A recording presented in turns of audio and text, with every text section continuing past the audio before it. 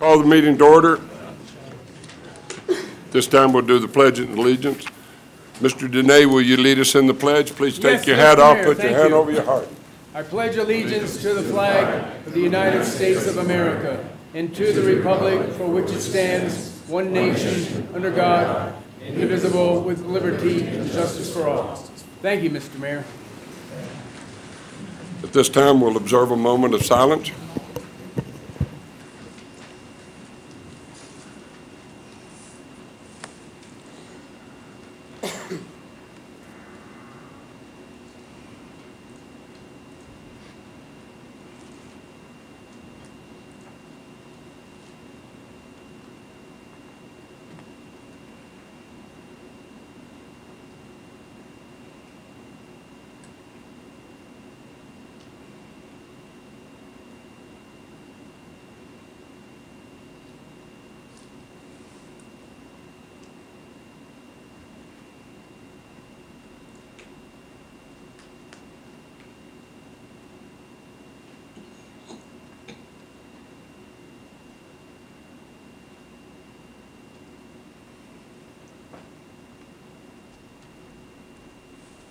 Madam Secretary, call the roll, please.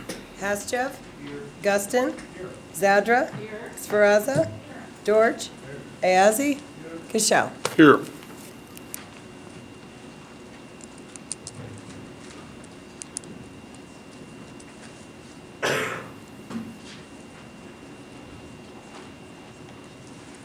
This time we'll go to the public comment section.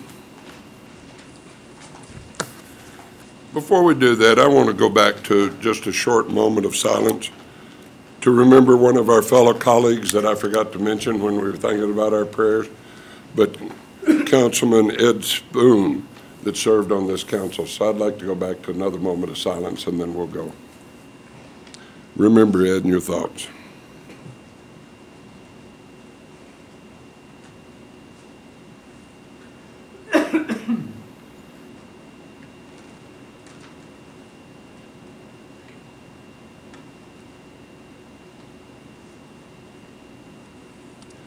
Okay, at this time, now we'll go on the agenda to public comment.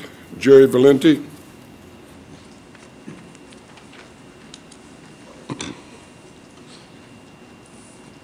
Good afternoon.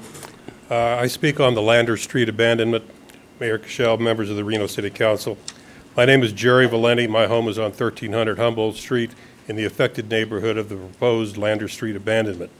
I and a group of my neighbors who refer to ourselves as the Save Lander Street Coalition wish to state that we are in direct opposition to this abandonment. The loss of the 1100 block of Lander Street to Our Lady of the Snows OLS school will represent significant material harm to the neighbors and the neighborhood. We have previously stated and provided evidence of material harm, yet our pleas have gone unheeded. OLS has indicated that one of their issues for this request is to create a playground for their students from the abandoned street, this commencing after purchasing the east half of Lander Street from the city of Reno.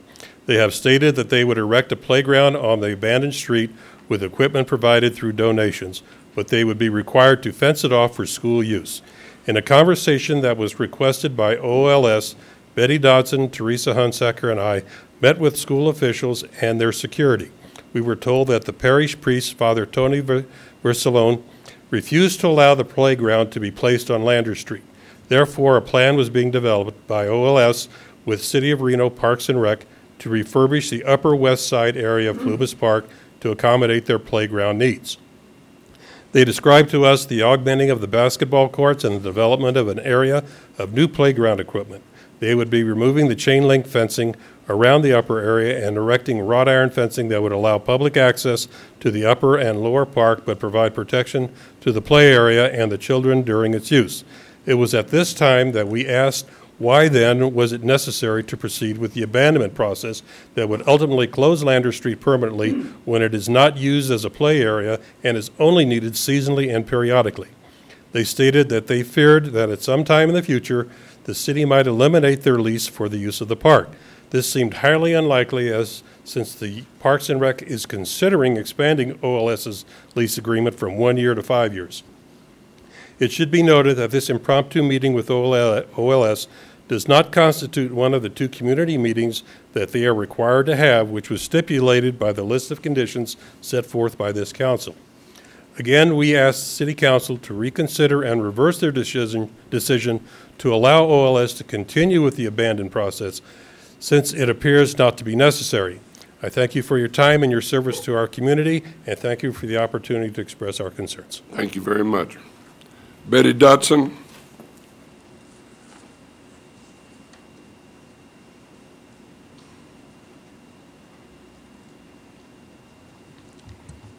Mayor Cashel and members of the Reno City Council, my name is Betty Dodson. On Tuesday, May 2nd, Jerry Valenti, Teresa Hunsaker, and I had an unofficial meeting with leaders from Our Lady of Snows School. Originally, OLS claimed that closing Lander Street permanently would make children safe. On May 2nd, Tim Fuchs stated that OLS proposes to put a playground on the upper portion of Plumas Park. When asked about the change in plans, Mr. Fuchs responded, Father Tony put the kibosh, in his words, on placing a playground on Lander Street. This negates this child safety argument. The current play street from 7:30 to 3:30 already ensures safe passage to the park. Every public school in this city, except OLS, has a crossing guards program. The new OLS drop-off and pickup zones on the congested streets of Walker and Monroe endanger not only their own children, but also those children who are trying to get to Mount Rose School. Cars are parked regularly in those crosswalks. It is clear that OLS does not care about child safety. OLS plans for Lander Street are murky. We need to know exactly what the OLS expansion plans are. In 1998, OLS also applied for the abandonment of Lander Street. At that time, OLS was more transparent in their plans, referring to its landlocked status as problematic. The 1998 request indicated abandonment of Lander would, quotes, allow the opportunity to expand OLS school in the future. The 1998 request was denied. This long-term expansion has absolutely nothing to do with child safety. Why is the Reno City Council giving away a public street to a church that is a private corporation? We are aware that OLS told its members that the April 4th decision was a done deal, and you did vote in favor at that time. Now we hear rumblings about a new OLS building on Lander Street. Is complete takeover of Plumas Park next? For neighborhood residents, you cannot put a fair market value on this block of Lander Street. Reno cannot afford to give assets away to private entities for pennies on the dollar. There is no doubt that abandonment of Lander Street will materially harm Plumas neighborhood residents. Since the Lander Street proposal has nothing to do with child safety, I urgently request you to reconsider your decision allowing the OLS abandonment of Lander Street. Thank you so much for your time. Thank you very much. Del Beesmer.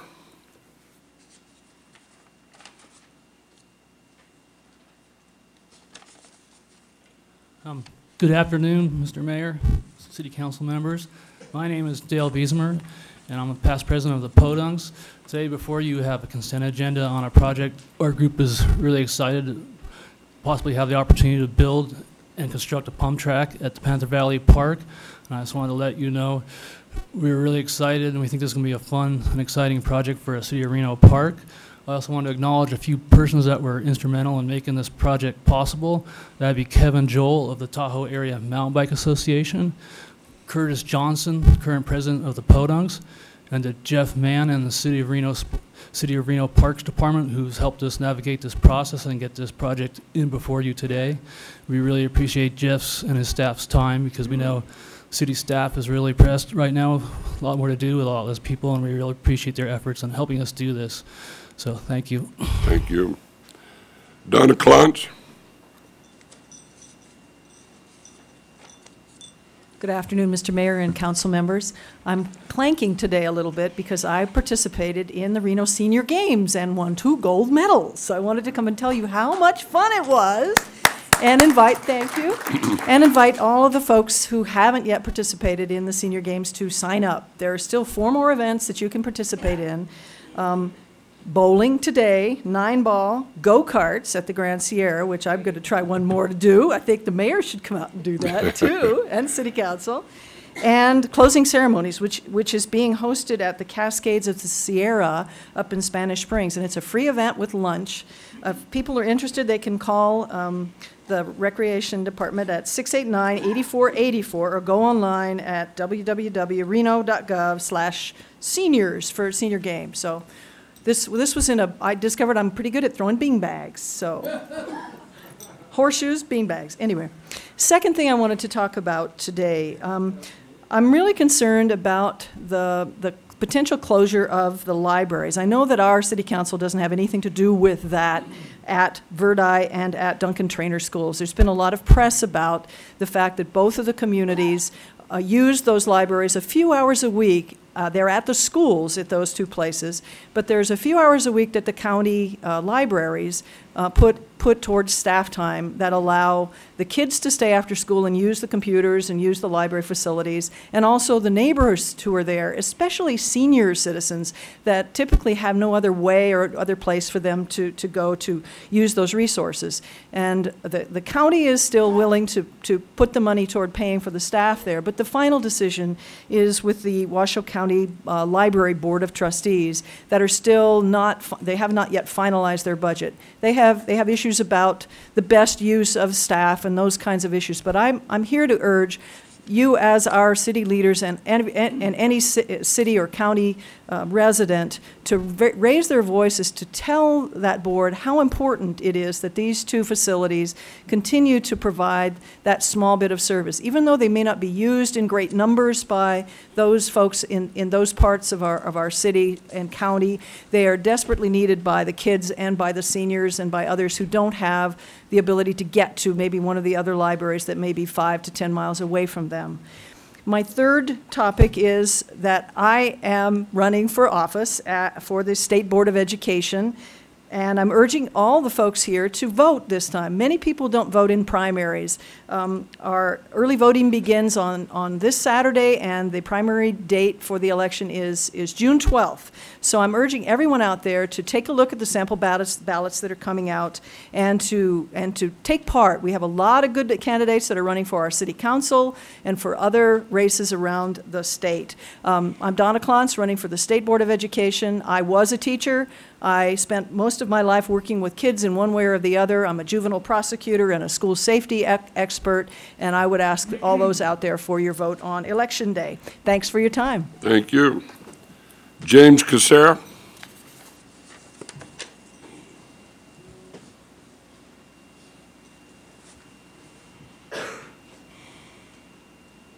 Hello, my name's James Casera, Reno resident.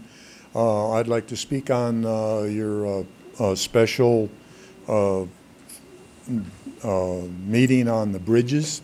I was there early, and I had to leave early because I had another meeting to go to.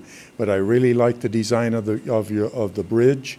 If this is the roadway, the railing would curve out like that. I think that's a great idea. I like the silver color of that, and I would like the thin rods that come down rather than the square round post that block the view. And I like the curved water type railing or rapid type railings. And this bridge would work excellently at all your bridge sites, like Riverside, the river park there where you have the kayak races with that type bow out there that people could see and get more people on the bridges because they have to walk on the roadway now. And I also talked to the architect who designed the bridge and mentioned to him that I thought of a way of getting rid of all these stumps that you have that come down during the flood. You already take pictures of the whole river, so it'd be easy enough to locate the stumps. And all you'd have to do is send a couple people with a backpacks or a raft to go down, drill a hole in there, put some dynamite in there, and blast those suckers up and help Mother Nature out, because that's what Mother Nature does, breaks it down. And he thought that was a great idea, and he also thought that if you do that, he wants to pull the switch a few times and blow them up. And he's also going to mention this because it's a problem around the country, and to give them that information too about blowing them up, because he said that would eliminate the problem. Thank you. Thank you very much. Ed Hawkins?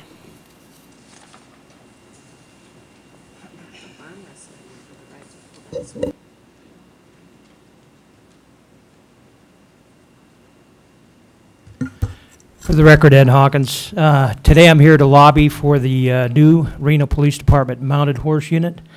We've not had a horse unit here since 2009, and at the present time we rely on Sparks and Carson City if we have a need for a mounted unit.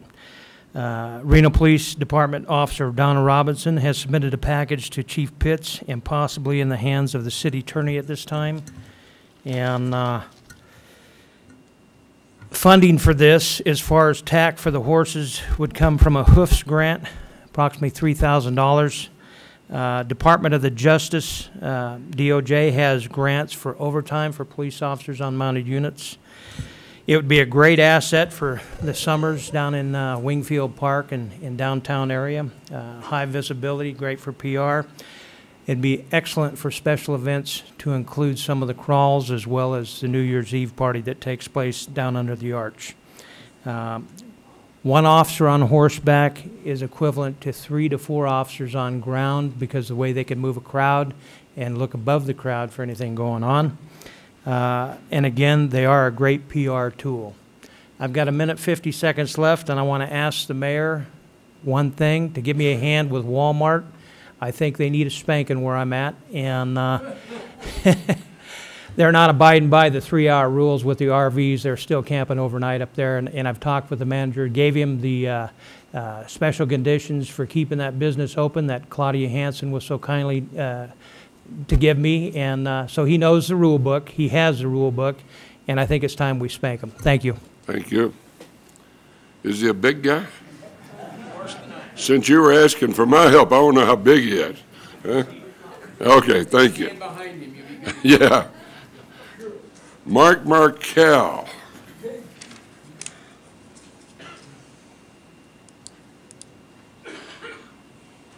Thank you. Can you hear me now? We can hear you. Oh, thank you for pronouncing my name correctly. I'd rather do it the other way because it excites you more. But never mind, go ahead. Yes, you're a goofball. Okay, I'm here today to tell you about what happened to me as a result of drunk driving, so it doesn't happen to you. My brother and I were in the mountains by Mill Creek near Forest Falls, California. We drank 4 gallons of wine, and we're on our way out, and we're watching the water, as we often did. That's a good pastime for that day. A little after 4, we decided we needed to make another beer run, so we wanted to make sure that not to run out of alcohol. The police estimated we were driving at 100 miles an hour. We thought we were going to hit a car because we were drunk. We hit a curb and rolled 150 feet. I was ejected and the car landed on my head. I was in a coma for a month. I was in the hospital for 5.5 months more. I had surgery on my brain, my jaw, and my eyes. I had to learn to eat, talk, and walk again. At the time of the crash, I had a 5-month-old daughter.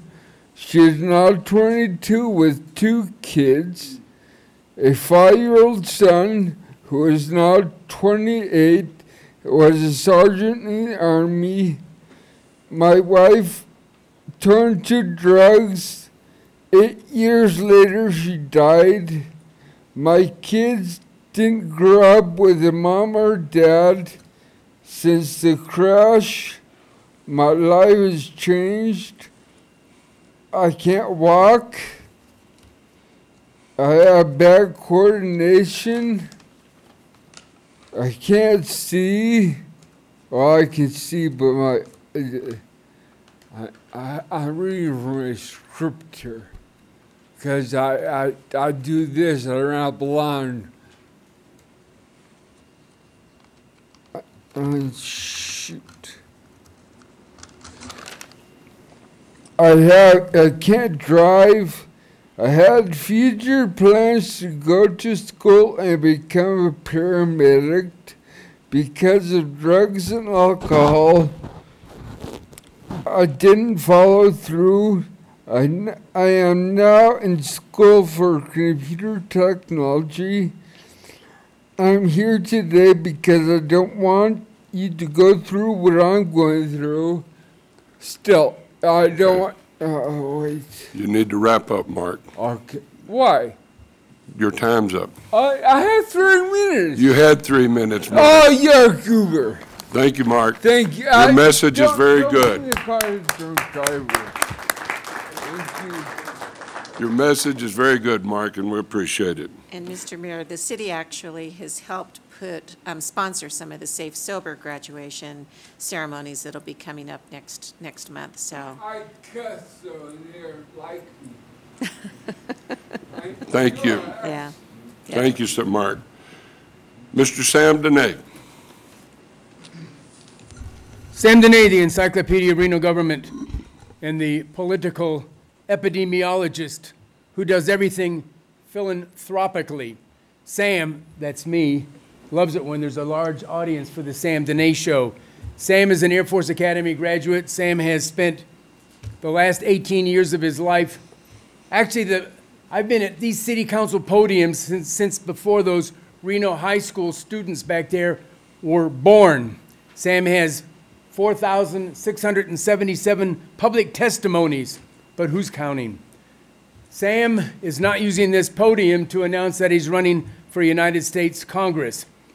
You say, why is Sam running for Congress? Sam says they're stealing the votes all the time. Well, they are stealing the votes, and Sam is hoping that this time the vote stealers will recognize they've been stealing the votes from the wrong people. At any rate, before I go any further, I do want to once again commend our heroic fire department, firefighters, one of the best firefighting teams in all of America. Once again, they were called to duty yesterday and did a fantastic job, along with other fire departments. And I still think Washoe County is just totally insane to be trying to disband that operation. On the other hand, if the operation is disbanded and they start their own fire department over there at Washoe County, I will be supporting them because the job of government is to protect the citizens. So I always speak in favor of the firemen and the policemen when they protect lives and properties. By the way, last week I commented that Andrew, the abracadabra man, Klinger up there, said that Sam has some really good ideas. And then I overheard on YouTube, you could hear the mayor saying, we're going to go upstairs and have a prayer meeting in the office. Yeah, good chortle over there. Anyway, don't let him get in trouble just because I commented about him recognizing how erudite and smart Sam is. He's one of the few people who will publicly announce that, although most of the people in this town know that Sam is the most sophisticated and erudite, and he has the savoir-faire and the spunk and gumption and moxie that is required to be in Congress. I signed this petition to this gentleman back here because I believe in neighborhood self-determination. He'll be talking about it in a moment. And last but not least, I don't want to hang it high on the wall, of things that I object to, but I'm against the tearing down of Moana Stadium and all of the other falderal and devastation that's going to take place down there. It's $500,000 just to tear it down. You don't have the money to do anything after that. I don't want to get upside down with a lot of people who want to do some good stuff, but I'd say in this day and age, when we have this building is probably almost bankrupt, the train trench is basically bankrupt, and we're going to send, and he's shaking his head, he knows I'm telling the truth, maybe not bankrupt, and in deep kimchi, how's that sound? And I don't think we should be spending $500,000 tearing down a perfectly good stadium and a bunch of baseball Thank you, sir. fields. Thank you, sir. You didn't slam him, what's with this? Thank you, sir.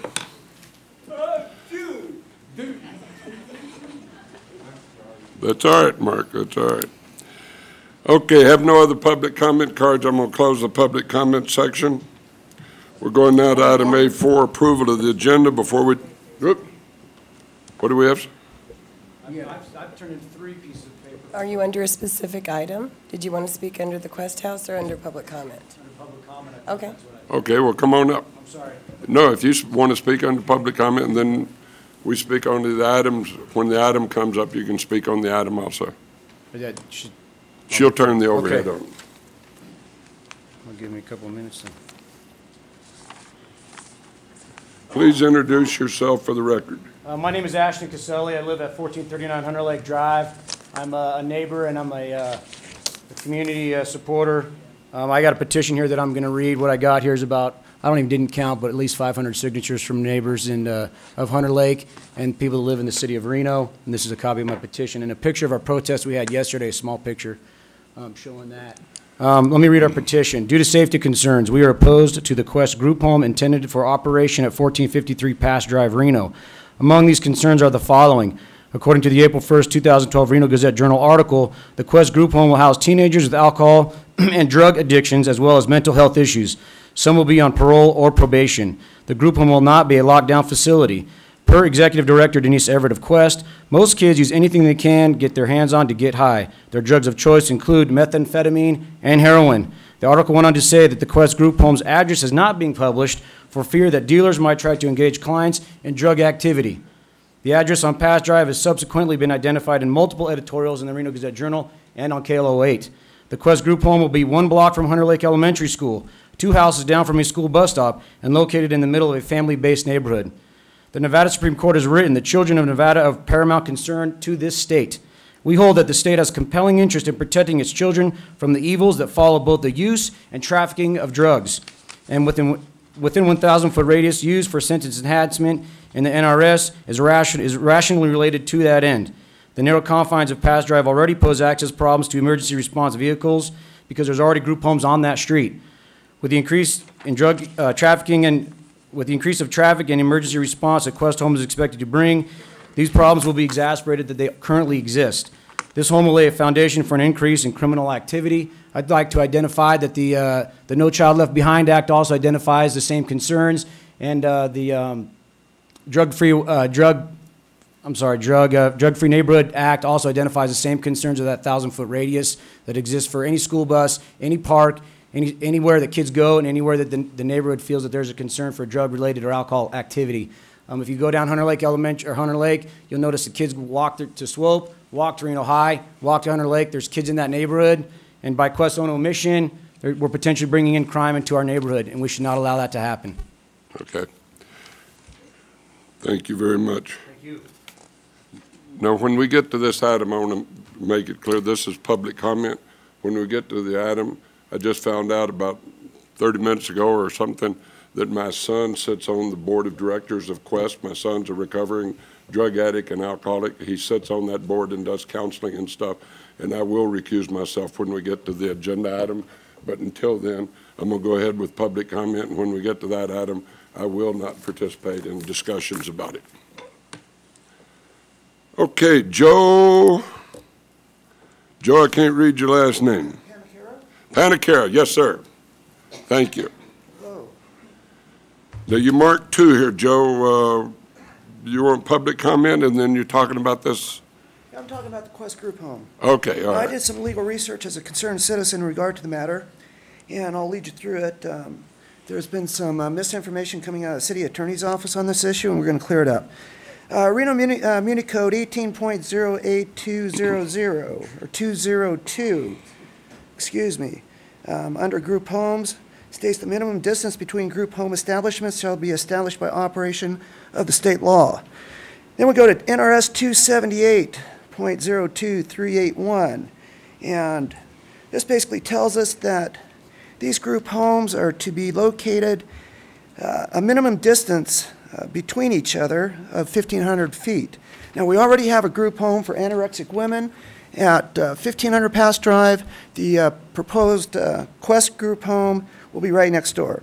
Now, there's been some information coming out of, I guess, the city attorney's office, or at least city staff, that there's a Nevada federal case that was decided in 2008 that found this statute to be discriminatory under the Fair Housing Act. And frankly, I don't think anyone's done their homework on that. Number one, on the Fair Housing Act, which is 42 U.S.C. Section 3604, it's illegal to discriminate in sale or rental, or to otherwise make unavailable or deny a dwelling to any buyer or renter because of a handicap. Now, there is a certain exception to that. If we go to subsection 9, it says that nothing in this subsection requires that a dwelling be made available to an individual whose tenancy would constitute a threat to the health or safety of other individuals. And we contend there's a health and safety issue that's present here. Now, if we go to the case that the city has referred to, Nevada Fair Housing versus Clark County, that was only a local federal court case that never went up on appeal. Okay, and I think if it went up on appeal, it might have had a different outcome. Anyway, the judge in that case said that a defendant may justify a facially discriminatory law under the Fair Housing Act by showing, one, that the restriction benefits the protected class, and we're going to show that. Number two, that the restriction responds to legitimate safety concerns raised by individuals affected. And Mr. Caselli has already briefed you on that. So those are two exceptions. Now, in this particular case, the judge who ruled, he found that the defendants in this situation did not offer an explanation that the statute benefits the handicap or responds to legitimate safety concerns. Okay, but we are giving you those. We're going to show you that both apply in this situation. Now, there's a case out of the 8th Circuit, actually a higher court. It went up on appeal, and it was affirmed. And in this particular case, it was very similar to ours, where they said that the reason you allow group homes into residential areas is to integrate these people into a normal neighborhood. Now, they have a quarter-mile distance in between group homes, and they found that to not be discriminatory under the Fair Housing Act. And they basically said— You need to wrap up, sir. Okay. Well, they basically said that the reason being is that once you have group home next to group home, you no longer have a normal neighborhood.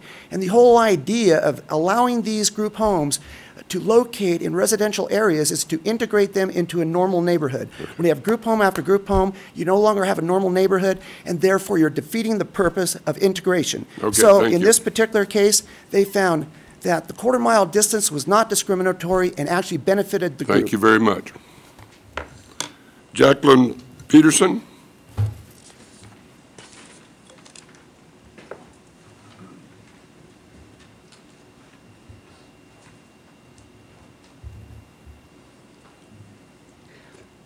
I'm Jacqueline Peterson. I live at 1405 Pass Drive, the northwest corner of Hunter Lake and Pass Drive, next door to the proposed group home.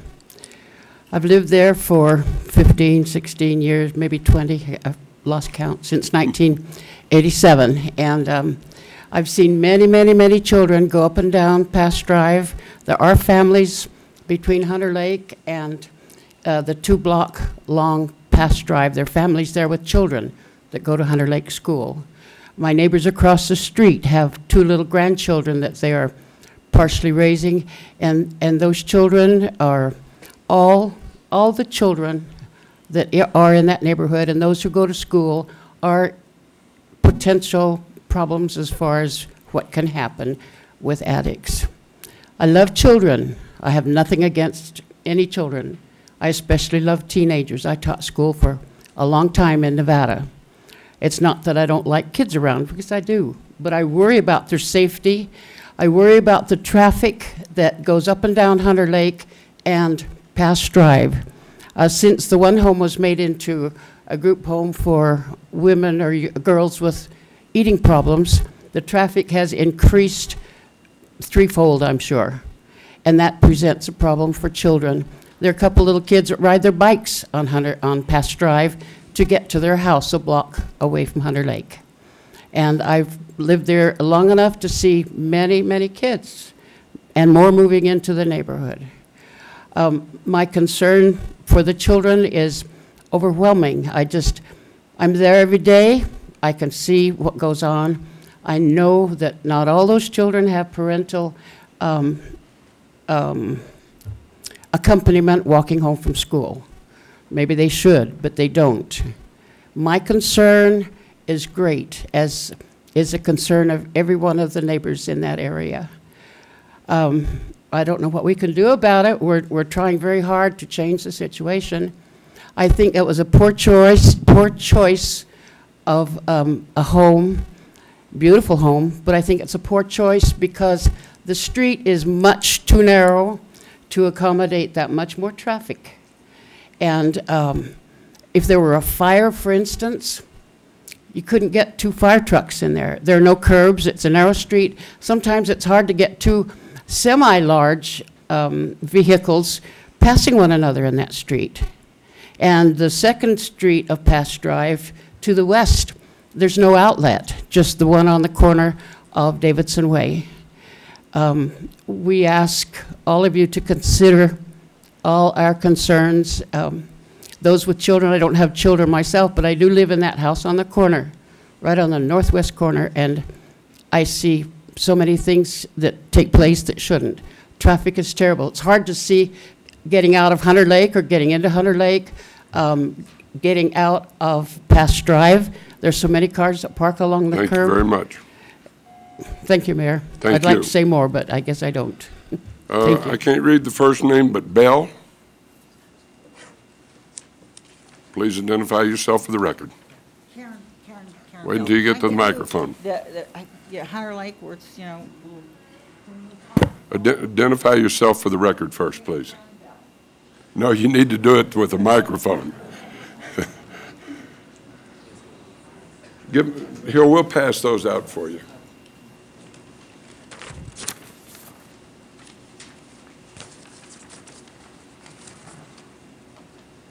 Now identify yourself for the record. Okay, And I'm then Karen Bell, and I live in 1300 El Camino Circle, okay?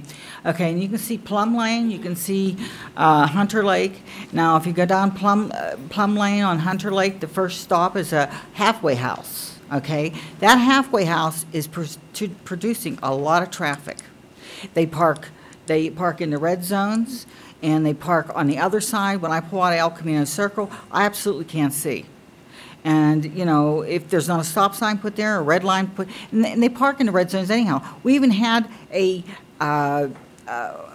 lawn people parking next to the fire hydrant. You can see there's a fire hydrant at El Camino, and they parked right there between the fire hydrant on the sidewalk, so they didn't have to take their equipment on this lady's lawn to get there, you know, quicker. I mean, it's ridiculous. And then when the cops come along to give everybody tickets because they're going fast, everybody goes 35 on a 25. They don't give them tickets for parking next to the fire hydrant or in the red zones. They just pass them up. They should at least, you know, that's revenue. So why don't they stop and just write a little ticket? Okay, and it's really bad on Hunter Lake. So if you're looking to get on El Camino Circle, right, left, you can't see. Okay, and I think there should be some, and I've called the traffic people, and, well, what can I say? And as far as the halfway house and having a drug rehabilitation center and having the other center there, it's creating a lot of traffic. Like the other day, the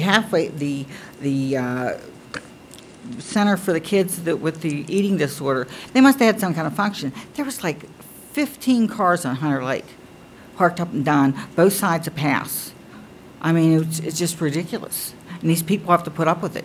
This is a you know, residential area, and between a halfway house, and all these halfway people, all these halfway house people, they don't have cars, they have vans. You know, when I think of a van, that's what you use to kidnap somebody and kill them. So, you know, I think they should be down somewhere else. And they shouldn't be. And then the man that owns it is a realtor. He's selling this halfway house for $255,000. You can go up on Suzanne or Camelot, and right now, 2 days ago, $255 buys you the same house, beautiful home, has all this in it. What he's selling is a halfway house. And I think it's ridiculous. I think that it should be stopped. Anyhow, thank you very much. Thank you. All right, I have no other public comment cards right now. Okay, I'll close the public comment section. And I'm going to bring it back to the council now before we go to approval of the agenda. Item E1 has been pulled. E1, D3, excuse me, E1, D3, I'm sorry. E1, D3 has been pulled. Items out of order, M2, the fire consolidated corresponding issues will be heard before item J9, interlocal agreement for dispatch. So that will be heard before J9, M2 will. Proclamations, Mr. Dortch will present a proclamation for Public Works Week. Presentations, item D1, Regional Transportation presentation, item D2, Program of the Year Award to Council and Nevada Military Support Alliance. Item D3 is presentation of progressive alcohol events in downtown. Public comments, 12 noon. We've done public hearings, 1, 2, 3, F1, 2, 3, and 4, 5 will be heard after 12:15. Time certain today will be. Were you going to talk about L6 when you get there, Mr. Mayor? L6, okay. Item J7 will be heard after 1:30. It's Triple Crown Sports for Reno Sports. Item, there are no, excuse me, item L6. I just want to make a comment about that because when I put this on the agenda, it was my thinking at the time that a 3:30 time certain might be more convenient for the people that lived in the neighborhood to be here when they knew it was later in the afternoon. Well, there are a lot of them here now, and I don't know if all of them are here now. Can I ask, Ashley, do you know, are there more people coming? For me? Yes. Would you know that? You have to come forward. Come to the microphone for me, please. My point is, here, let me tell you what my point is, and we can go from there. And that is that I would request the mayor to move it up and make it sooner in the agenda, or opposed to wait to 3:30. My intent is to have it on the agenda, which I did put on the agenda, yes, which sir. People asked me from the meeting of May 2nd. Thank you. So that's okay. I want the most people to hear it, and I'm trying to figure out, with you being here now, you may be able to stay till 3:30, and others, Joe may be able to stay here also, but would you rather it be at 3:30 or sooner than that is my question. Do you have other people coming? Are there other people coming? We got other people coming. Okay. Well, We'll then leave it we'll at do it 3:30 after then. 3:30. Okay, thank Okay, you, gentlemen. thank you. Appreciate the consideration. Thank you. Thank you. L6 will be heard after 3:30. There's an attorney-client meeting on item J3.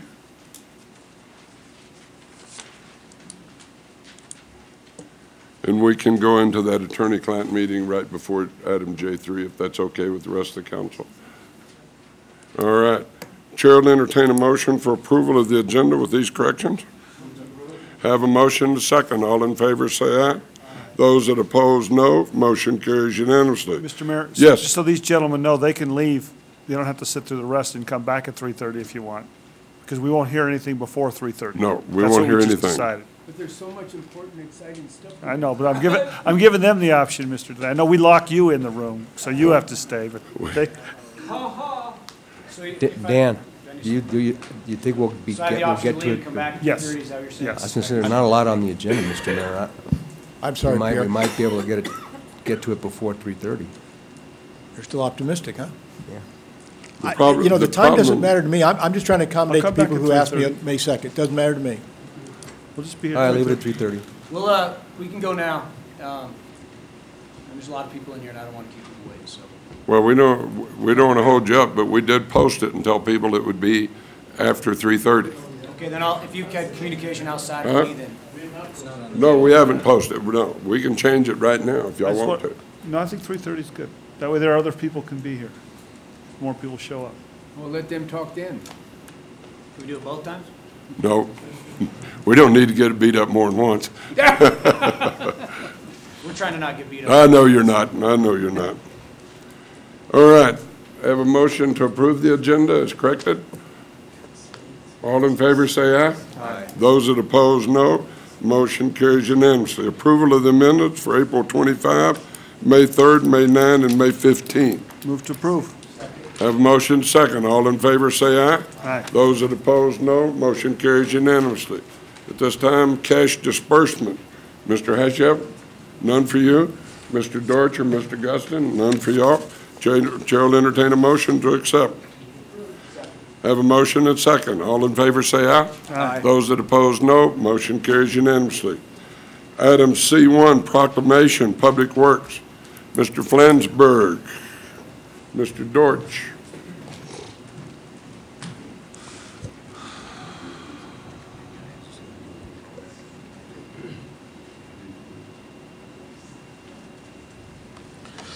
Thank you, Mr. Mayor. Whereas public works infrastructure, facilities, and services are of vital importance to the health, safety, and well-being and livelihood of their residents, visitors, and commerce. And whereas the year 2012 marks the 52nd Annual National Public Works Week, sponsored by the American Public Works Association, and whereas the year 2012 marks the 75th anniversary of the completion of the Golden Gate Bridge, public works infrastructure that serves as an inspiration to public works professionals to design and build their projects within a framework of environmental, social, and economic responsibility, but in a way that enhances the community's quality of life. And whereas the support of and understanding and informed citizenry is vital to the efficient operation of public works systems and programs for streets, sewer collection and treatment, stormwater management for quality and quantity, and public buildings. And whereas public works professionals, engineers, managers, and employees are vitally important in the planning, designing, building, and operation and maintenance of these facilities, as well as their planning, design, and construction are vitally dependent upon the efforts and skill of public works. And whereas the City of Reno deeply appreciates the important contributions the public services profession has made to our city and to the progress of our community. Now therefore I, on behalf of Robert A. Cashel, Sr., Mayor of the City of Reno, do hereby proclaim May 20th through 26th, 2012, as National Public Works Week. John? Thank you.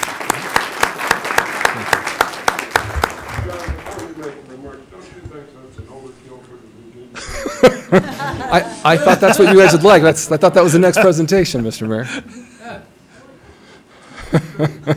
It'll start at UNR and go down to Parkland. Mr. Mayor, members of the council, for the record, John Flansburgh. It is an absolute honor to represent the men and women of the Public Works Department and to work for the citizens and businesses that rely on an infrastructure well maintained. When we talk of infrastructure, we are talking about the platform that our community operates. We're talking about the streets, our sidewalks, our public buildings, our sewer collection and treatment systems. We're also talking about things like our traffic signals and crosswalks and the striping on the roads and the signage that gives direction to our citizens on how to operate their vehicles. It's a support that we give to the other city departments that they can also perform their work and their duties. It's the maintenance and care of our recreation facilities that our citizens enjoy. It is the acquisition and maintenance of our vehicles and equipment that are used within our Parks and Rec, our Public Works, and our Police Department. I want to thank you for recognizing the importance of public works to our community and for recognizing the people who perform this work in such an outstanding manner each and every day. Thank you. Mr. Mayor? Yes, sir. Mr. Guston. Mr. Mayor, if I can make a comment, thank you very much, Mr. Flansburgh. And I will tell you from my personal experience in working with you as being the deputy director and now the director, you are proactive. I think you lead by example because you're at projects and you follow through on them. Your department reacts very well. I'd like to thank Charla Honey and Kerry Koski. The recent job that you did in Ward 1 in our neighborhood on Orange Court Street was well organized, it was well done, It was supervised daily, even on the weekends. Those are my experiences, but my experience with the Public Works Department, through your leadership, you have done a tremendous job. And when you came to us and recommended that we accelerate the street program, which we have done for a lot of streets because we had the money to do that and move forward. I know in future years it won't be as extensive as it is now, but John, thank you for your leadership and other people in your department. I can't say enough about you because I think you try day in, day out to do the right thing and do it as well as you can. Thank you. Thank you. I don't usually do public comments on proclamations, but I will give Mr. Day 1 minute. Sam Denay, the Encyclopedia of Reno Government and the political epidemiologist. And as the longtime political epidemiologist, I've learned a lot of things. And one of the most important things I've learned is that public works seems to get the short shrift. People just say public works and forget about it. Public works is right behind the police and the fire department as the most important entity in our entire community. My only complaint about this proclamation is it's Public Works Week. It should be Public Works Year. I give kudos to Mr. Flansburgh. He explained a lot of the stuff that Public Works do, but Public Works is what allows our community to exist. Thank you very much. All right, at this time we'll go to item D2. Yes, sir, if you'll go down and Mr. Al Rogers will come up and make a presentation. Ms. Conway, there will be Mr. Hasheff's there. Mr. DiLoretto, would you come up to the podium, please?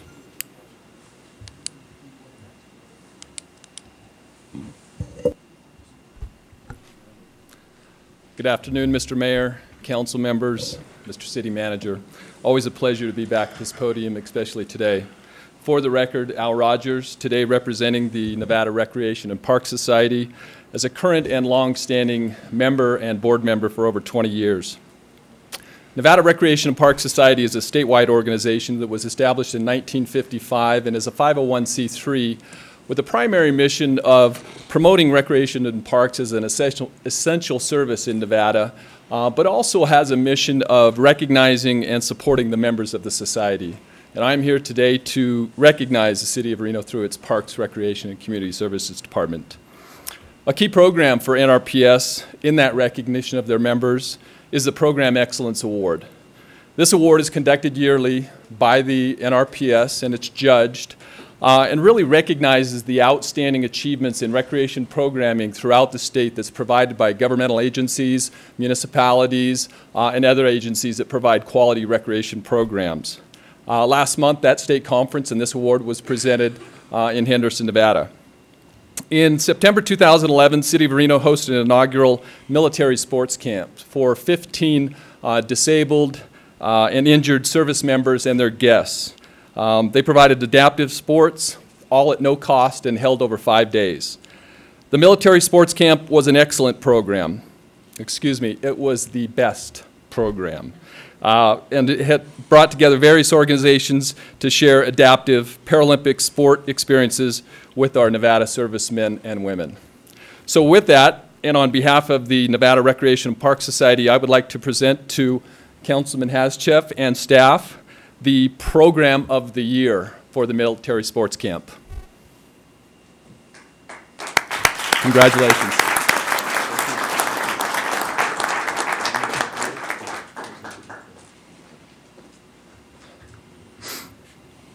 I know this council has recognized at previous meetings many of the partners and volunteers that helped make this program possible, but one key partner needs to be additionally recognized, and that was the program presenting sponsor.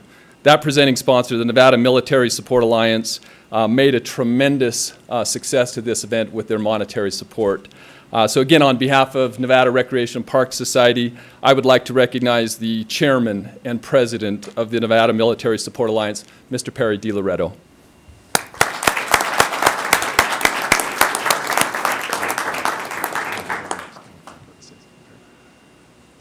Mr. DiLoretto, do you wish to say anything, sir? I do, Your Honor. Mayor, members of the council, Manager Klinger. This is a great program, and as I said the last time I was here on this subject, this is Our staff has worked so hard to put this together, and their hearts are really in it, and it was so apparent at the event. And I just wish to let you know that we intend to be here every year as long as we're able to continue this. That being said, about the Military Support Alliance, we had the opportunity over last weekend, Saturday night, we had our second annual gala, which is our major public fundraising event for the year, and it was a tremendous outpouring from the citizens of Northern Nevada. Absolutely incredible. We had, on a tough weekend, over 900 people. We raised a significant amount of money in support of our efforts on behalf of the Nevada men and women of our military and our veterans. Our guest speaker was a wonderful young man, an ex-Navy SEAL, who was the lone survivor of Operation Red Wing in Afghanistan, and he wrote a book called Lone Survivor, and he came and spoke to us. Now, somehow, Your Honor, he found out that you're from Texas, and I told him we try and keep that quiet around here, but it didn't work. So he asked me to present to you a copy of his book that he autographed, especially for you. And in the true fashion of a Navy SEAL, he writes, "To Mayor Bob and Nancy, never quit." Signed, Marcus Luttrell. I'd like to be able to present this to you.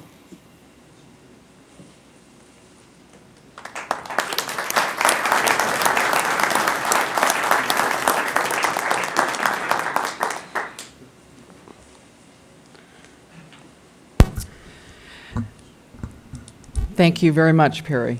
Appreciate that. Julie Conway, for the record, Parks, Recreation, Community Services Department. We will never quit. If you were able to attend last year's ceremony, it was moving, it was exciting, it was fun, it was special for all of those who were involved. And so we will continue to do that. I'm committed to it. April Wolf, right here, is committed to it, and her staff, and we will not quit. And we will continue to provide that service. And we have scheduled it for this coming September. We will have more individuals involved. And I encourage you to come out and talk with our incredible servicemen and women who are putting their lives on the line. We're here to serve them. Thank you. Thank you very much. Just briefly, Mr. Mayor, I mean, I got to accept this award, but obviously it goes to the entire council. And here's our shining star right here. April Wolf. She needs a deserved compliment. She did a great job, Mr. Mayor, great job.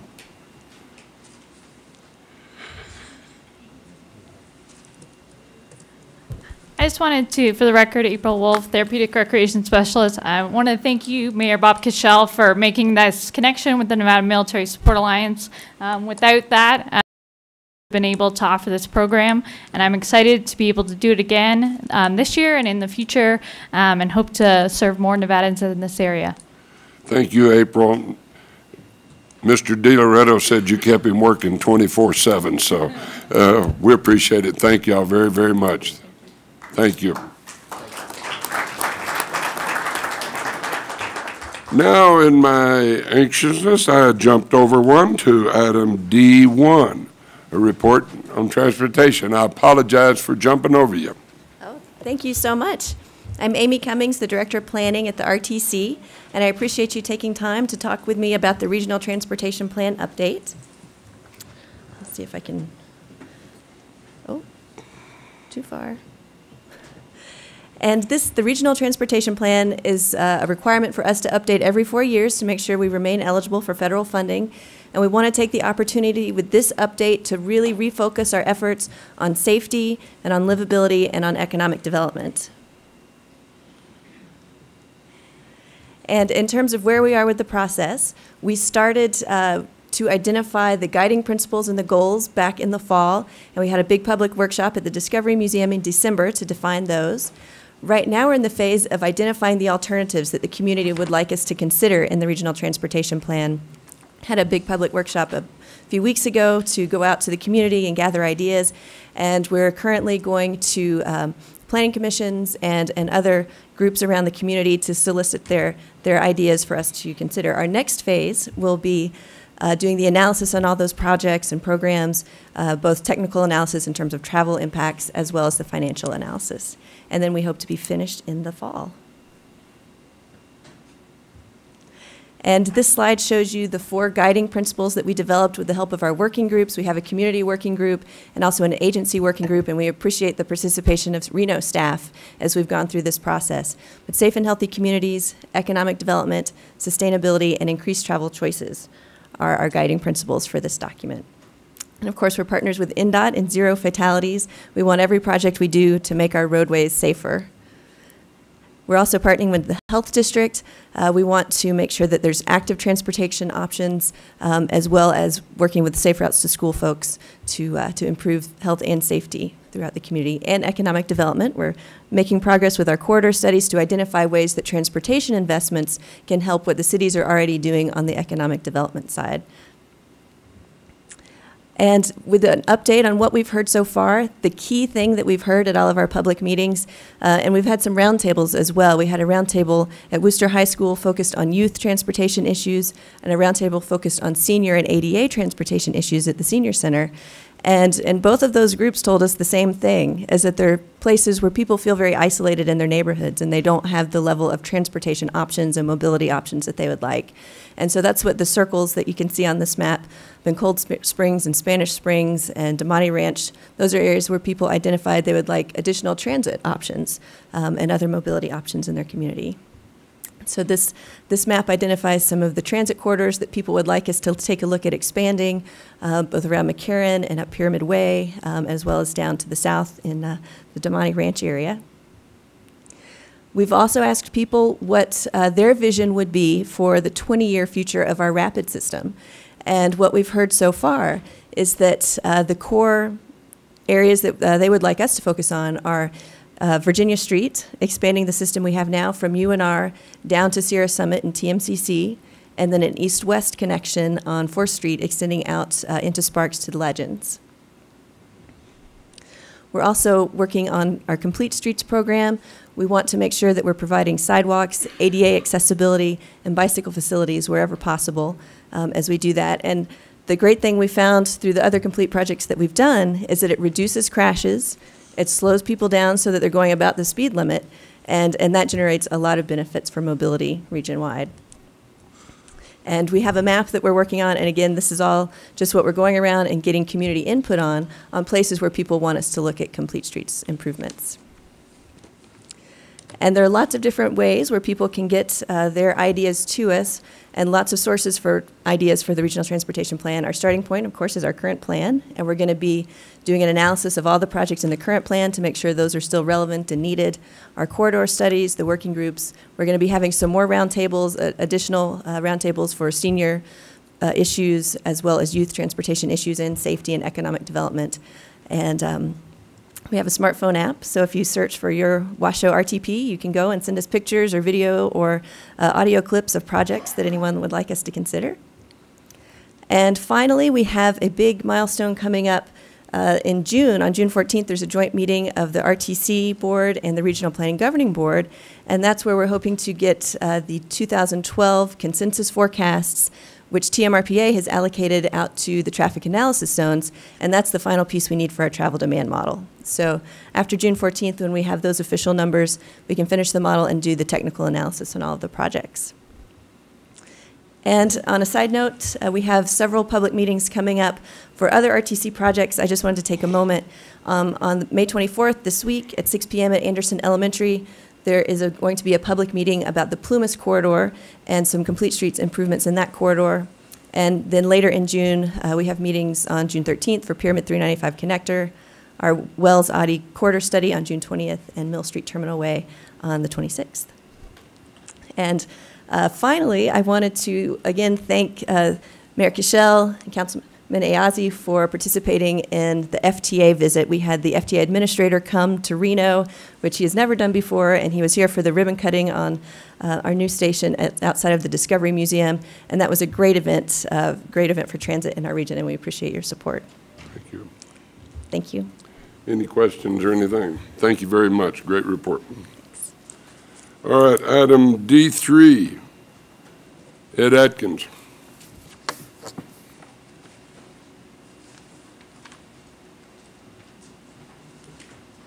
Howdy. My name's Ed Adkins. I I work with Let's Do Things, and then also I Identify yourself for the record, please. I thought that's what I was doing.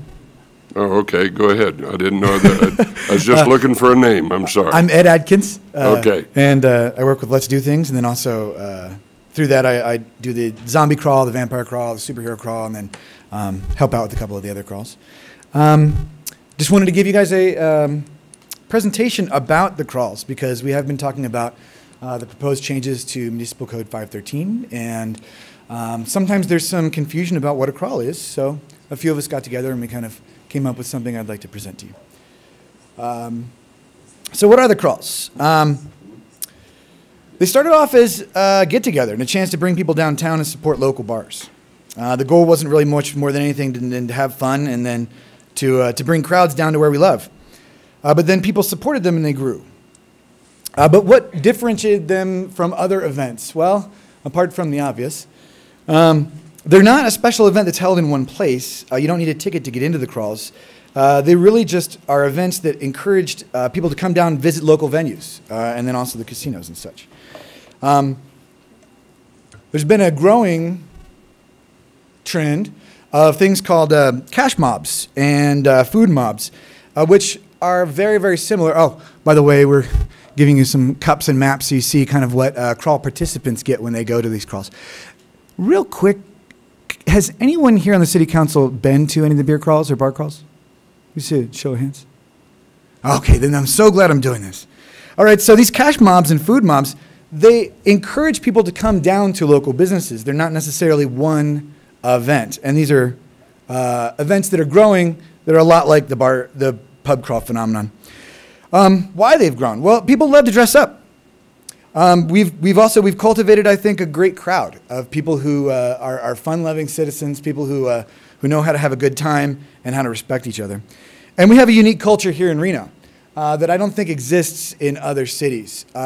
People here are very, very proud of our nightlife. And that's something I think that we should continue encouraging. So as we've grown, we've also tried to grow up. We've evolved with our growth. We've tried to become much more organized events. Much of these events also give to charity now. And then also, we've tried to address the different concerns. Here is an example of one of the maps. You have a map in front of you. But as we've grown, we've added rules, you'll see. We try to be a little tongue-in-cheek with them. But we remind our patrons about open container laws, which is you can't leave a establishment with an open container that could potentially have alcohol in it. We also do things to try to curb things like litter and other stuff. Also, too, you'll see when you look at the maps that we do our best to distribute the crowds throughout downtown so that they're not concentrated in one area. We also send people away from the residential areas as it gets later. With the Santa Crawl, the Under the Arch event that happens at midnight, that is specifically designed not just to give us great photographs, but also to do that. And also, too, we move them to large after parties at larger venues towards the end of the night as well. And these are all things that we've done to be proactive about the concerns that citizens have about these. And also, too, we look into setting up cheaper rooms at discounted rates for people so they don't have to drive home after the event. And then also we've been looking into working with local cab companies as well. And then you'll notice too that those cups have actually been a huge part of why downtown doesn't end up super messy at the end of these events, because people aren't going into each individual bar getting a brand new plastic cup and then heading out. The cups that we present people with, they're able to use over and over again throughout the event. We also work with the bars. We encourage them to increase their numbers for security and staffing. Ooh, boy, I thought I was going to have more than 3 minutes. Thanks so much. I'll speed right through it. All right, so we encourage them to ID each participant. We've been working with local groups, most recently JTNN. We're putting together events for them to be able to train the bars to keep a lookout for underage patrons, and also facilitating the purchase of ID scanners. We've adjusted our structure over this time in order to, I'm just going to skip over that one. And also, we promote Reno. We're not an indoor event. We're an event that is encouraging people to go from place to place. We tell them to dress up and explore the city. We've all evolved into a tourism promoter. It used to be a local event. Now we get about a third from over the pass and beyond. People don't just come here to drink. They also stay to eat, gamble, and stay in the hotels. We also sell the real Reno, the unique aspects of Reno and the unique culture that we have in entertainment, and the costume effect. When people get into costumes, they become a whole lot more open to going around and exploring things. If you haven't tried it, it's a whole lot of fun. Who comes? Well, for the most part, we've got a post-college demographic. They've got disposable income, over 50% are female, and they participate in as you see at all these events, put a lot of work into what they're wearing, and they buy most of that at local shops. We've been being highlighted, Reno has been being highlighted as a result of these in a lot of different media outlets. It's something that's exclusive to Reno. The Bay Area has not been able to create this, so this brings people over here. We've got an article that just came out in RGJ that highlighted the economic impact, which I'm not going to get into, but Brian Benefont did a calculation that the city creates $550 per $1 spent on the event, and the taxpayer earned 1,100% in return from increased sale of tax revenue increased by the event that resulted in a small amount of increased police costs. Even if the city decided to pay for the entire police cost that's proposed for the Santa Claus for 2012, they'd still see a 400% increase on return on investment. Okay. I'm just about done. Also, these events are completely unforgettable. When you come to these, there's an emotional impact to the people who are doing it because they're participating in the entertainment that they're coming down to be a part of. They're not just plopping down and watching something. They're creating events. They're creating memories that make them come back here. It's more than just visiting. We had a video we were going to show that showed several hundred people participating in the Thriller Dance. That also, as you see in the picture, was a family-friendly event. We're expanding to create more experiences for kids to be able to come down and be a part of these. And so, in closing, I just want to recommend that the city continues to encourage these events, work with us, and use this as something that is bringing more and more people to visit our city, and it's very, very cost-effective for you. Keep working with our staff. Keep working with our staff. We appreciate it. Oh, that's what we've been doing. Thank you very much. Thank you very much. All right, now we'll go to the consent agenda. Item, the consent agenda, item D3 has been pulled. Any items you want to pull for discussion? Which one? D? E16. Okay, any others? Move. Second. Have a motion second, approve all other items. All in favor say aye. Aye. Those that oppose, no. Motion carries unanimously. Item E16.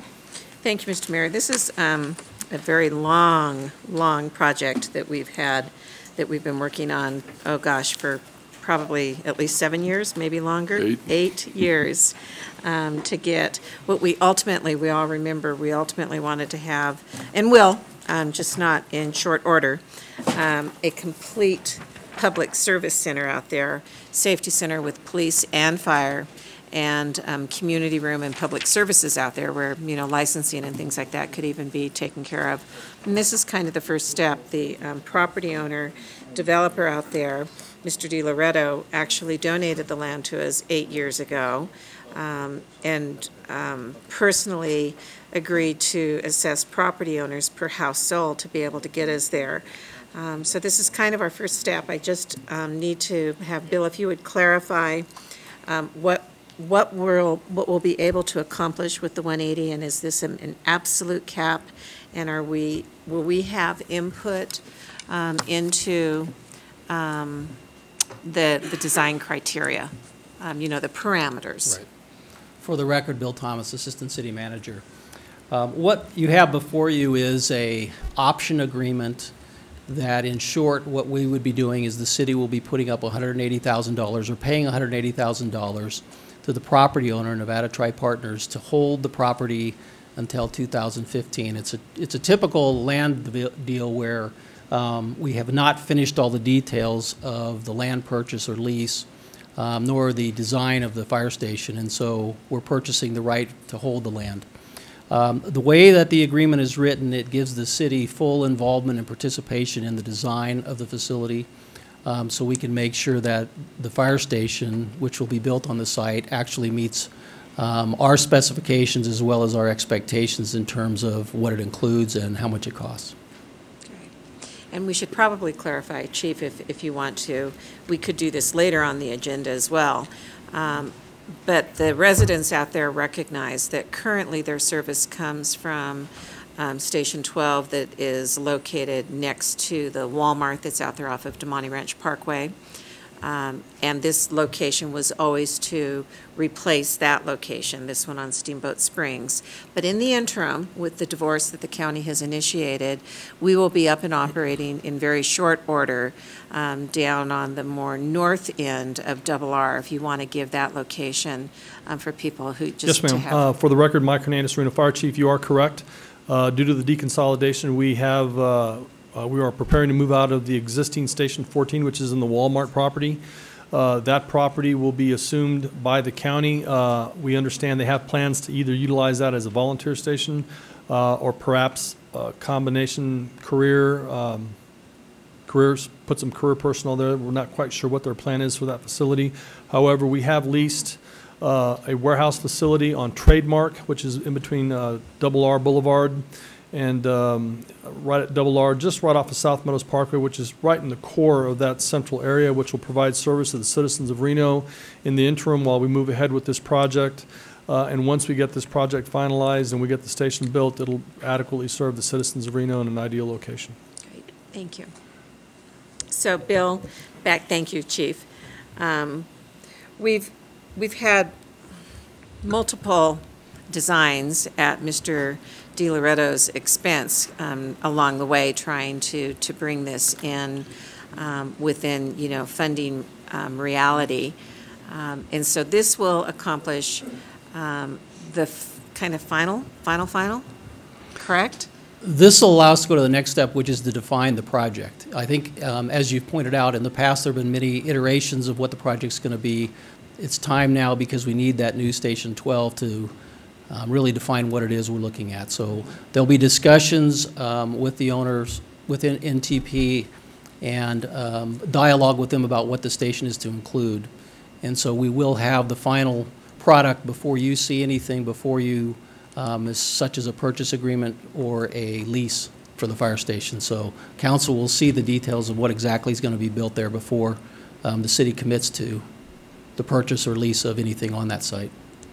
And I know the mayor has suggested that we put together a team like we have for many other of our public projects. I'd mentioned to her that maybe Ms. Zadra and Mr. Dortch, along with the fire chief, would work with you in the design and overall plan on the program, so that we're very comfortable, staff, with doing that. Huh? We're very comfortable doing that, if that's okay, the route the council chooses. In your motion, when you accept this, I'd like Mr. Dortch and yourself to be on an advisory committee of what we're designing and stuff like that. Mr. Mayor, Tracy Chase, Reno City And the Attorney's fire chief. Office. If you officially create a team rather than just having two council members come and sit in, you would have open meeting law implications. There's only two. No, You have to notice the meetings and everything, Mr. Mayor. Oh, yeah. Right. Yeah. Right. Yeah, well, don't make it official. We're not going to make it official. We'll take care of it, okay? That's up to you, Mr. Thomas. Got it. To notify. Yes. Bill, who's designing this with this, under this agreement? Who's designing it? The next step of this of where we're going with the fire station is for Nevada Tri-Partners to design and build the fire station. And the city will either purchase or lease the fire station. So it will actually be designed by Nevada Tri-Partners. However, the agreement we have here contemplates and actually requires that they include us in that design process. And practically speaking, if we're not satisfied with what the product is going to be, we would not go to the next step, which is actually to purchase or lease it. So, can you tell me where that says that in this agreement? Because I don't see it in there. It just says that this opens up a lease option. Mr. Mayor. Yes. It's section 1.6. It's about halfway down through that. It says Nevada Tri-Partners shall cooperate with the city and chief of fire department in developing mutually agreeable plans and specifications for the fire station improvements within a mutually agreeable not to exceed budget. I believe Okay. it's, I don't know what page that is. It's on page 4. Page 4.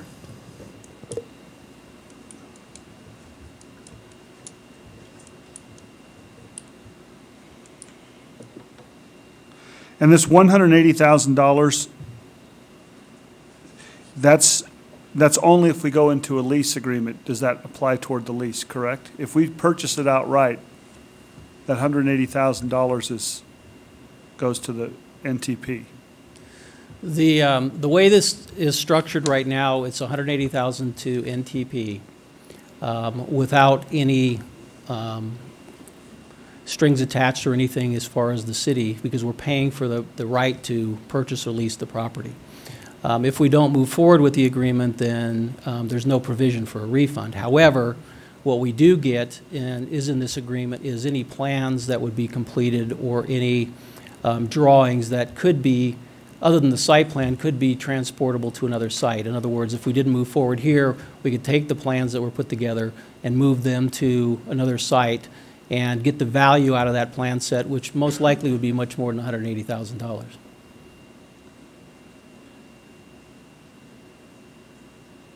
So we're buying an option on the property. That's what this is, yes. And I was under the impression, and maybe Sharon, you could, that this land has already been donated to the city. Well, what... Mr. DiDonato, do you want to speak? All right. Go ahead. Very briefly, this is kind of a unique situation because, under a traditional situation, we would go in, find a piece of property, maybe do a purchase option, do our due diligence, buy the property, and then move forward with the construction of the station, the site improvements, et cetera. In this case, we've been in discussions with NTP that this is kind of the first step of moving forward where they're going to do all of those things that I just mentioned. So it's a option agreement, but it's unique in the sense of we're going, this land is going to be given by NTP to us. And the $180,000 will be credited to the full purchase price or lease price in the future. So it will be applicable. Only a lease price on this one. Well, I'll ask Mr. DiLoretto. Yeah, he can talk about that, but that's my understanding is it would be applicable. But that the land, we're actually not buying the land. We're buying a fire station. But we don't have the fire station yet, so this is the first step to get to the fire station. So we're not going to have title to the land? We will eventually, yes. Okay. Tracy Chase, Reno City Attorney's Office. A way to think about this, council member, is the difference between ground ownership and ownership of the improvements. The improvements aren't on the property yet. They will be constructed by Nevada Tri-Partners or a LLC, single purpose entity they create to do that function. And then down the road, the property itself, the real estate, will be donated to the city of Reno. Okay. And then is there any requirement in here, would this have to be built under prevailing wage laws? Yep. Yes. Tracy Chase again. Yes, that is in the staff report, and we've already advised Nevada Tri-Partners of that NRS provisions. Okay, thank you. Mr. DiLoretto, did you have something to say? Yes, if I may, Your Honor, and thank you. But before I do, I omitted something that's very important I wanted to say. When I was talking about the military support alliance, Alex Woodley, Chief Code Enforcement Officer, City of Reno, serves on that board, and he, with all the spare time you don't give him, he devotes a lot of that to this cause. So I should have recognized him sooner. Councilman Iazzi brings up a couple of excellent points that I'd like to make perfectly clear. And going back to what Councilman Zadra said, this has been going on for a long time. And I remember coming to the council years ago and referring to motivational dialogue between you and I, which could also be referred to as nagging, about getting this done. And I want everybody to know that, yeah, it has been 8 years, but everybody has been trying very, very hard to do this. And it has a lot to do with intergovernmental relationships, because we have been very close a couple of times on this one. The intention here, first of all, and the reason is get a fire station built. And what this option agreement is supposed to do is provide the maximum degree of flexibility for the city to have this happen. First of all, you will have the total access and input to the design criteria. I have a wonderful working relationship with our fire chief, and our intention is to, as soon as we can, get started on deciding what this really needs to be, because you're right, Sharon, this has been designed 2.5 times, and a great deal of money has been spent already on this. And come back with a package that's ready to go that will still give the city a couple of options. One, I have stepped forward and I will put up any of the money that is represented by capital shortfall to get this built. In exchange, and I will enter into a capitalized lease with the city, which is fully amortized with no standstills or prepayments or anything. Anytime the city is ready to step forward and reimburse cost, and it says in the agreement that this will be built at cost, and that's exactly what we intend to do, and provide the city with the opportunity to take advantage of our willingness to put the shortfall funding together, or to pay it off at your will so that you own a fire station. It's been my desire, as motivated by you, thank you, to make sure that the neighborhood is not only adequate protected, but that our fire department has adequate and proper facilities to function out of. That's what's taking place there. The amount of the option is fully credited, whether it's a lease or whether it's a purchase price. It will be there. Could I answer any other questions about this? Mr. DiLoretto, you were explaining one thing. Were you saying that Ms. Zadra was nagging you? Is that what the communications was, sir? Yes, Your Honor. I was just wondering. I just wanted a clarification. Second only to my wife. Mr. President. Yeah, Mr. DiLoretto, how much is being collected so far from the self-imposed impact fee? I don't know the exact number, but I think there's more that's been spent than's been collected. Okay, I don't know exactly. And then will we get access to the other designs? Councilman Zadra, you'd mentioned that there's 2 designs that have already been done. They were significantly more elaborate. Yes, they were. They had, when, you know, the last one we went through came in at $5.4 million, wow, and it was considerably bigger. And I think 3.4, is that the number we're targeting, or less? And we're trying to hold on to as much of the public meeting areas that that we had talked about. One of the designs had a meeting room like up on Robb Drive, and it also had a police substation with it also. And a 3-bay station. That was at the time we thought we were going to get a stations casino out there at Mountain Rose and South Virginia, and I think we're still going to try and maintain a 3-bay fire station, yeah, I think with the first design had expandability for the 4. other opportunities. Do we have, I guess what I'm trying to get at, what's the shortfall if the city were, so the $180,000 would apply whether we lease or purchase outright? I think it's probably going to be around $2 million. And then what's the shortfall when you had mentioned earlier in your testimony that you were going to put in what's been collected so far? So what shortfall is council looking at? That comes to the $2 million. Oh, $2 million? Yeah. And that would be fully constructed? Fully constructed, yes. Mm-hmm. Okay. Thank you. And this would, Chief, maybe you should give us a little bit of background. This has resolved several other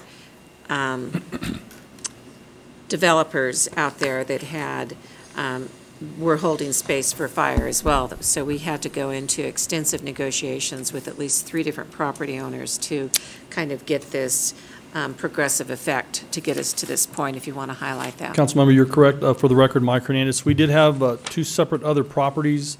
There was the Seder property on South Meadows. It's a very small corner lot, kind of catty corner to the Smith grocery store. Then we had the Bella Vista allocated property and park as well. Both of those properties were, a good way to describe it is they're in the same geographical area. However, they don't provide the level of protection and accessibility that this particular property that we're looking at would provide. So although they're in the same geographical area, in my opinion and in the opinion of fire staff, that the Perry site would be much more advantageous for service delivery. And we had a recent standards of cover study that spoke to that.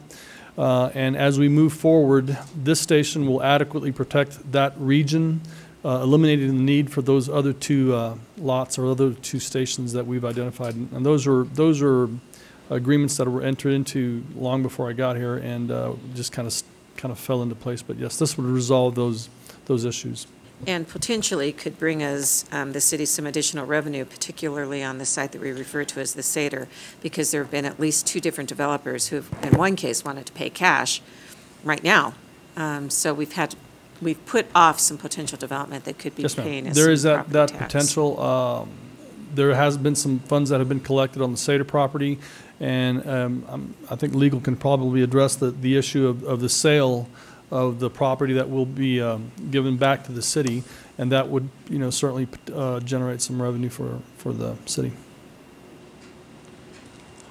Yes. One more question of our staff, Mr. Mayor. On 1.6, it says mutually accept agreeable not to exceed budget. Wouldn't the budget sort of come first before the design? I mean, what budget are we looking for to design this thing? Well, the reason it states it that way is because, as we've just talked about, there have been a lot of iterations of what exactly this fire station was to include, which makes it hard to nail down the budget. So I think because now we're ready to actually move forward, and now's the time we need to do it, that we need to define what exactly is in this fire station. Is it 3-bay? Is it 2-bay? Is there a meeting room? And so that's why. But again, shouldn't we start off with a budget to say we won't spend more than $4 million or $12 million, or, what is it that we're putting on here to give people the amount of money to design? Well, we know from we're pretty comfortable that we have revenue sources to achieve about $2.8 million, being a combination of fees already collected as well as future fees that would be collected against development in that fire district. So that's the starting point in terms of what we know as a city is. Then I heard Mr. DiLoretto say he thinks there's a $2 million shortfall, so that tells me that he's thinking it's a $4.8 million budget. Mr. DiLoretto, you want to step up? He's right behind you. Let me answer your first question. The money that is paid as the option, I'm going to go out and redesign again. Full complement of architects, engineers, all the traffic design that has to be built. If the city does not exercise the option, I will have spent that money redesigning again, okay? And this will be the 3rd and a half time. So that's what I'm committing to do with my architects and my engineers in conjunction with the city. The question regarding the total overall cost of the project, I'm thinking it's going to be somewhere in the vicinity of 3.2 to 3.4 million. I have not assessed the full impact of prevailing wage because the other times that we were looking at this being a privately developed and dedicated project, it would not have involved. But this project definitely has to be done as a prevailing wage project. And that's the number I was looking at, Mr. DiLoretto, just what's the max. So if we have, let's say it's 3.5 for discussion's sake, and we think we have 2.8, that means we would rely on you, or we'd have to come up with $700,000 at the end to build this thing somehow, whether you put it in or let me see if I can couch that a little bit different. If it's 3.4, and the city, from what I understand, has access to some funds from Double Diamond, and there's a piece of property in Double Diamond, which is really sad because when we were working on this the last time, we had an offer on the table ready to go to escrow at $600,000, which could have gone into this. That property, unfortunately, now is probably worth a fraction of that, maybe a third of it. We also had anticipated cooperation from the county in selling the station at Walmart, where there was a firm offer on the table for $600,000, and now that's gone. So I'm thinking that there's probably somewhere around $1.2 million in potential city proceeds that can go into this. So I'm prepared to put in as much as like 2.2 million, and that would become whatever I put in that the city doesn't put in, that becomes your purchase price, right, or your capitalized lease amount with full credit towards the $180,000. That's not money that I get to keep. I need to go spend this now to come up with an answer that I I can bring you. appreciate that, and I've got no problem with the 180. I just wanted to make sure we all knew where it's going, and I think that the offer you're making is great. I just wanted to see how far the city's off on raising the money to be able to pay it off at the end of the day, because we're still trying to work with something with the county that may be able to get that done. But I'd like to know if we're in the $6 million range or the $3.4 million range. So I'm glad to hear. I'm glad to hear 3.4. We know where we need to be, and just for the point of clarification, the land has not been transferred yet. I offered it. As a matter of fact, at one point I offered the whole site, and I contributed heavily to a campaign and worked to get a sales tax increment passed to take care of some fire and police issues in the community that did not pass. So, you know, at some point, we can only do what we can afford to do, and I still have to finally create the parcel where the fire station is going to go, and then look for what I'm going to do with the rest of it at some point. But we are making every effort to make sure we have a fire station out there.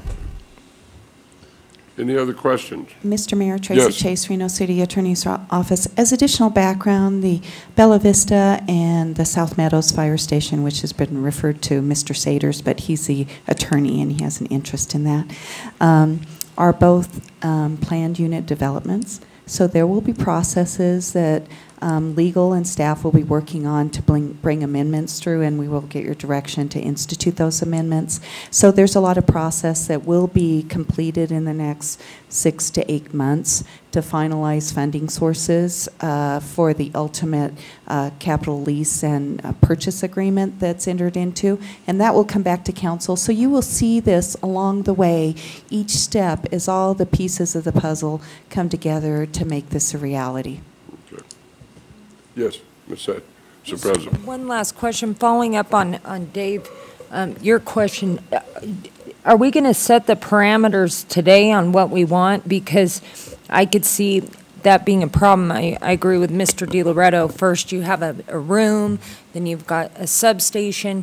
I mean, do we want to set what we're looking for here today so it's not designed again, and then have it come out of budget and not having what, I mean, what we're looking for in the station? This is not going to come in over budget, Councilman Safraza. It will not, and we're going to get as much out of this for the money that we're describing to you as we can, and we have done considerable amount of time and effort, and to the extent that you want us to come back and do an interim update for you, we'll be happy to do it. And I think if we have staff involved and have the chief and have a couple of the council's members sitting in on it, they can, because they got to stay within a budget, the dollar amounts we've been talking about. And what's included in that? Is that the 3-bay? Are you guys thinking the 3-bay? yes, it's 3-bay. Hopefully, it's going to include the public meeting space. If it doesn't, it'll certainly provide for the easy expansion ability of the facility. You know, my approach to this is let's not overdo it, but let's go what we need and what the neighborhood is should have out there, and let's see if we can't make it work. And that's the best way I can describe it to you. I think if you look at on a square foot basis and these are pretty attractive numbers, okay, when you start talking about public facilities, but I think it's achievable. And I've already started. I wouldn't come here and toss numbers around loosely. And we do have a couple other experiences with bidding this out, so we have a feel. I know the Councilman Zadra was concerned about architectural and aesthetics and all that, and we have, it will be in keeping with, it'll be an attractive building. Nevada Tri-Partners has architectural control over what goes on out there, but we have a beautiful R.C. Willey store, and we have a beautiful little shopping and Home Depot, 7-Elevens and all that. It'll all work. Okay. I was having this conversation with Mr. DiLoretto earlier this week, and I think I referenced a Taj Mahal, and I think he was thinking of that nagging kind of behavior again. No, not about one of my council people. But thank you. I mean, I respect that you have standards that, aesthetic standards that you're trying to maintain out there, but we have a fiduciary responsibility and a need that we have to balance with that as well. Ms. Safraza and then Mr. Heshef. Yeah, and for the manager, Councilman Zadra and I had met several months ago with another developer. I think we split that Actually, I think it's back in Ward 3. But on the other developer, they had come in and asked for some modifications, and that was potentially going to come back to council for potential funds that could be used for this fire station. Bill, where are we with that? Because it kind of dropped off the radar. It's still in the works, and the issue we're working on right now is the parks, modifying the parks agreement. That property owner wanted it as a package. They want the fire and the parks resolved at the same time. So I would say everything is where you last heard it, but we're probably within the next, I would think, 30 days, we'll be able to bring something forward. And how much money are we looking at there, Bill? I can't remember. Was it 1.5? That one was 1.3 with the possibility to go up to 1.8 at ultimate build-out, because there was a fee that was proposed to be charged against all the homes that are built in the area and commercial space that's constructed. So it's about 1.8 I think we get out of that, or 1.5, 1.8. And so you anticipate that coming to council in the next 30 days? That's my goal, is to have something that we can bring forward to you in terms of an agreement. Okay. For your consideration. Thank you. Mr. Ashef. Yeah, this is be for Mr. Di Loretto. And first of all, thank you. I think this really helps all of us. But in your comment, and then I'll ask staff this, you indicated, let's say there are assessments or proceeds from sales of the property. Those would be applied against the construction cost, and the net difference would be the purchase price of the property? I'm sorry, I missed the first part of the question. You mentioned it. What I understood you to say is the purchase, if the city decides to exercise the option and buy it, then the property comes to us free and clear, I mean, with no cost, and That's we correct. pay for basically the cost of construction. That's correct. And then what we would subtract from the cost of construction would be some kind of sales pros, anything that the city puts towards the cost of construction? Yes. Okay. And the city can do that anytime during, say, if you got some proceeds out of the transactions you were just talking Right. about. Say we ended up with a capitalized lease amount of $2 million, and you get $1 million on this transaction. You can pay the $1 million down. The interest is re-indexed off that. And then at the end of the lease, then you amortize out the $1 million for the remaining term of the lease. And so does that explain it? Yeah, but then I'm trying to, and that's what I understood you to say. Now, I guess the question for staff is, where does it says that the purchase price is the actual cost of improvements, but I didn't see that we get to subtract out anything that we apply towards that in the interim. I thought for sure Tracy that was Chase, Reno City Attorney's Office. I believe part of that will be in the lease agreement itself, or the capitalized lease. It does have a reference in here, I can find it to you, what that amount will be. And that amount will be the cost of construction. And there's no prepayment penalty, so that if the city of Reno ends up having a funding source come through, like say with $1 million worth of cash, you could pay that lease up front, and there's no prepayment penalty, or if you had other funds, and have the transfer of the property sooner rather than later. The idea was to also do a 10-year medium-term obligation, so that would streamline the process as well.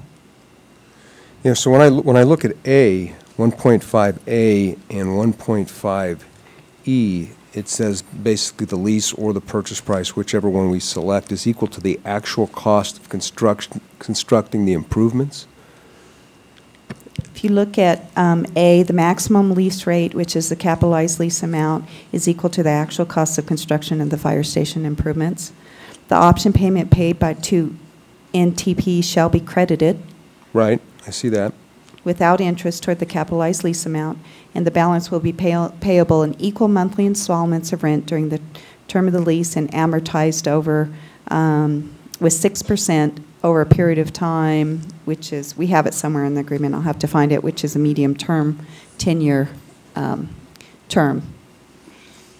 I think Mr. Hashef is saying the construction cost and stuff, anything that we sell and put into the project comes off of the construction cost, and then we, Mr. Diderot. Right, yeah, the construction costs become the capitalized lease amount. Right. And it's whatever it costs to do this, including the architecture, engineering, site work and the actual concrete and steel that it takes to build it, that you will have a cost breakdown of what that all totals. Yeah, I guess when I first read this, but for your comments, what it says the actual cost of improvement. So the way I read it originally was if the actual cost of improvements is $3.4 million, then that's what the purchase price is $3.4 million.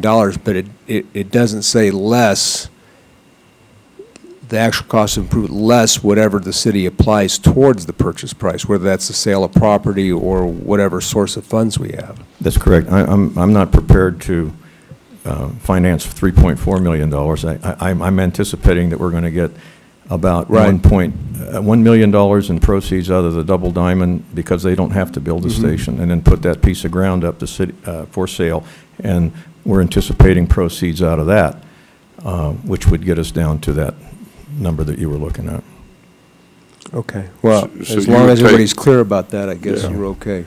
And as long as the record shows it, and then when we sell those pieces of property and apply it to your construction, then that lowers our obligation. Yes, if we get more money, yeah, it goes down. Okay. All right. Ms. Zadra, you got anything else? You want to give a motion? Second? Have a motion and second. All those in favor say aye. Those that oppose, no. Motion carried unanimously. Yes, Mr. I was just going to say under discussion, I think we're committed to build this thing, and we want this done, and I know it's been a long time, but we want this thing completed, and thank you for all your work to now, and hopefully it'll move a lot quicker than it has the last 8 years. If I could make a gratuitous comment or two. You know, I stepped forward to do this, and I want to compliment the city council for what you've done, because you have now arguably gotten us through the worst downturn economically and suffering that we've had since the Great Depression. And it's easy for people to sit back and take shots, not realizing all that you have. And I can tell you, I have high degree of confidence in our city and this city council and your manager and his staff. So I thank you for that, for creating the atmosphere that enables this to happen. It's been tough business to do, but I believe that we're on our way back. I was talking to Vern. We are filing our first new subdivision map in 5 years because people are buying homes again. It's slow, but it's come along. This is a marvelous place to live, and it's very affordable. And I thank you for all the work that you do to make sure that that happens. Thank you. you very much. Mr. Mayor, can I Yes. ask, does that motion, you talked about a subcommittee with 2 council people, or you're not doing that? Well, we're not going to make a committee. We're just going to suggest to staff to Okay. invite these 2 council people to go along.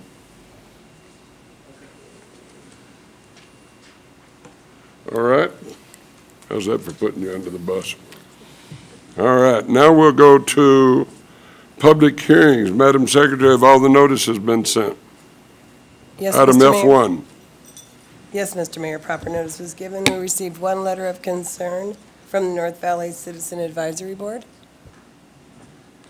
Okay, I have 1 public comment, Mr. Ed Hawkins.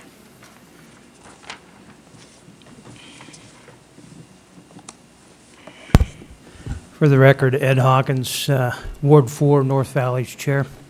My concern with the approval of this sign is not so much the sign, but what hasn't been completed on the project at this time. There's 5 more spaces that need to be striped on the north side of the parking lot next to the pharmacy. That would bring them up to what they requested or what they suggested they were going to do after removing 77 spaces to accommodate the fuels that are there. So before this sign, the larger sign is approved, I would like to see the striping done for the 5 extra spaces that was in the engineering map, and that the city goes out and counts to make sure they're above the SUP that's required. Thank you. Thank you very much. Any other public comment? Any comments? Mr. Dortch? Yeah, Vern, do you want to address that? Vern Close, Senior Planner. We were aware of that yesterday. The applicant sent us pictures of the area that was in question as far as striping the parking spaces. Are these? They striped them, I believe, Monday or Tuesday, but they sent me these pictures yesterday. So that's from. So they meet all the requirements of their special use permit now? Well, it's the site plan Parking. review for the gas station to relocate the spaces. So, if there were 5 short, they striped them in. I haven't not personally gone out and looked at that, but they indicated when they sent the information to me yesterday that these were the 5 spaces that were Mr. Hawkins had brought up. Okay, thank you. Any questions? Councilman Straza? Just one, Ed. Did you have any concerns on the sign, or Vern, on the sign? Because they are expanding the sign substantially. I didn't know if there were lighting issues or on the square footage of the sign. Vern Close, Senior Planner. The existing sign's about 40 square feet, 6 feet tall, and that was limited because in the Reno-Stead Joint Corridor Plan, that was the largest sign that they could put in. What they're requesting now is 100 square feet and about 12 feet tall. And because the standards in the corridor plan were eliminated, it reverts back to code. And code would allow a 35-foot tall, 250 square foot sign at each of those locations. So when they came through with their gas station, they indicated they wanted to modify the signs. And I said, well, in keeping with the corridor plan, if you could minimize the increase in the signs and still be in scale with the area and do what you needed to do to advertise your center and your gas station. And they took that to heart and came in with 100 square feet, which is significantly less than what they could have asked for. So also based on the location, the lighting and the size, it shouldn't affect sight distance, and the lighting should not really be, a negative impact in the area. You have a Walmart across the street and Scolari's to the east, so it's in an area that has 24-hour operations and lighting. So we did not see that as a concern. Okay. All right. Any other questions? Move to approve staff recommendation. I have a motion? Second. I have a second. Any discussion? All in favor say aye. Aye. Opposed? Motion carries unanimously. Item F2, Edison Way zone change. And for the record, proper notice was given and no correspondence was received. Thank you very much. This is a public hearing. I'll open the public hearing. Seeing no comments, I'll close the public hearing and bring it back to the table. Councilman Straza. Yeah, for staff, I guess my concern on this one for staff, is this spot zoning if we approve this, Vern? Because everything around it is IC. I mean, you have one parcel in the middle, and does that open the door? I understand you have PF across, but it's all IC. So this would essentially allow them to do storage of outdoor materials. That's probably the big, Vern Close Senior Planner, that's probably the thing that they can do outright that's different than in the IC zone. You have to put it behind the building and you can only use this, I think it's like 20% of the area for outdoor storage. But all the other uses that they can do there are essentially the same as the IC zone, and the ones that are not allowed in the IC zone would require a special use permit. So the uses, if there's a potentially objectionable or obnoxious use that's not allowed in IC, that's allowed in I, they would have to come in for a special use permit. But and with again, regard to the outdoor storage, they still have to do the same screening and landscaping that they have to do in the IC zone. But how is this not spot zoning, Vern? I mean, you're taking one parcel in this whole mix. I mean, that's something we have to look at, is the adjacent uses. I didn't see that discussed in the staff report. Well, it's consistent with the master plan. It's the uses generally that are allowed are consistent with the IC zone. We didn't see it as a significant change. If they were coming in to put PO on that site, that would probably be more spot zoning than going from IC to I, because they're IC and I are relatively compatible with each other. Except the reason why they're doing that is for the outdoor storage provision, as we discussed. That's correct. Well, the other way they could do it is to request a variance. So why not come that way instead of spot zoning one parcel in the whole area? Because we felt that the differences in the I and the IC zoning were not significant enough to, it didn't cross my mind that this was spot zoning.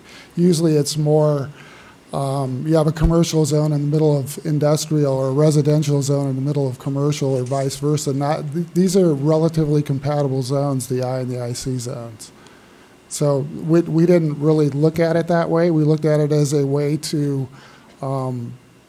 accommodate the growth of this business without going through a variance process, which it might be difficult to say they had a hardship to put to increase their storage area. So that was the way we looked at it. Is there any other uses allowed in an I zone that would be problematic? Let's say adult entertainment, those types of uses? Those are allowed in the IC zone also. Okay. Let me get the, let me pull up the use charts. I think I indicated in the staff report kind of the differences in the labs.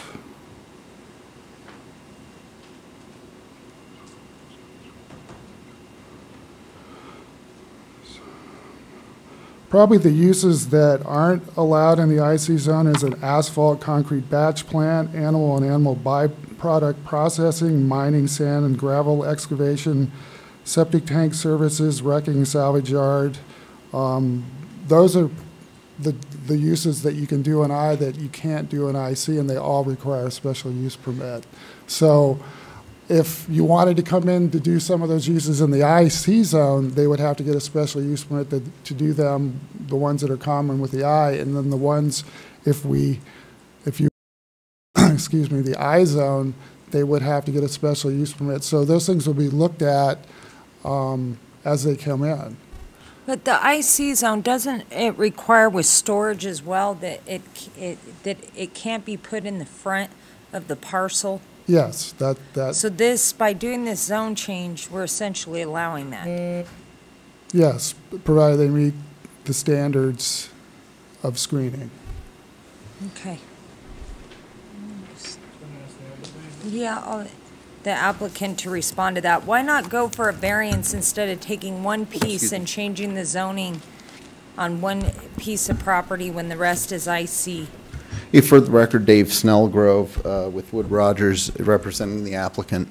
We came in and talked to staff before we submitted the application. We knew there was a variance option as one way to go, and we knew also that there could be an option of going with the zone change. In talking to staff at that time, it seemed like the best way to go would really be with the zone change, because it's not only in the front yard. And I put up this photo here which shows the property. And what you can see is the way that the property has been developed. You have two successful operating businesses that are in this primary building on the site, with parking coming around. And the storage right now is occurring along the edges of the parking and sometimes within the parking. They need more space. The only area that's remaining for development is in the front yard, without hampering some of the parking that's on the site and the accessibility around the site. In addition to the parking issue, or I'm sorry, the storage location being in the front yard, there are two other portions of the IC and IB designation that come into play.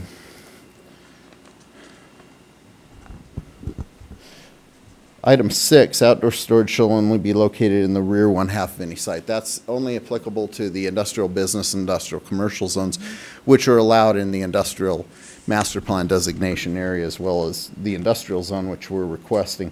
The outdoor storage shall not exceed 20% of the site. We can get about 16,000 total square feet of storage area using the 20%, but the one that really is a hindrance is the size of the outdoor storage area must not exceed the square footage of the main building. We have a 9,600 square foot building, so actually our where we'd be limited to is 9,600 square feet, not 16,000 square feet of storage. So those three things combined would all necessitate a variance.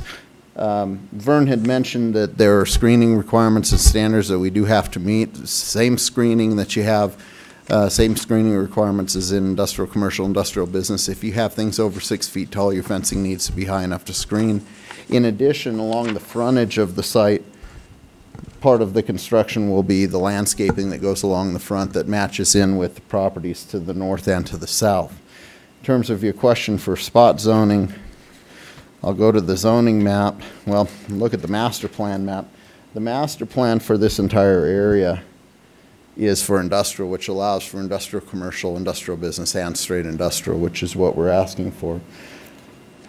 This all area is industrial commercial. But the industrial use is a very compatible use next to industrial commercial. And talking to staff about it and reviewing the staff report information, it seemed like this was a pretty straightforward request. What's across the street from? Across the street is Willow Springs. Yeah. Treatment center for youth and juveniles and youth, and I do have some So photos. they're going to be looking at a fenced, Actually, I think I've got a picture in here that shows the fencing across the street. Thought I did. Let me see if I've got one in my folder here. They have right across the street from us, there's, I believe, a 10 to 12-foot fence that separates. Here we go. Here's photos. Find the right one. Here we go. This is the fencing that's directly across the street. This is part of the vacant area that's in the front yard. As you can see, the fencing across the street actually screens off entirely the view of any windows or anything that are on that side. They've intentionally enclosed themselves in because of the type of treatment center that they are.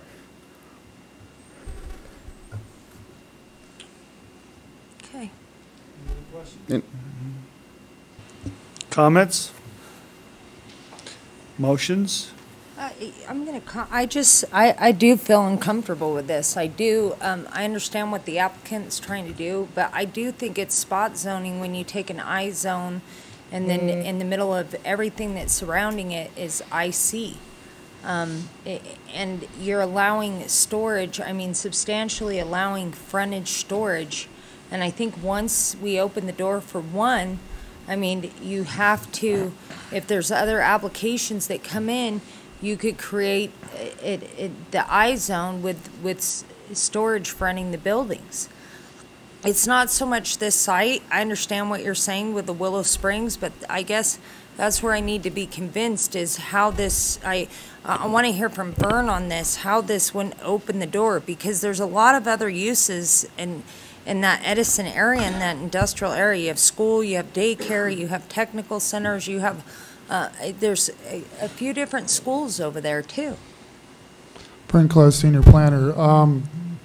As I indicated before, the I and the IC zone, it's probably the biggest difference that you're bringing up is the outdoor storage element of as far as the area that they can use for it and where they can place it. There are a few different uses that are allowed in I that are not allowed in IC, but again, they require a special use permit. So,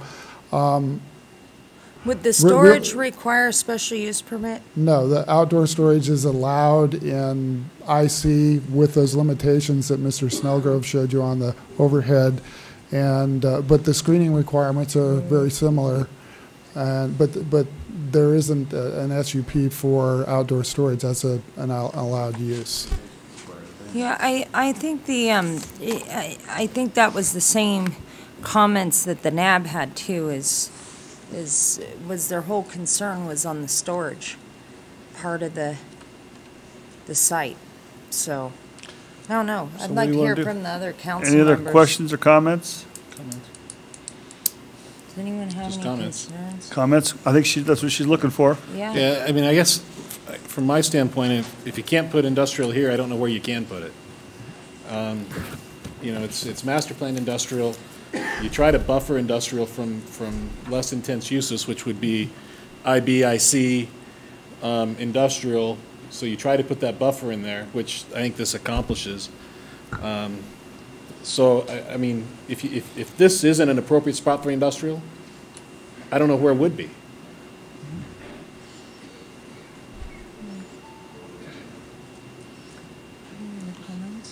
Yeah, I guess I'm not I understand Councilperson Faraz's concerns, but I guess I'm not entirely opposed to what's going on. I guess the spot zoning issue is a legal question.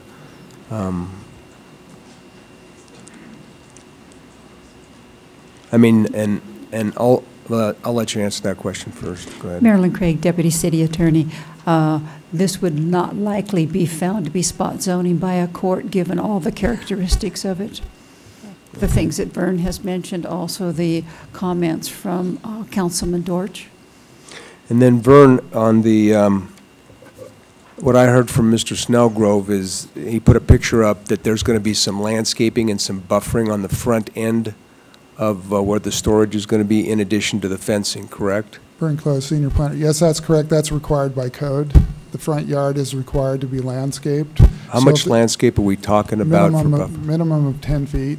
That's pretty good. Okay. And then a 6-foot fence plus, depending on the nature of the storage. Now, what about the landscaping on the adjacent properties? Is that 10 feet too, also? To the north and to the south? Yeah.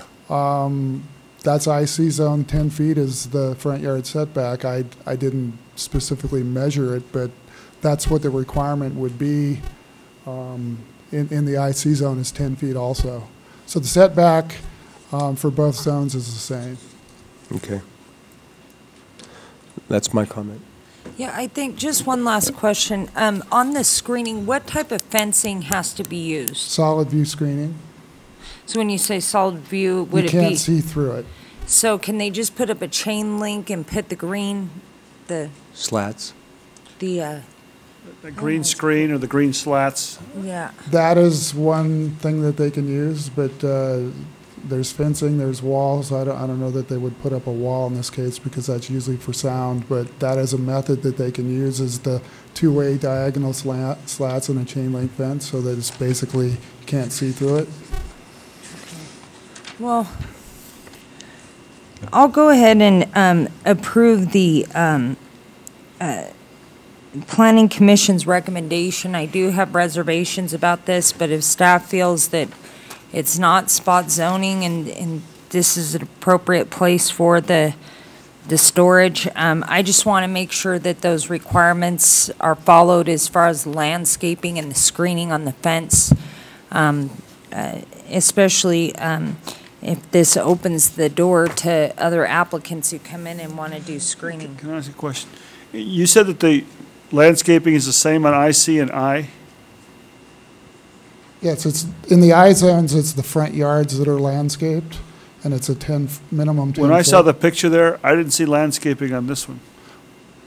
Because they developed the back portion of the site. But does Again, that mean- I don't know when that was done, but if they came in to put I in. mean, where's the landscaping to date? If it's required now, The landscaping that, excuse me, I'll come over by the mic. The landscaping that exists on the site right now is in the back portion of the site, and that was the portion of the site that was developed first. I can't speak to why this portion along the actual front yard wasn't done at that time. However, that would be done as this outdoor storage area gets established. That'll connect in. You can see the landscaping here to the south, and you can see the landscape area to the north. so, but I guess my question is, if it hasn't been done to date, are you saying, and I don't know the answer, that the landscaping in the mid-block, I'll say, did that meet the code of IC? Because that's where you developed it, that was the start of your development? I'm not sure how that was interpreted. I was not involved in the project at that time. I can't speak to So that. now what we're talking about now is the landscaping buffer will be on Edison Way? Yeah, the landscaping buffer will be on Edison Way. It'll be the true front yard. There must have been some interpretation that this would be viewed as the front yard at that time. I guess that's what is that same interpretation going to happen, that behind the fence, we'll do landscaping? I don't think it's interpreted that way anymore. Can you leave that picture up? Sure. So Vern, this is what prompted my question. Look at the landscaping on the, I assume that's the property to the north? That's more than 10 feet, isn't it? Yes. Well, what's that? How much, is that like 30 feet? How much is a parking space? That looks like three It parking looks like spaces. 19, it looks like about 40 feet. Okay. So they would be required to put just 10 feet per code? Yes. Along more, Edison. and it appears that they put in a lot more than what code required for that building to the north there. Because if you look at the one to the south, it looks like it's about this one right here. Yeah. Looks like it's around 10, 15 feet. That one's closer to 20, and that's Oh, is actually it? what we have in the plans. So you have 20 feet, not We'll- 10? We'll be following the hopeful approval fairly quickly with permits to get this going. The operators are chomping at the bit and kind of bursting at the seams in terms of their outdoor storage area. So they would like to get this moving as quickly as possible. And we were informed by the contractor who's here that they have 20 feet of landscaping in the front, which I think is more akin to what this is right here. If you use the identification of what's a parking space is 19 feet, so that's approximately 20 there. Can I ask one last question based on that, Vern? On a variance, wouldn't a variance allow this council to set conditions on what we wanted the buffer to be, specifics on the landscaping, the panels, all of that? I mean, we just did a variance, I think, on Lander Street, and we did some other things where we get to set, this council gets to set those conditions. That's correct. So, No. Well, We can't set conditions on a variance. Yes, you can. If Can you we? approve the variance, Yeah. you can set conditions to make the findings to approve the variance, if that's what you desire to do. we do it all the time. So this one, by allowing this zone change, we're taking it out of the council making any of those conditions of approval. I mean, is that why the applicant requested the zone change and not the variance? If I can jump in here, Claudia Hansen, Planning and Engineering Manager. The reason we discussed, Dave and I discussed this at length when they came in to discuss the project, or to propose the project, and the reason we all were leaning towards the zone change is there really is no hardship for a variance, which you have to prove with a variance. It's a flat lot, it's for the most part rectangular. There is no hardship for location on the outdoor storage. And again, I don't know why the landscaping is halfway back. I think I was in grammar school when that was approved, so that was not my interpretation. Yeah, but that was only 5 or 6 years ago. Yeah, right. So that's why we're leaning more towards the zone change rather than the variance. There is no hardship to support the variance. You can condition a variance, but again, no hardship. We also have a policy in the master plan that directs us to support and maintain industrial areas. And as Vern stated, IC, and IB are all in conformance with that policy within the master plan to maintain the industrial districts. And this is one of our larger industrial districts in the city. So you can't say the hardship is that they won't grant us a zone change? I don't think Marilyn will go with that one. Okay. I'll go ahead and leave my motion. I mean, if this turns into a nightmare, we can always change, not allow I in the rest of the zoning district, so. So I have a motion? Yeah, and I'll go ahead and second it. And I mean, we have a representation on the record that it's going to be 20 feet as a Yep. buffer, not the minimum 10, and it'll meet the landscaping code. So I think that'll go a long way of basically buffering the storage area. So I'll second the motion. A motion is second. Any further discussion? All in favor, say aye. Aye. Opposed? Motion carries unanimously. Item F21, ordinance. Bill number 6796, an ordinance to amend Title 18, Chapter 18.08 of the Reno Municipal Code entitled Zoning, Rezoning a 1.85 acre parcel located on the west side of Edison Way, 675 Edison Way, 440 feet north of its intersection with South Rock Boulevard from IC Industrial Commercial to I Industrial, together with other matters properly relating thereto. Second. Motion is second to refer. Any discussion? All in favor, say aye. Aye. Opposed? Motion carries unanimously. Item F3, mobile classrooms. Madam Clerk. For the record, proper notice was given, no correspondence was received. This is a public hearing. Anyone from the public wishing to make a comment at this time? Seeing none, I'll close the public comment and public hearing and bring it back to the table. We need discussion on this one? Someone want to make a motion? I'll make the motion to approve the staff recommendation. Motion is second. All in favor, say aye. Aye. Opposed? Motion carries unanimously. F31, ordinance. Bill number 6797, an ordinance amending the Reno Municipal Code, Title 18, Annexation Land Development, Chapter 18.08 Zoning, Section 18.08202, entitled Additional Regulations for Principal Uses to Allow Mobile Classrooms at School Sites Under Certain Conditions, together with other matters properly relating thereto. Move to refer. I have a motion and a second. All in favor, say aye. Aye. Opposed? Motion carries unanimously. Item F4, Madam Clerk. Again, proper notice was given, no correspondence was received. It's a public hearing. Anyone from the public wishing to make a comment at this time? Seeing none, I'll close the public hearing and bring it back to the table. Second. Moved in second. For the record, I would like just the quick, what we had in discussion, the one line, basically, it refines what the modification to an existing non-conforming sign is going to be 25%. And this is in direct discussion with us on the sign we had on Virginia Street, correct? That's correct. That you did absolutely correctly, but we wanted to change what you get to work under. Okay. And Councilman Azzi, I'm going to make the same comment. I thank you for bringing that forward because all that discussion that went on, what was the modification, what wasn't, this clarifies it. I know we couldn't do it at that time, so thank you. And I think it's going to help your job a little, too. I have a motion and a second. All in favor, say aye. Aye. Opposed? Motion carries unanimously. F41. Bill number 6798, an ordinance amending the Reno Municipal Code, Title 18, Annexation and Land Development, Chapter 18.16 Signs, Section 18.16.804, entitled Alteration, Enlargement, or Relocation, together with other matters properly relating thereto. Second. Motion is second. All in favor, say aye. Aye. Opposed? Motion carries. Item F5, Madam Clerk. Proper notice was given, no correspondence was received. This is a public hearing. I'll open the public hearing on item F5. Anyone from the public wishing to make a comment? Seeing none, I'll close the public hearing and bring it back to the table. Marilyn Craig, Deputy City Attorney. We would ask that you just continue this in light of your prior decision, and because if you in fact pass it, then approve it at the next meeting, then this is unnecessary. Okay.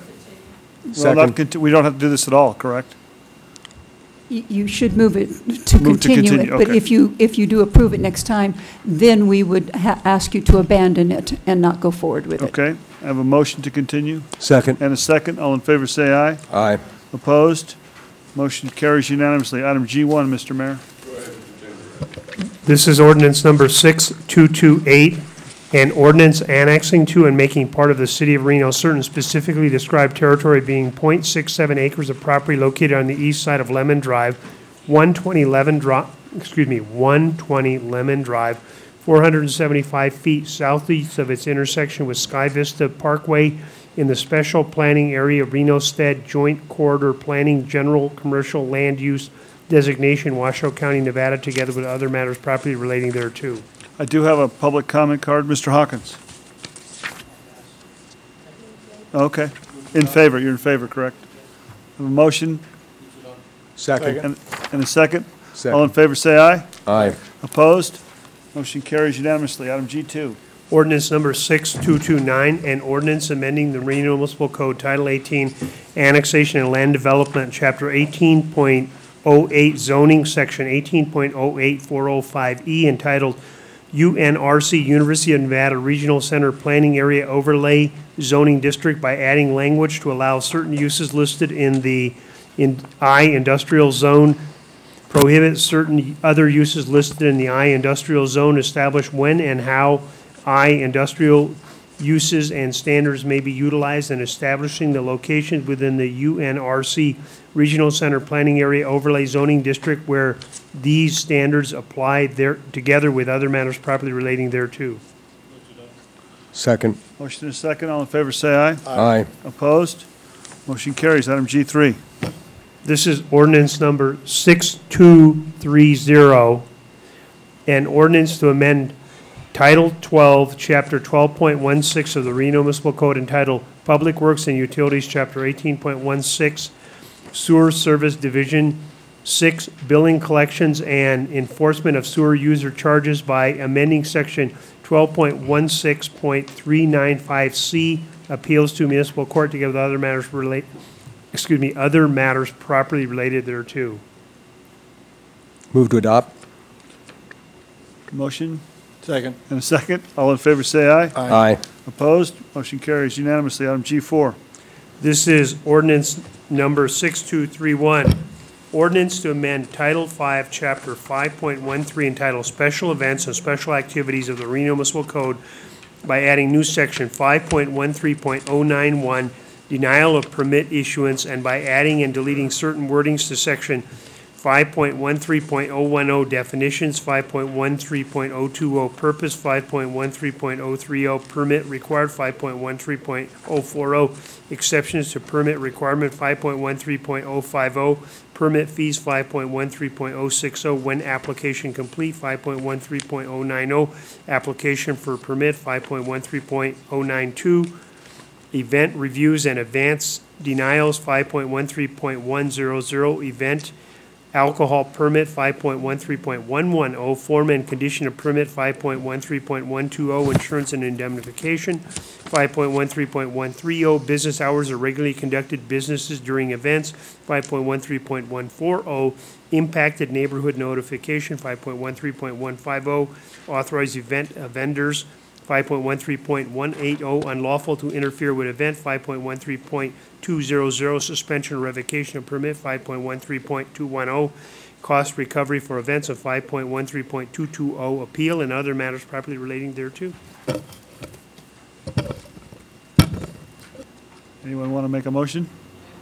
I'm sorry, second. Motion and second. All in favor, say aye. Aye. Opposed? Motion carries unanimously. Item H1, Mr. Mayor?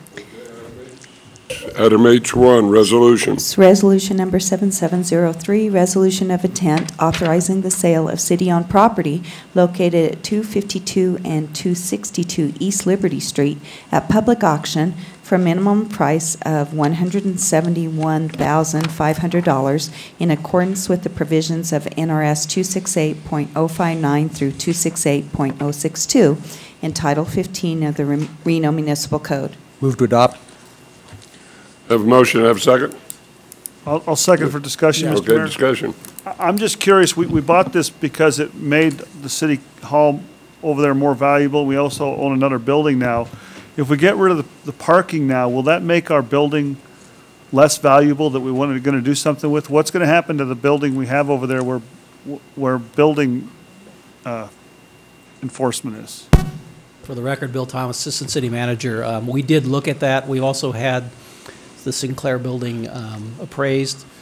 The parking at the Sinclair building, that's around the building, is actually adequate for that size of a facility. The reason we needed historically that extra parking lot was because we had not only employees driving every day, but each of those employees during our peak had a city car. So effectively, each employee had 2 cars. That's why we were short in parking. I understand that building's adequately parked, but I think if we're really, I don't know if we're going to market it, what the plan is, that it might make it more valuable, say we've got this parking and that parking. You know, we've had the property this long, why would we try to sell it at the bottom of the market, is my mind. I mean, it just seems like it's the bottom of the market, why we would do it right now. I don't think there's any refuting this is probably not the best time, but strategically, once we made the decision that we were going to move out of Sinclair and move over to this building, the question was, do we want to maintain and have the liability of those properties sitting there? I think the question you're asking is one that I suppose we could really set this aside for a while and then see what kind of offers we get on Sinclair. However, the indications that we've had and the analysis we've done, there wouldn't necessarily be an additional value to having this parking lot because it doesn't seem to be an impediment. But again, we won't know until we know who the user is that would buy there or lease that building. I mean, if we're worried about the insurance and stuff, maybe, I understand that the Children's Museum or the Discovery Museum is having some problem with parking. Maybe we lease it to them and they'll take it over. I think we did ask, and they don't use that lot because that was one of the questions was, are they using that lot? They use the city annex, the Sinclair building parking lot, but not this lot we're talking about. And our employees park there too, correct? Half of that parking lot is ours. We have some parking spaces at the museum. Well, I think it's our parcel too, because we have our recreation over there in the old. I believe we do, but I think it's a minority of the spaces. Those are just my comments. Mr. Question. Yes, Mayor. Mr. Guston. I understand state law, and I understand the two appraisals we got, 114 and 171, that seem to be very far apart, obviously. My question is not so much selling it, the timeliness of the market, but if we do not get anybody that wants to buy it for 171, we just hold on to it? We don't have to go for another appraisal, do we? If we had a bid, and I'm guessing at numbers here, that 140, 150, we can't accept that. Is that right? It's my understanding, and I'll be clarified if I'm wrong, though, there's nothing that compels us to sell it. It's just there's standards by which we can sell it. In other words, if we are going to sell it, we have to do it this way, but we could certainly decide that we didn't want to sell it at any point. But with the established appraisal of 171, we can't sell it for less than that now. That's correct. 2 times, we have to go out, I believe, 2 times. If after 2 times we don't get that price, then we have the option of whether we want to sell it for less than that. Okay, and this is the first time we're going out? That's correct. Okay, thank you. I have the same question Mr. Azzi had. I just leaned over to the city manager. Is this the best time, or when is the good time? And if things are coming back, should we wait a little bit before we peddle it and take care of it and, you know? I think the trade-off really is, you know, having assets that we have to pay for and maintain. Right. On the bet that maybe someday they'll be worth more. So that's the decision, policy decision that the council ultimately needs to make. It's a nice putback. Mr. Mayor? Mr. Mayor? Yes. Yeah, Bill, is the funds that we're anticipating receiving from this included in the budget? They're not. And actually, the funds that we would get here go to the Building Enterprise Fund and the Sewer Fund, because those are the 2 funds that bought the property and improved the lot. So it's not a general fund revenue.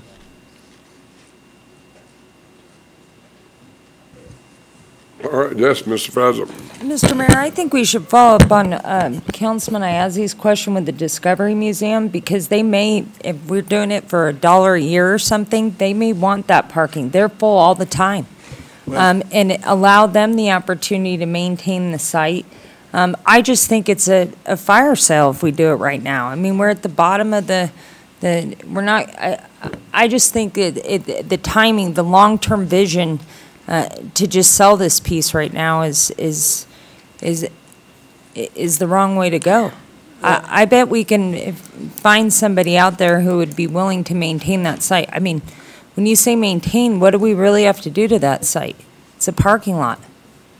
There's landscaping. We'd have to. How much have we been spending a year maintaining that site? I could get you that. However, part of the reason we started this not only was the fact that CD was moving, but we had an adjacent property owner who had a business that expressed interest in purchasing this lot. So that was the other part of why we. Why not see a lease option there, potentially, or leasing? We can certainly explore that. Mr. Guston. Yeah, and I think I've been contacted by businesses in the area. I think there are businesses that are interested in the parking, and some kind of lease arrangement would be good. The Children's Museum obviously is a good way to look at it, but I don't think I would limit it to just them. There are other people out there that are trying to increase their business that might be interested in that parking also. I just don't know that even in a depressed economy, just that the parking lot's going to bring $171,000. That was the nature of my questions. So I think it'd kind of be interesting to go out and find out if that's out there. Because even certainly we would find out what the market is. It would probably help us with the price, ultimate price of, or our decision on Sinclair. Because we'd have a sale that's very close and applicable. Different, you know, obviously we have a building there as opposed to just a parking lot, but. So if we continue this for 4 weeks, let's say, we don't have to go back out and do an appraisal, do we? No, my understanding is 6 months is the time frame for the appraisal. So Dave, you want to continue it for 90 more days? Yeah, I'd just be curious. Well, it's not up to me to continue. I just think it's the wrong time in my mind. I mean, even if we sold for parking, I mean, right a couple blocks away, we're looking at the Midtown block that's dying for parking. And we're spending more than this is to put parking in down there. And here we're selling parking places. So I just think it's the wrong time to sell real estate right now unless we really, really need the money. Let's have a motion to continue this for 90 days and then bring it back. Okay. Somebody give me a motion. I'll make that motion. All right. I think 171's not bad, and do we really need the lot? So I'm not opposed to what staff is suggesting, but let's continue it for 90 days so staff can do the additional due diligence. I have a motion. Do I have a second? I'll second that. I have a second discussion. Are we, and then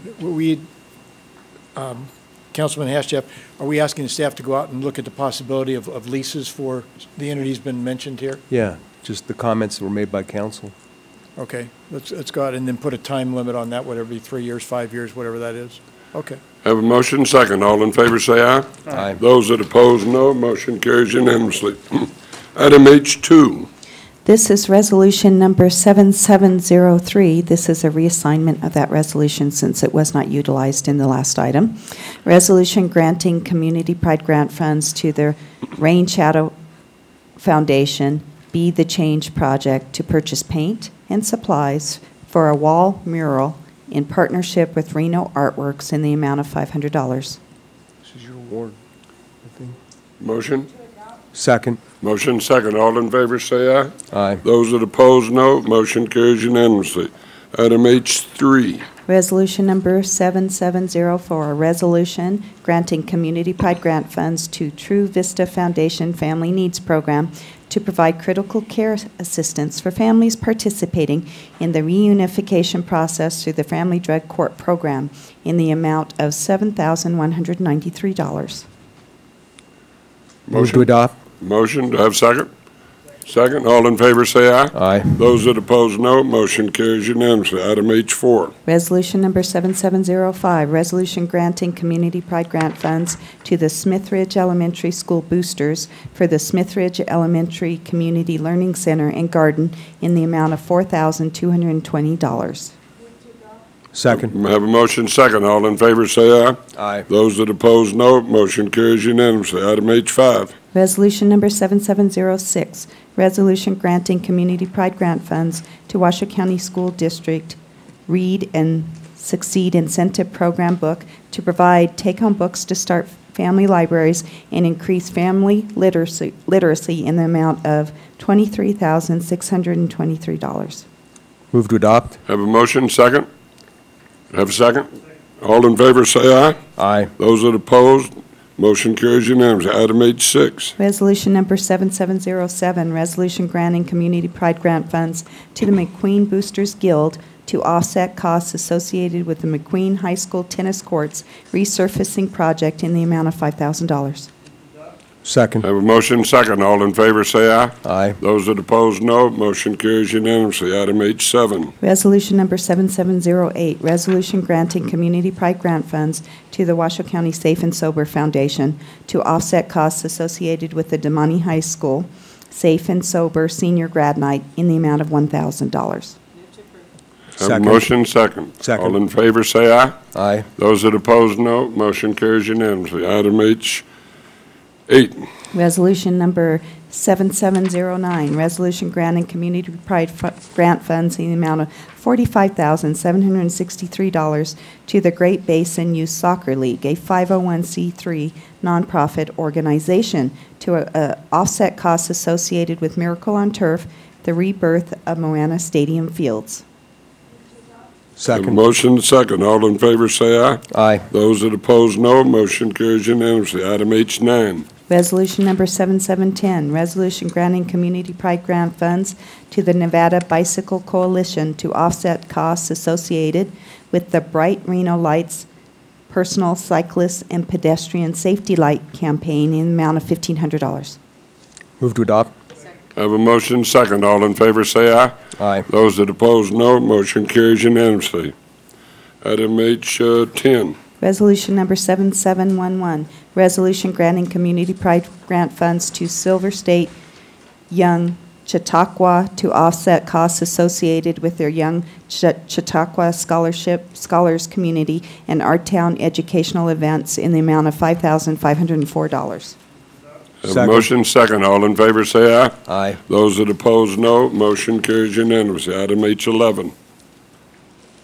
Resolution number 7712, resolution donating $5,000 of Reno Access Advisory Committee funds to Tour de Nez outreach to defray expenses associated with the sponsorship of the United States Hand Cycling Federation Series at the Tour de Nez competition to be held in Reno on July 2012. Move to adopt. Second. Have a motion second. All in favor say aye. Aye. Those that oppose, no. Motion carries unanimously. Item H12. Resolution number 7713, resolution directing the Deputy City Treasurer, the Finance Director, to give notice of the sale of property subject to the lien of delinquent assessment, ratifying all actions previously taken, providing other matters properly relating thereto. Move to adopt. Have a motion, have a second. All in favor say aye. Aye. Those that oppose, no. Motion carries unanimously. Ordinance introduction, I-1. This is Bill number 6799, an ordinance to amend the Reno Municipal Code, Title 8, entitled Public Peace, Safety, and Morals, Chapter 8.30, entitled Solicitation, Article 1 in General, Section 8.30040, Time, Place, and Manner, together with other matters properly relating thereto. Move to refer. Second. Have a motion and second. All in favor say aye. Aye. Those that oppose, no. Motion carries unanimously. Item J2.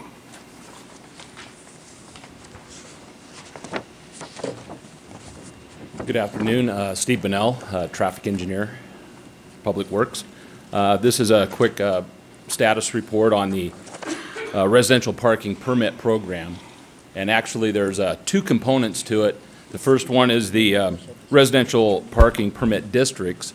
And this was formed in 1986 to address parking issues around the university area. And what it entails is that citizens can come with a majority permit to the city, and we'll look at the issue and see if there is a parking problem, and then we'll go forward and initiate that with council's approval.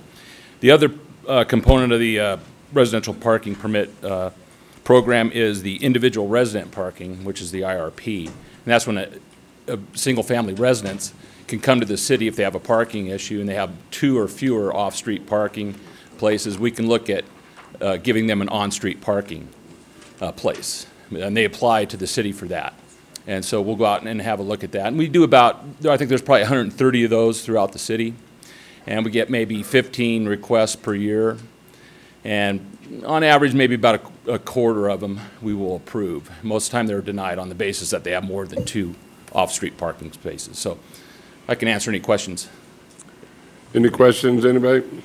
Mr. Guston? Well, I think the reason it's come about, we're talking about Midtown and about that situation has been exacerbated by the proliferation of businesses, which on the one hand we're after, which is good, but the protection that the people have, and Steve, when I read the staff report, it doesn't seem like we grant very many of these. Do you know how this fits in with what we're trying to do at Midtown and the people want done there? I don't think this really pertains in that area. I think we're looking more at time-restricted type of parking so we can get good turnover in that area. So the businesses, somebody won't park there all day long. So we would go with the time restricted right now and then evaluate that and find out. And then if that doesn't work, we would take another look at this for Midtown. But the time restricted would be the first option, which we're going to go forward with? Yeah, first option would be time restricted. This kind of was brought up on Lander Street area too. A lot of residents around there for that portion. Mr. Ashef. So we couldn't, for Midtown, because this is residential, unless it was a residential use at Midtown, we couldn't use this, right? Right, typically this would be used just for residential. So my understanding was we wanted some summary because of what we heard on the Lander Street abandonment. So which one of these programs would be best suited for someone who says, look, you know, if Lander gets abandoned, they take up all of that existing parking. And I know they're supposed to add parking, but if somebody can't get to their home, how does that, which one would fit the best? Yeah, the residential parking district would probably fit in best. And we actually had a meeting with the residents around Lander Street last week, and this issue was brought up. And I did present this as something that they can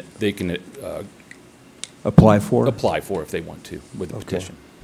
And when you say a majority need to sign out of the problem area, what would that be? Anybody along Lander, or would it? Just anybody in the area that they're looking at. It'd be adjacent to the street that they want You know, so if there's several streets, if a majority would have to petition that live on those streets, and if a majority of them come forward, then we would go out there and look at, see if there's a parking problem, then we'd bring it to you for approval. So if there's 10 homes that front Lander Street, then you need 6 out of 10? Okay. All right, so. Any other questions? Chair's looking for a motion. Second. All right, all in favor say aye.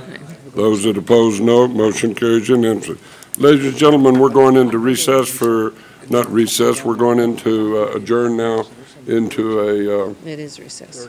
We're going into a recess to have an attorney-client meeting.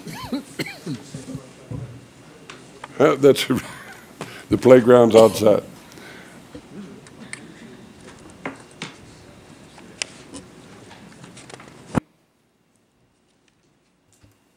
Field of Dreams and or approval of Triple Crown softball. Are there people here to talk on J7? All right. Yeah. Let's move J7 and then we'll go into recess. I think we just want us to move to approve, Mr. Mayor. Well, let's see what she's got to say. Okay. Is that what you're looking for? Yes, for the. Good. Now I'll entertain a motion. Second. Have a motion and second. All in favor say aye. Aye. Those that oppose, no. Motion carries unanimously.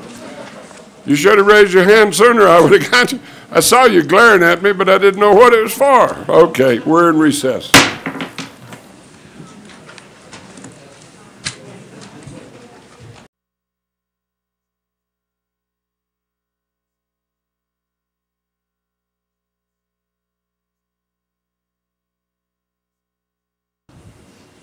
This time we're going to go to the time certain, item L6. Mr. Mayor, can we make a motion on J3 just really quickly? I mean, do we think it's going to take time? Just because I think staff's all here for that. So I just need help from legal on crafting the motion. They gave me the information. You want me to make the motion? Go ahead, since you have Okay, it. I'll make the motion that we continue the agreement with RTC till our first meeting in June, and that we also authorize staff to proceed with the public bidding process for the demolition of the Moana site facilities, including the park and the pool, and not the Little League fields at this time. And then also to, second. All right, now discussion. Just want to make sure that the pre-bid meeting is included in the bid specs, and also that council gets weekly updates via email or call on the progress, so we stay on schedule. Okay, I have a motion. Was there discussion that it could be, would we need to put in the bid documents that the work could be done in phases? Tracy Chase, Reno City Attorney's Office. I do believe that you can request that it be included in the bid documents if you want a certain portion of the project to be, not so much phases, but that portion of the work to be completed first, and then. I'll amend the motion then that it all be done in one contract, but that the baseball park be the first phase that gets demolished so that they could start working on those fields, and that the pool structure would be at least second. But it's in one document. Okay, is that all right with the second? Yes. Okay.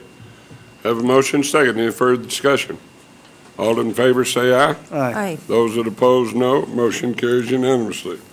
Now we'll go to item L6, group homes at 1500 or 1453 Pass Drive. Mr. Guston. Thank you, Mr. Mayor. Mr. Mayor? Yes. Are you going to stay in on this?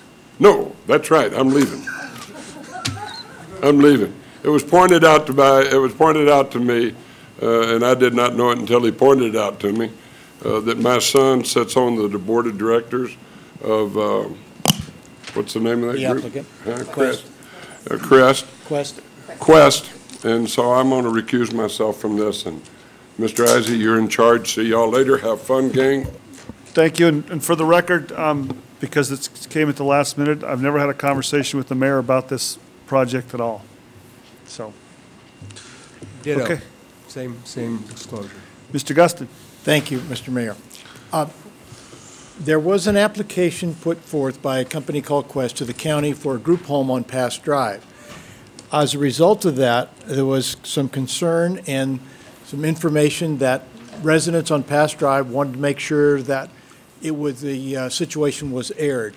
So we put together a meeting on May 2nd at the California Building in the evening from 6 to 8 o'clock to invite everybody in the neighborhood to come and voice their opinions and get the information that the city had and have a general conversation and discussion, which we did.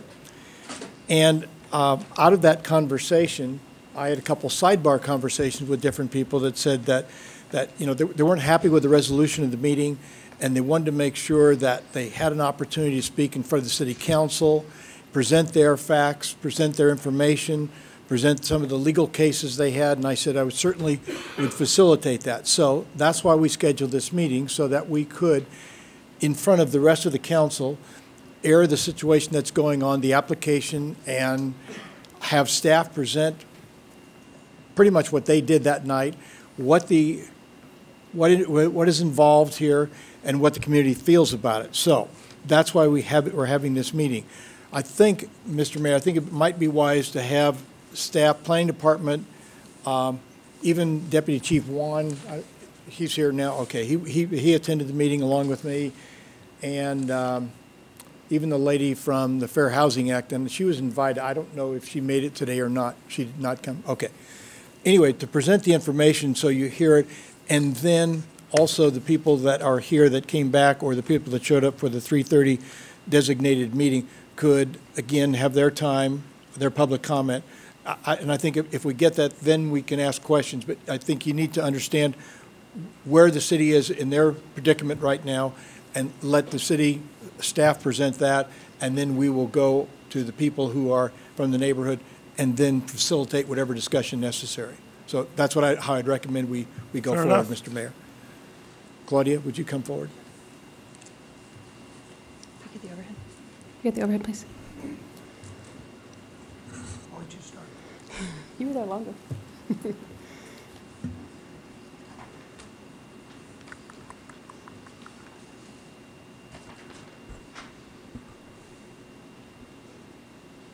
You can zoom in a little bit, please. That's good, thanks. That's fine, that's perfect. Oh, that's blurry now, or I need glasses. Good afternoon, Claudia Hansen, Planning and Engineering Manager.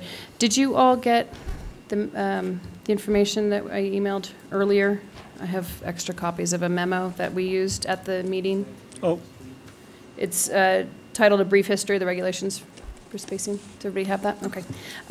So that night, I went over briefly kind of the history of the regulations regarding getting to where we are today on group homes.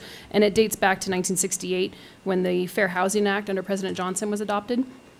And in the Fair Housing Act, it restricts the government from treating protected classes differently when it comes to providing housing.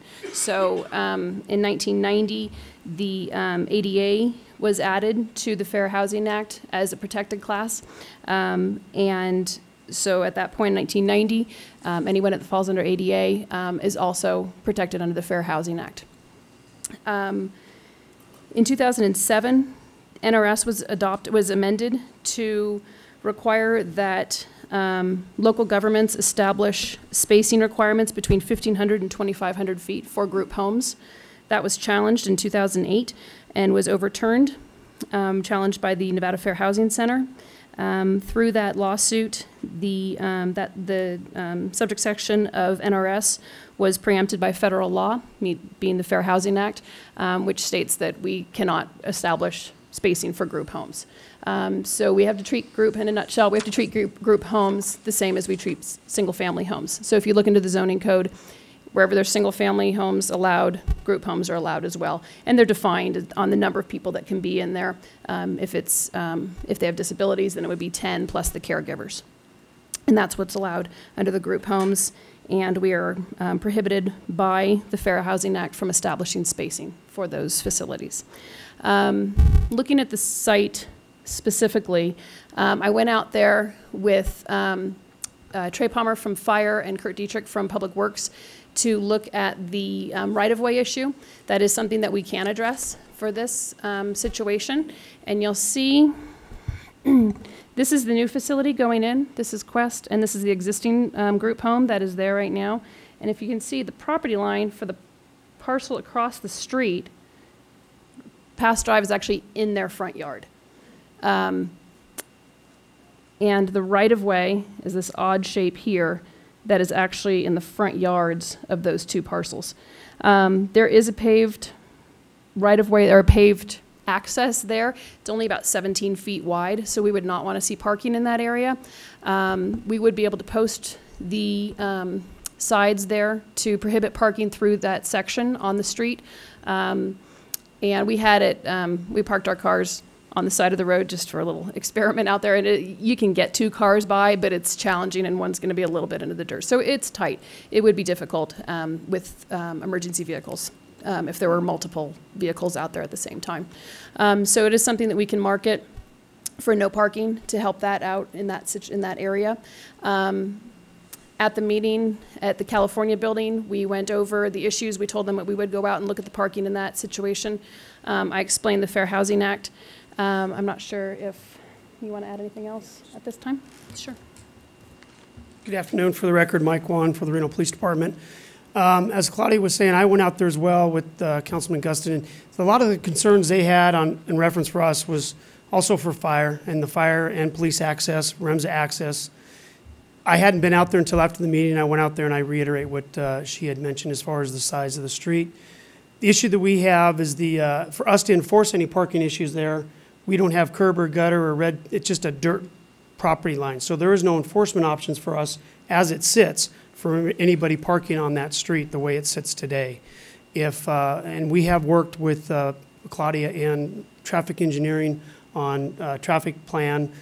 Again, either some type of a signage, maybe even a one-way, I don't know. That's something that's still in the works. We've had officers go out there, speak with the tenants of 1500 Pass Drive about some of their excessive parking. And I was told the parking kind of subsided for a while as far as the multiple cars that were parking there, specifically from about 3 a.m. to 2 p.m., I believe I was told. But again, that probably subsided for a week or so. And then I just heard today that there was an event there and it created parking concerns on Hunter Lake. So we'll continue to work with those departments and look at a traffic plan that will allow public safety to get in and out of that neighborhood in a safe manner. But, excuse me, Chief, but what you're saying is if there is signage and it's marked, then you can enforce parking or no parking or whatever that signage says, right? Correct. And Claudia, because what happened after, as was stated briefly, after the May 2nd meeting, we did get good response from planning, from the police department. Fire also went out, I believe, and John Flansburgh's department, Public Works. So are there plans right now moving forward with regarding the signage about parking? We were waiting for this meeting to happen. We knew it was on the agenda. Okay. So we just went out there last week. I went out with Public Works and with Fire together. And we're ready to move forward with that if council wishes us to do that. Okay. Those are the questions I have right now. We do have the city attorney, and Rob, do you want to speak?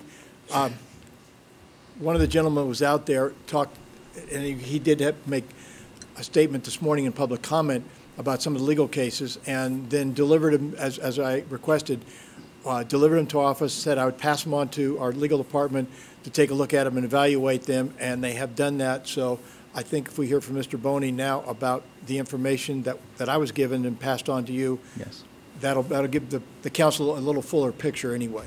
Thank you, Councilman. Rob Boney, City Attorney's Office. And Councilman Guston, I did receive the packet from you, and I have looked at it. As I see, the case right on point that is out of the state of Nevada is the 2008 case that was authored by Judge Hicks. And what that case said in a nutshell is that in this particular instance, the 1500 Pass Drive residence, is my understanding, is going to be a home for recovering alcoholics and substance abusers. That type of individual is a protected class under the federal law. And as Claudia said in her summary, ADA was added, the ADA requirements were added to the Fair Housing Act in 1990. And what that means is you cannot discriminate against an individual because they have a specific handicap or disability. And alcoholism or people in recovery from alcoholism and substance abuse are indeed a protected class. The state has enacted some legislation back in 2007 regarding group homes, and one of the specific requirements in the state's legislation was the spacing requirements as well as a registry. And what Judge Hicks and his came in and said is, you're treating that class of people, the handicapped or this disabled, differently than you would be other individuals who occupied single-family residences, and you can't do that. So the Reno Municipal Code follows along with the state statute regarding the spacing requirements. So we can't enforce those spacing requirements. The federal law, the Fair Housing Act, preempts both state and local law. And kind of a definition of preemption means that the federal government views something to be something of such importance, say in this instance fair housing, that they will not allow the states or local governments to enact any law or ordinance in conflict with the federal legislation. And in this instance, because you're dealing with people that are protected by the Fair Housing Authority, the city ordinance at this point in time, particularly the distance requirement of the spacing requirement, we can't enforce that. Let me ask you a question. When you talk to protective class, I guess that's inclusive. Is there a difference in the definition between handicapped and disabled? In the court's case, they were using the term, they even referenced that because the parties had used the term, one term in their pleadings, they were going to continue to use that term, but handicapped and disabled, from my research, are the same. They're synonymous then? Yes. Okay. Those are the questions I have now, Mr. Mayor. Dwight. Yeah, Claudia, do we require a business license for a group home? No, because they're a nonprofit. Thank you. I have one probably legal question. I know in a single-family residence, we allow 5 unrelated adults. And you just said 10, I mean, someone said 10 earlier for one of these types of homes? In Reno Municipal Code, what it's talking about and I'm going to, give me just a second to find that. It says group home serving persons with disability can have a maximum of 10. And because you're dealing with disability, the Fair Housing Act is going to apply. And that does keep the limitation at 10. So the federal government says 10? Yes. So it's not that we're discriminating, they're actually being I more believe in generous. that instance, we're consistent. It's some of the other requirements that we had, and particularly what the state had, that the court deemed to be inconsistent with the Fair Housing Act. But in other parts of the city, without a group home, it's 5 unrelated adults. Well, and that may be, and I'll... That's the definition of family. Correct. Yes. And that's what can live in a single-family home. Correct. Correct. 5 unrelated. Yeah. 5 unrelated adults, or as many people related as You can can get be in there. Yeah. Okay, I just want to clear that up too. Let me follow on that question, because that was one of the things asked during the May 2nd meeting also. So it's a maximum of 10 in that home, and then the jurisdiction, if it should exceed 10, does that go to the county or does that go to the city? Because the license or the approval was by the county, correct? Yes, Yeah, they're licensed through social services, and I'm not sure if they put a restriction on it as well. Group homes under our definition would be 10 clients. If they go over that, then it's going to become more of a commercial center for rehabilitation, and it would no longer fall into the definition of group home, which would then go to City of Reno code enforcement. It would go to our jurisdiction then? Correct. City of Reno. It may also be with the county, but it would be ours definitely. Okay. And I don't know what they were granted when they were granted that, so, okay. Yeah, I All don't right. know what their restrictions are would be. Because from the that, I county. raised, because a couple of people that night said, well, what's to stop people from having, they want 10, but 16 or 18 or 20, so it is prohibited by our code. Correct, because if they go over 10, then it's no longer a group home. Then it would be a commercial center. Okay, thank you. How's that enforced? That's what I was getting at, yeah. Oh, I'm sorry. No, that's all right, okay. Yeah, It would just be on a complaint basis. complaint basis. I don't know if Alex is here. No. So it'd be code enforcement that would go there? If it was Yes, and complaint-driven? it would be, yeah, planning and code enforcement would work together on that. Okay, thank you. You're welcome. Thank you, Mr. Mayor. Any other questions before we go to public comment? No, I'll wait for public comment before I ask mine. Okay. Greg Formico, followed by Bill Hamma. I live across the street. I don't want any parking signs in front of my house. I don't want a wider road, and I don't want to change my neighborhood. I was living there when that house was built, and that house has problems. Over the years, there's been at least 3 times I've seen people with plastic suits and respirators that have gone into that home. That only spells one thing to me: mold. I don't know if the people that bought this house know anything about that, but I want to bring that up. I just put a $35,000 addition onto my house as a sunroom with nothing but windows. Okay, I have to put security now. I have to do security for my home because this home faces my home. All their windows are facing my home. And now I have to pay monthly dues for security. I have to have new deadbolts. You're changing my life. We have a group home. We already have one, and we have one around the corner. I don't know what more we can do other than be good neighbors to the group home that we have. This amount of people that are going to be in this home, these people right here are playing words federal and state. Federal doesn't recognize alcohol and drug abusers as handicapped people, which means they can only have 6 people in that building. Personally, I don't think they could handle 10 people in that building that have these types of problems. My wife right now is in the sunroom, or she's out in the garden house. The other end of my house is unlocked. That's going to change my life. That's not going to happen anymore. We can't do that. Anybody pays this kind of money for a home doesn't need to bring it into our neighborhood. They can do the same thing in a place that will not bother other people. Thank you for your time. Thank you, Mr. Formico. Bill Hamma, followed by Susan Daly.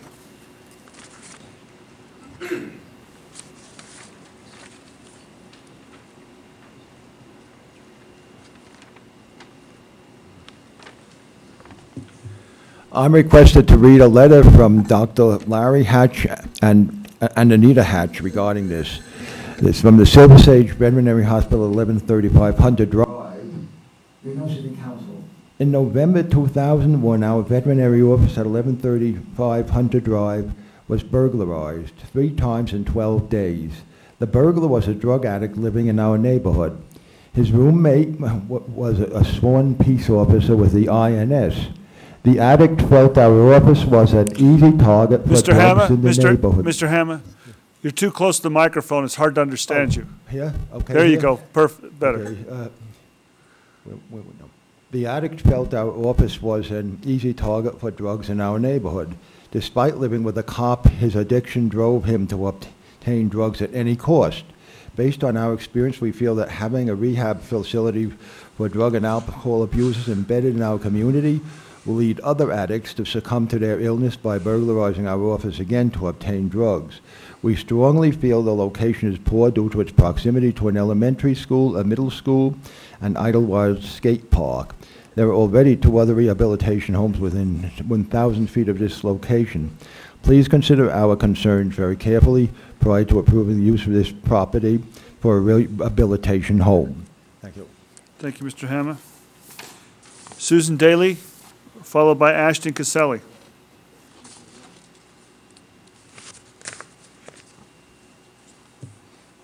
Hello, I'm happy to be here. Susan Daly. I live on Davison Way, which is the cross street of Pass Drive. I own 2 properties on Davidson. Just without having a map here, unless I borrowed yours, Davidson is 2 blocks long. Pass Drive is 2 blocks long. They don't even go quite that far. And they dead end. And we dead end Davidson Way. We hang over Mayberry. I'm a retired school teacher. I am spending the week at Hunter Lake Elementary School subbing for $85 a day. No one is for this group home. Many people are too busy or their lives, whatever. They have not signed our petitions, but they all have sympathy and understanding and a lot of concern. And it's not about not in our neighborhood. I understand as an educator how important rehabilitation is for these people. And I'm all for, especially teenagers, getting some type of help. My concern is the location alone is illogical, impractical, it's ridiculous, it's a crock of cranberries of what they want to do with that house. The road is barely paved. How the zoning ever changed, as a property owner, as a citizen, I don't think I've ever been arrested. I want to know what rights I have as just being a property owner. I've gone through all of the protests and everything legally and whatnot, and it's not about not in my neighborhood. The house itself is not set up. There's silly things. For example, there is a water feature in the backyard with 6 inches of water that has to be filled in. The lake ditch, which flows 16 miles from the Truckee River through Harris Ranch and all the way to Double Diamond, borders the property on 2 sides. Now that ditch is dry 3 or 4 months a year. It becomes a walking path. None of us along the lake ditch. The lake ditch borders 3 sides of my property. It's a walking trail. There's vagrants, there's sleeping bags, there's all kinds of things. It's a great walking trail. If I were a child in that home with a 3-story spiral staircase, with a lake ditch behind, with a field and a cell tower behind that, with access to Hunter Lake Drive, as a parent, I wouldn't want my child in that facility. I feel there's a red flag, there are liabilities. Then you come to the neighbors themselves who live there. The road is so narrow, I don't know who in their right mind would have given anyone permission to build that kind of, or to change the zoning to have that house made, whatever it is, SR11, or I don't know the terminology, I'm sorry. It doesn't make sense. It's irrational. I know somebody wanted the property because it had sprinkler systems, and it's a quaint little house. It'd be a darling B&B. It's illogical. Oops. Thank you. Let me ask you, did our staff, is the zoning changed on this house? I think we have been our house was built in 2002, and I think they changed the zoning in 2001. It was a family residence, and the zoning was changed. Okay. Okay. I just wanted to clear it up. No, wait, That's yes the first or no? I I heard. need to know that. Well, maybe this lady behind you can answer that for you. I understand it was. We have not processed a zone change in this area, I believe, and I'm pretty sure it's SF15. It's SF15 or LLR1. There's a couple different zoning districts in that So area. it hasn't been, so it's the same as all the other houses Yeah. around it? Okay. And the key is this type of use can go in any single-family residential area. Correct. If it was anything from any of the MF zones, SF zones, and the LLR zones, it's allowed in any of them. Okay. Ashton Caselli, followed by Joe Panicaro. I don't want to talk in Joe's place, but I'm going to bring up something that the attorney talked about in that Nevada Fair Housing Center. Do you want to go in a different order? No, it's all Okay. right. Go ahead. We have a plan, and I just can't hold my tongue. When these cases come up that they're talking about and talking to you guys about, they're not telling the entire part of the case. In that case in particular that he's talking about that happened in 2008, it says in here, in one of the paragraphs afterwards, it says, I'm going to just go straight to it. It says that the restriction benefits the protected class, or 2, that the restriction responds to legitimate safety concerns raised by the individuals affected. And that's why we're here. We're here about the safety concerns that affect the neighborhood. That's in that case that he hasn't talked about yet. But what I wanted to talk about, or I was going to give you, I didn't know if we could give you guys things.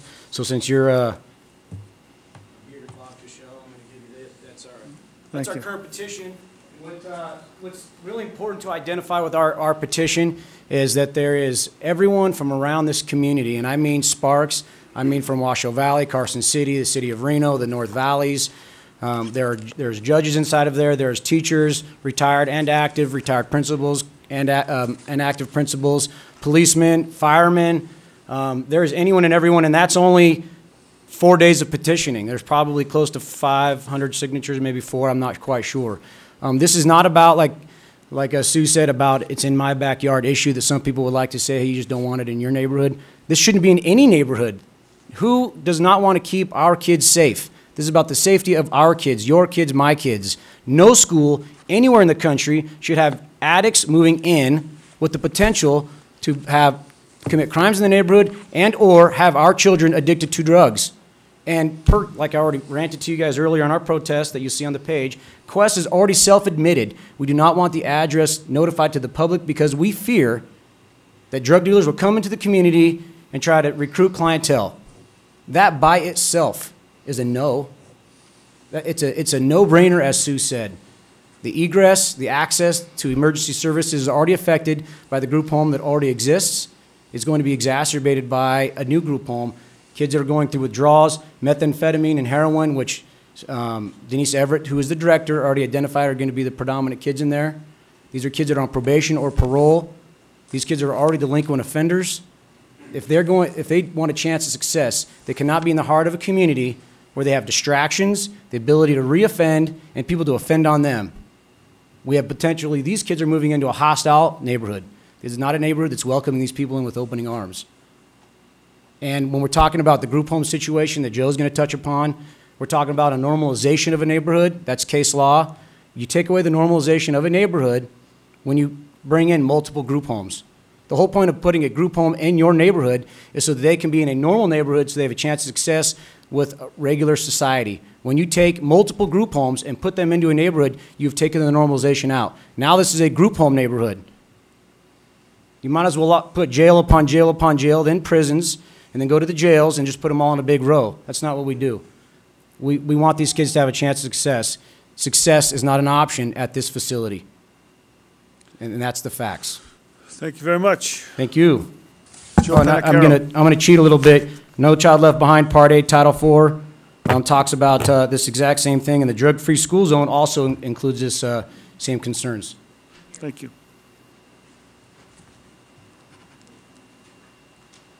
Now, Council is reading between the lines and omitting relevant law relating to the Fair Housing Act. If sued by the Pass Drive neighbors, the city will have major problems with their application of the Fair Housing Act. Now, the 1,500-foot spacing statute that Council referred to has never been repealed nor amended since that 2008 federal court case that he was directing your attention to. It's still on the books. It's still good law, okay? Now, that case that he referred to was simply a local federal court, district court case, never went up on appeal. Now, what he failed to tell you is that that case itself carves out 2 exceptions to the Fair Housing Act and discriminatory practices under that act. One is that if the restriction benefits the protected class, it does in this case. And I have a Minnesota case which actually went to a higher court, okay, went all the way up on appeal to the 8th Circuit. Now, in that case, they had a similar statute. Instead of 1,500 feet spacing between group homes, quarter mile. That case was determined not to be in violation of the Federal Housing Act because of this very exception. They said the reason that they allow group homes into residential neighborhoods is to give the residents of the group home a normal neighborhood to integrate into. And when you have group home next to group home, you destroy that purpose. You no longer have the normal neighborhood. Like Ashton said, you now have a group home neighborhood. So in that particular case that went all the way up to the 8th Circuit, they said this is not discriminatory. The quarter-mile distancing is for the benefit of this handicapped group, that it keeps that neighborhood normal. if you allow this group home to move in next door to the other group home for the eating disorder women, you no longer have a normal neighborhood, and it no longer benefits that handicap or disabled class. Now, you have exception number 2. Exception number 2 is that the restriction responds to legitimate safety concerns. Legitimate safety concerns are the health and welfare of these school kids. You've got Hunter Lake School 1 block away. You've got a school bus stop 2 doors down. The counselors have admitted themselves that the occupants of this group home will be going to school in the area, which means they will be walking to Reno High. They'll be walking to Swope and putting those kids in jeopardy. Now, at that meeting, neighborhood meeting, I heard issues of safety vehicle access, emergency vehicle access problems, home values decreasing. I heard traffic concerns. I heard parking concerns. All of this stuff has been addressed by the courts in the cases that I provided to your council, in which various courts have found that all of these issues are legitimate concerns and do not violate the Fair Housing Act. Also, under federal statute 42 USC, section 3604, section 9, nothing in this subsection requires that a dwelling be made available to an individual whose tenancy would constitute a threat to the health or safety of other individuals. That is a federal statute under the Fair Housing Act. Council failed to mention that to you, okay? Now, I provided all of this, all of the case law, statutes to Mr. Guston and for your council to review. Apparently, he hasn't touched on any of this, nor has he looked up any of these cases, and he's reading between the lines on the 2008 Federal District Court case. So what I'm going to do is I'm going to submit this once again for your review. And you got to wind it up pretty quickly. Okay, and especially I ask you to look at the case Family Style of St. Paul versus City of St. Paul. And this is the one that went up to the 8th Circuit Court of Appeals on the quarter-mile distancing between group homes. And it's right online. This is right online. Okay. Okay? Thank you. Okay, thank you. I don't have any other public comment cards. Anyone else wishing to make a comment? I'm sorry, you've already done your 3. Somebody can ask you a question, though. Okay. I love a question. Okay, bring it back to the questions for the board. Mr. George? Yeah, I mean, I just want to have our attorney address the last comments there, if we can. Thank you, Councilman Dortch. I think what we need to focus on here is this group home, this halfway house for individuals who are in recovery from substance abuse and alcoholism. Recovery is, I think, the key here. I'm more curious about the case he mentioned where it was upheld in the 8th Circuit, I think, where he said that the quarter-mile distance was upheld. I still believe that the case on point here from the District of Nevada will take charge over that, will supersede that case. And the reason the spacing requirements were held to be not enforceable here is because we talk about the FHAA, which is the Fair Housing Act, expressly preempts state law from acquiring or permitting violations of the sections that he referred to. But if you get back further into the case, the opening line of the case, as you go to the analysis, is the Fair Housing Act is intended to equalize housing opportunities for, among other protected groups, the handicapped. What's going to hold more precedent, a circuit court case or a district court case? The district court case out of this is, I believe, going to prevail. But if that case was appealed, would they use that 8th Circuit case? And I don't know the date on that 8th Circuit case. I've looked at the cases that were provided to Mr. Guston, and I've gone through them. All those dates preceded this 2008 case. So I believe that this case is indeed the current case. The other instance that they're talking about, Councilman, is there are 2 exceptions to the Fair Housing Act. And one is that somehow the ordinance will benefit those individuals that it's set to protect, or that there are public safety concerns. When this matter went before the court here in Nevada, the state presented no evidence to show why they needed to have the spacing or the registration requirements to accomplish those goals. So the court couldn't make the findings. So let me ask you this. If we stuck to our code, which says we're going to follow state law, which is the 1,500 feet, what would be the process from here? What happens? I think that this case here has already told us that the spacing requirements are not enforceable. So why would the legislatures not pull that out of NRS? I can't answer that question. I don't know why it hasn't been addressed at the state level. Well, so again, the process then, I mean, so they would have to, if we deny them based on the 1,500-foot rule, I would assume that they would have to file a lawsuit. I would think that we would be. And then they would argue based upon that district court case, I would assume. Mhm. And then from there, we could actually take it and see what happens at the higher court levels. I think what we'd be doing in that point in time is putting ourselves in a situation where we would be enforcing a spacing requirement that the court has already opined as being preempted by the Fair Housing Act. So what recourse do the neighbors have then? I mean, can they go to the courts and ask for a stay, to ask us not to issue the license for, I guess they don't even get a license. I don't, I mean, they just purchase the house and they move in? I mean, this makes no sense to me. Yeah, they don't need a permit from us. They don't need a permit, they don't need anything, they just purchase the house. So how do we deny that? Excuse me. Yeah, sorry. hold on. I know it's frustrating, but I we'll will get back to you. Trust me. We'll get back to you.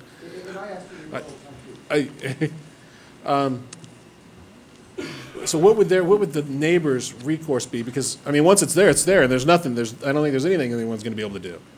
So what's their recourse at this point?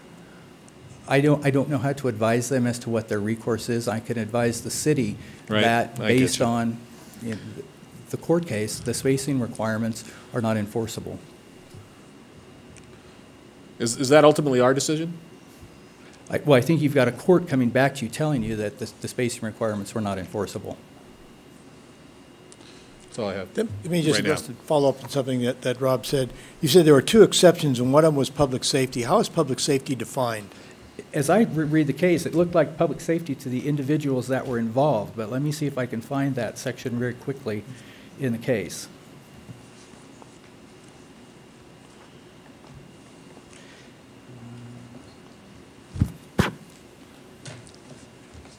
So, handicap-specific benefits or handicap-specific safety concerns is the way that it's phrased in the court case. I'm sorry, Rob, I was talking, say again, please. Sure. It says that the state nowhere justified the statutes that they had enacted by citing handicap-specific benefits or handicap-specific safety concerns. So it's about the occupants rather than the neighborhood. And the safety concerns do need to be legitimate safety concerns rather than being based on stereotypes and justification. Okay. Dwight's got one, then I've got another. Just one more question. Why Dan's? I'm sorry, Dan. That's all right. That's why we brought it here. So there's no process. So they buy the house, they purchase the house, they move in. At that point in time, if we were going to enforce the 1,500 feet, it would be a code violation, correct? You're telling me we can't enforce it. I'm saying if we were to enforce it. I mean, that's really the first step, is we recognize it as a group home, and then we would give them issue a citation based upon the state law that says they have to be 1,500 feet away from another group home. I mean, there's no other way to enforce. I'm just trying to get to where. Sure, and I don't know how we could issue a citation or a violation saying it's in, they're too close together. They're too close because they are not within 1,500 feet apart from one another. When we have a court case telling us that we can't enforce that. Oh, it's a Supreme Court case? I thought you said no, it was it's a U.S. District Court case. I thought you said it was a district court case. Yeah. But I still think we need to adhere to that case. There's law out there that says you can't enforce that condition. I guess I'm curious as to why no one appealed that higher. I mean, that seems. I mean, it seems like it's an important enough case that you would have thought someone would have taken that to a higher court for a ruling. We are in Circuit 9. That's probably a good point. Councilman Hashef? So what process, the county issued the license, right? I spoke with the director of Quest, and I believe they have applied. I'm not sure if they've received the license yet. So They're not open yet. Yeah, they haven't moved in yet. No. So what due diligence do they do? I mean, ultimately under this exception, somebody needs to look at the facility and say, I mean, you can have up to 10 people. How do we know there's only 2 bedrooms in there? I mean, what potential code violations would be in play? Because they don't have a sufficient number of bedrooms. How do you know people aren't slipping on the floor? I mean, Well, who needs to, somebody, usually we would review the occupancy status to make sure that the facility or the house can accommodate what they're going to do, right? And the county would inspect the house through their licensing process. Okay, that's what I wanted to know. So what else do they do? Do you know? I don't know specifically, but I know they would inspect the facility. And then what about under public safety? What about access and all those other issues? Do they review that, or is that up to the city? I'm not sure. We would look at it as, we would treat it the same as a single-family home. If there's adequate parking, you need one parking space per Well, bedroom. that was my next question. And so we would have, it would fall into that parking category, would be one space per bedroom. But I don't see the county doing that, would they? Probably not. So one way or another, we would have some jurisdiction to determine whether the number of occupants, how many cars they're going to park, just like any other facility, they can at least meet code, right? Correct, and both, this facility has ample parking. It's a large parcel. Okay. What about access? It's a regular driveway to the But parking area. what I was hearing from the police department is, I mean, unless you sign it, there could be additional violations, correct? Well, that would be within, on Pass Drive, we can sign that for no parking. So if somebody's parking there now, we wouldn't be able to cite them. But if we do post it, no parking, then we would be able to. And that's within our right-of-way. That's not on their parcel. And that would go for anybody parking there. Okay, so I guess we need to find out from the county what kind of inspections they do of the home in the first place. We to can make find sure that out. that can find they that haven't exceeded the occupancy, or I just can't see us not having some jurisdiction over this house in the city. Craig Scott from the City Attorney's Office. Councilman Hascheff, I'm not going to be able to provide any specifics, but I did have a group home case maybe 10 years ago.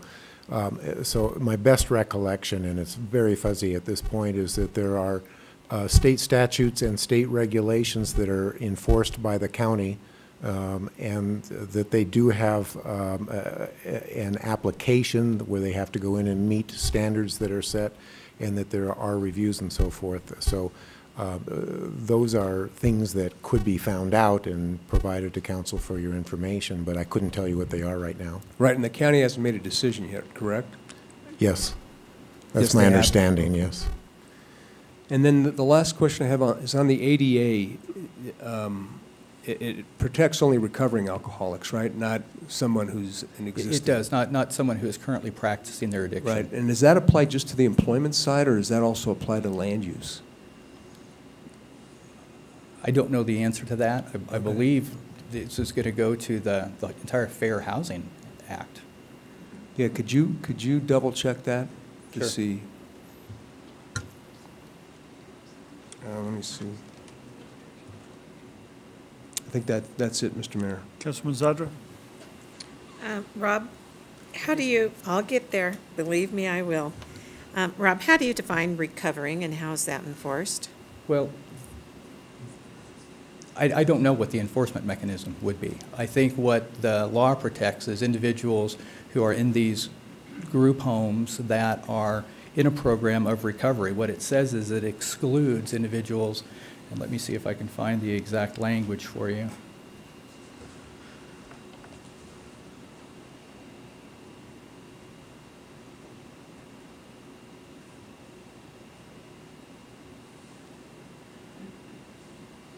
Says here, drug addiction is other than addiction caused by the current illegal use of drugs and alcohol. So they're currently using. But if someone is in a program of recovery, the goal is not to use.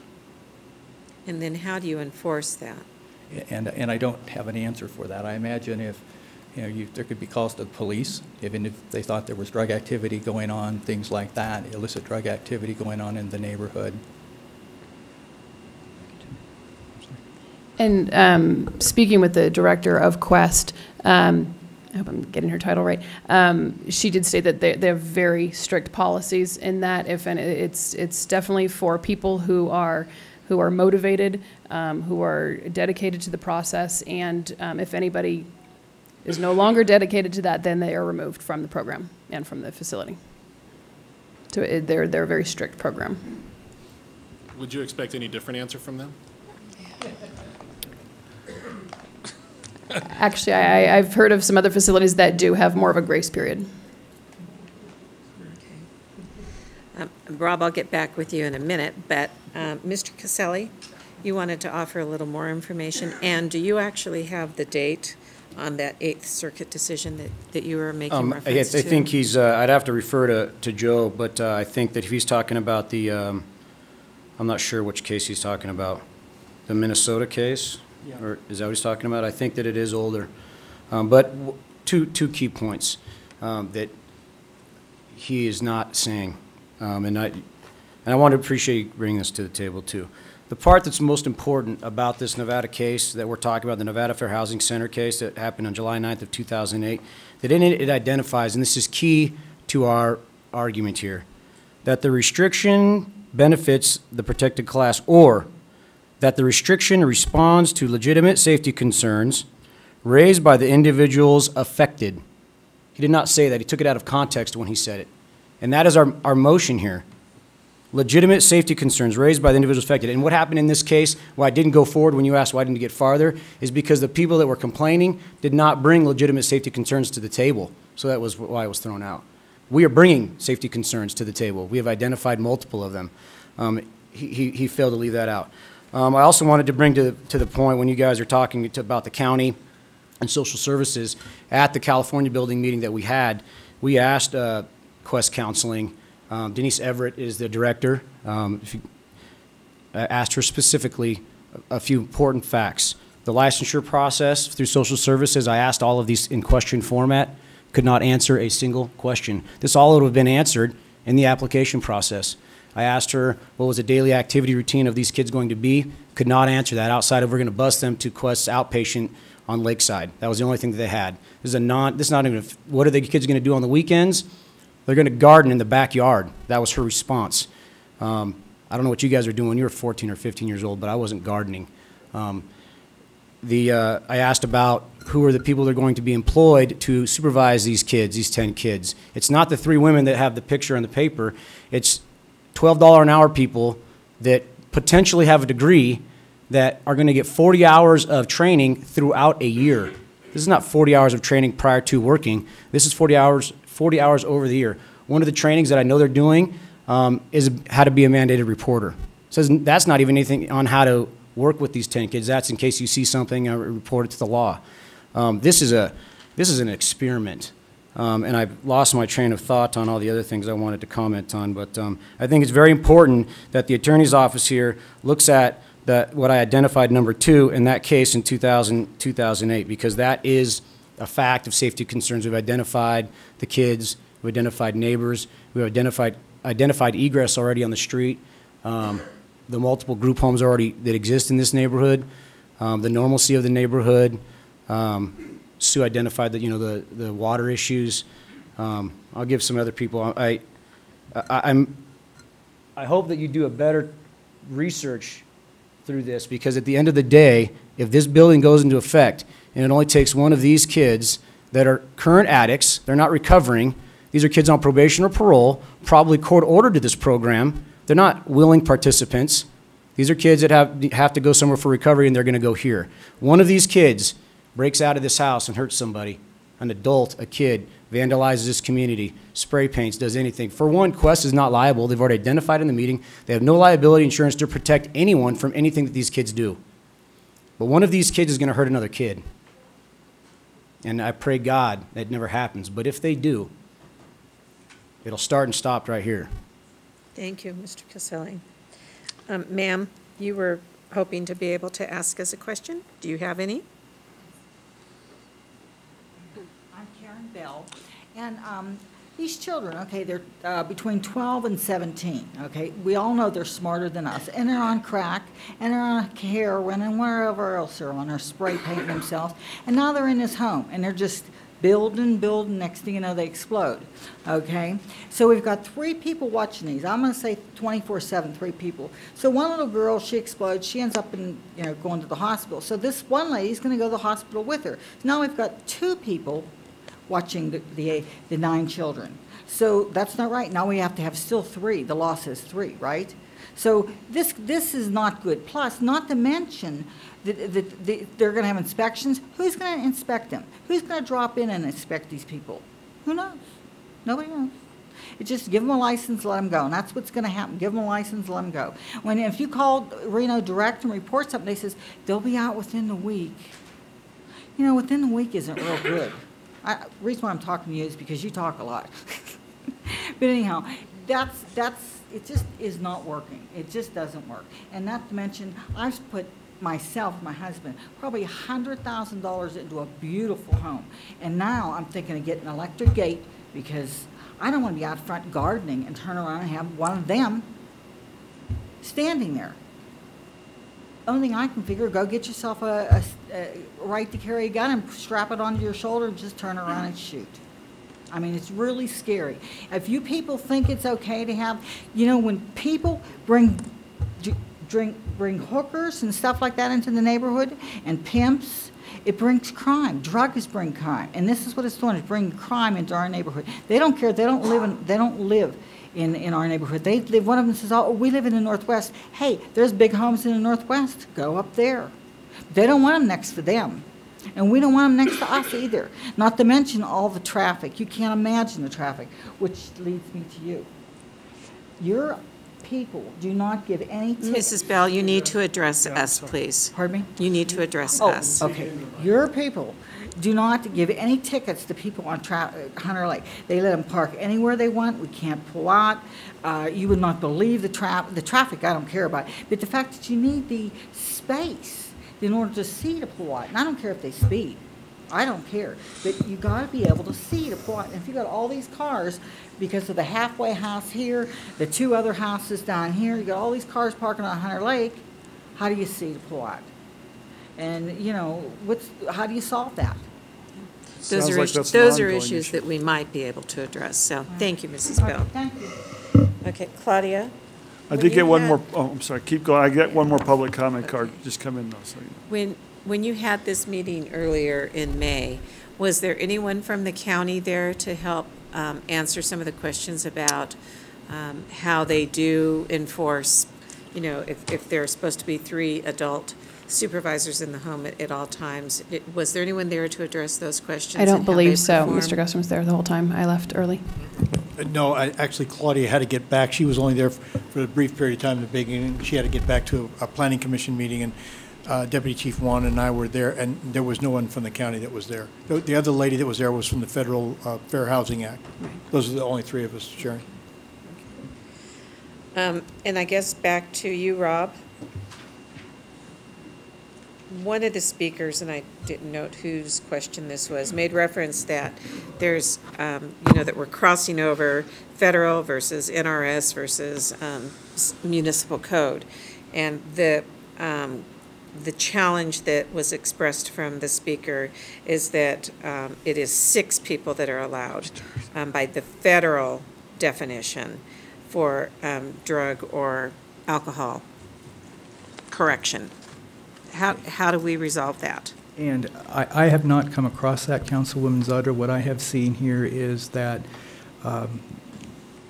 the portions of the state group home statutes that have been preempted did not talk about 6. And so I believe that the 10 that is in Reno Municipal Code is still valid. The hierarchy of laws, and I'm sure Council knows this, is, so you start at the federal level, you go down to the state, and then the local governments create their ordinances. And what the Judge Hicks case said from 2008 is that the state statutes had been preempted by state law, and yet a portion of the Reno Municipal Code follows state statutes, so it's not enforceable, at least the spacing and the distance requirements. So, I think the Reno Municipal Code portion that deals with the 10 in a handicap facility, I don't believe there's an issue with that, but I certainly will check into that to ensure that that is indeed okay. I asked you earlier for the definition of recovery. This one's the definition for legitimate safety concerns. Well, and again, I go back to the case and the way that the case is written. It's in two separate sections, and what it says is that the state, while the state was talking about its group home statutes, did not offer any explanation that the statute benefited the handicapped or responds to legitimate safety concerns rather than being based on stereotypes. And then as you continue down in that same paragraph, it said, the state nowhere justifies the statute by citing handicap-specific benefits or handicap-specific safety concerns. So, you know, to me, it leads back to the exceptions have to be to protect the quote-unquote handicapped.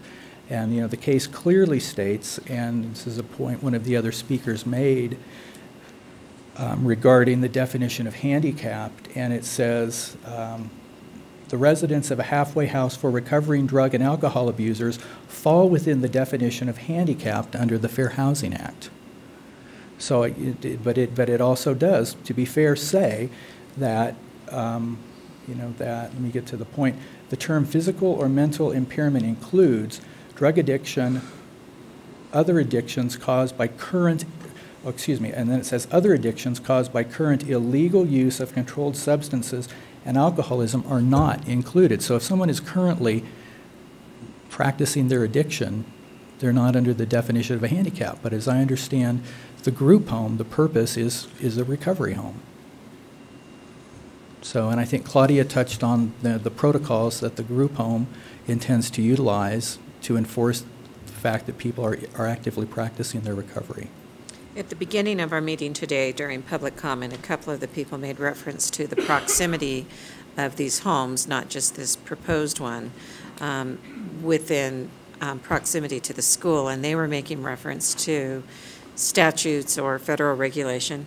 I didn't take physical notes of it at that point, but they were making reference that there is a restriction to the proximity to a school. I have not seen anything in the Fair Housing Act that talks about any spacing requirements, and I think had those spacing requirements exist, they perhaps would have been included in the 2008 case that says you can't enforce spacing requirements but for these specific instances, and I did not see that.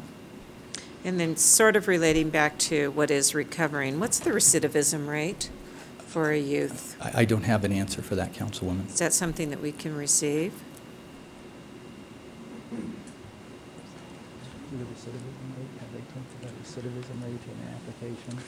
Just to remind everybody, what our agenda item is to ask those questions to come back later, Right. if that's what we want to do. So I don't want to put everybody on the spot right now with questions that they have no opinions on right now. If I may, Mr. Mayor, you know, we don't license it. Yeah. We don't know who inspects it. I certainly understand from hearing the people on May 2nd and again today, this morning, the earlier today and now, I understand their frustration. I think I have the same kind of frustration because there seem to be, maybe the things we need answered, and the reason I need to bring this up, the reason I brought it today was the last I heard, this home was going to try to open June 1st. And I wanted to find something, get something on the record that we could do or not do by then so we'd know where we're going. But I hear things like the public safety raised by the people concerned here, the ones, and I think that's a legitimate statement to make. How much validity and how much water it holds in court, I don't know. Then I also wrote down, and I think there's some legitimacy to the normalization of a neighborhood, and it seems like when you're trying to put back, you hear about halfway houses, people coming out of prison, they're in a halfway house, so they're, again, reinstated into society. Is that something that's important to the qualification whether this home exists or not exists in this particular neighborhood? I think this is where Sharon was going with I don't know what the definition of the drug-free zone is. In a couple of those other things that were mentioned, what protection do these people have for their neighborhood, and what basis could we, through code enforcement, deny people living in that home? And that's, I wasn't, you know, I knew there was a long stretch to bring this today and try to find that out, but how do we get to that next? I almost don't want you to answer those things now because I don't want to know why I can't do it, but how do we find out how we can exclude or what the exception can be made because it's a safety concern, it's a school concern, it's a neighbor normalization concern. Those are the things that I've heard again today after hearing them the other night. How do we do that? How do we get to the point where, and I think one last thing that exacerbates it is you have one group home, now you have one right next to it. I guess we really don't want to know how many of them are in the community, but we really didn't know that. But I guess if I'm living over on Pass Drive or Davidson, to have them in that close proximity, I'm jumping here a little bit, but the other things about the street, and we heard about garbage trucks and safety vehicles and so on, those exist now. I mean, so that's something that Chief Juan brought up, and that's true. But what do we do for those neighbors that are there for this group home? I know they're well-intended, but there seem to be an awful lot of questions that are at least unanswered. And what rights do those people have that live there? How do we get from here to there is what I'm trying to ascertain. Pardon me? I do have one more public comment card. I'm sorry, I didn't hear what you said. Hang on just a second, please. Ma'am, I'm sorry. I've got other people who've signed up that, ma'am, would you sit down, please? Please? Let me run the show here a little bit. Brady, she did. Brady Shields. No, she didn't. You're right. She did it earlier under public comment, but not here. Hi, my name is Brody Shields. I'm currently a senior at, that's all right. I'm currently actually a senior at Reno High School. My family has lived in the Westfield neighborhood for the past 5 to 6 years.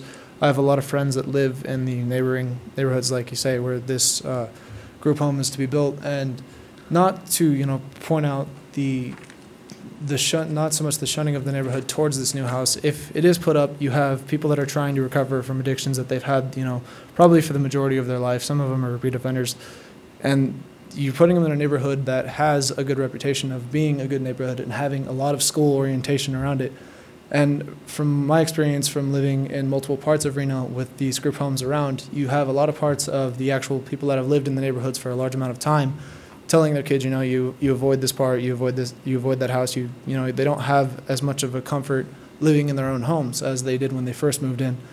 And putting these homes in there, having a younger niece myself, knowing that there are recovering people within my neighborhood, I personally would feel that less safe for my family being around. And I know others would probably feel the same way. Thank you for your time. Thank you very much.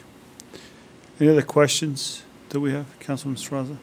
Just a couple, staff, I don't want to belabor the point, but there must be something, theoretically, then every house in this area could turn into a group home under what the city attorney's analysis is.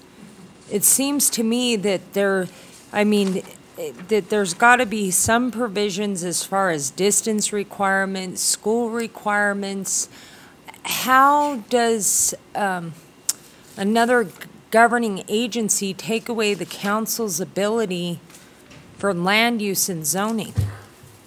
That's a question that I would like addressed when it comes back to council. I don't know if Councilman Guston, this is going to come back. But to me, you have, theoretically, you could have every single one of those homes be a group home. And if I can just comment on that briefly, we actually do have a number of neighborhoods throughout the city with this situation. It's not uncommon for a company or a nonprofit to go in and purchase a number of homes on one block.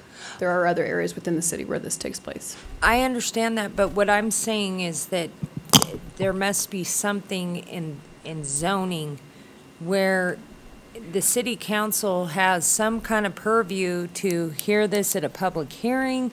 I just don't see how we don't have any input whatsoever on what goes on in a neighborhood or a land use case or anything. So what happens if you have all these homes and it's 10 people in each residence in a single family residential area? you would theoretically be losing the character of that area of exactly what's defined in single-family residential. And we can bring back a full description of that, but it is just that we fall under the federal law, under Fair Housing Act. And that's what it comes down to. But we can bring back a full explanation of that if you'd like. Claudia, will you put up that first map you put up of the property lines? Mm-hmm. While that's coming up, I just wanted to state that, while somebody else was speaking, Alex Woodley brought it up to me, the existing license for that area. There has been a group home there since 2006. So it's not a new There was a home there that served somebody else prior to these people buying it. Correct, and I don't know if it was youth or adult. It doesn't specify that, but it was a for-profit, so they did come in for a license.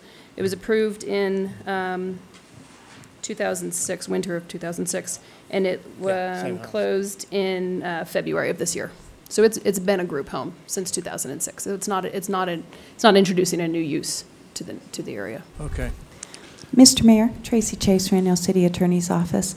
I wanted to add to your thought processes. I do believe the state of Nevada actually, the legislature had a committee review this, and I don't know the results of their review.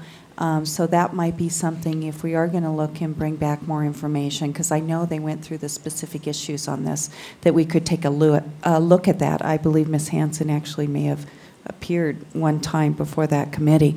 So there may be something that we could gather more information on what the state of Nevada is doing. Okay. Can I ask you another question? Go ahead. I'm sorry, Dave. Go ahead. I was going to ask Ms. Bell a question. She has her public forum right here. I'd like to know why we're all paying taxes in here, and our city attorney is protecting them. And he's citing things on their side, but nothing for us. If they have our city attorney, or if there's more city attorneys, it will give us one too. We're paying taxes, right? Gotcha. So why don't we do this all over again and let us have a city attorney, then he can say this and he can say that, and then we'll have a fair, because there is not fairness right now, right? Okay.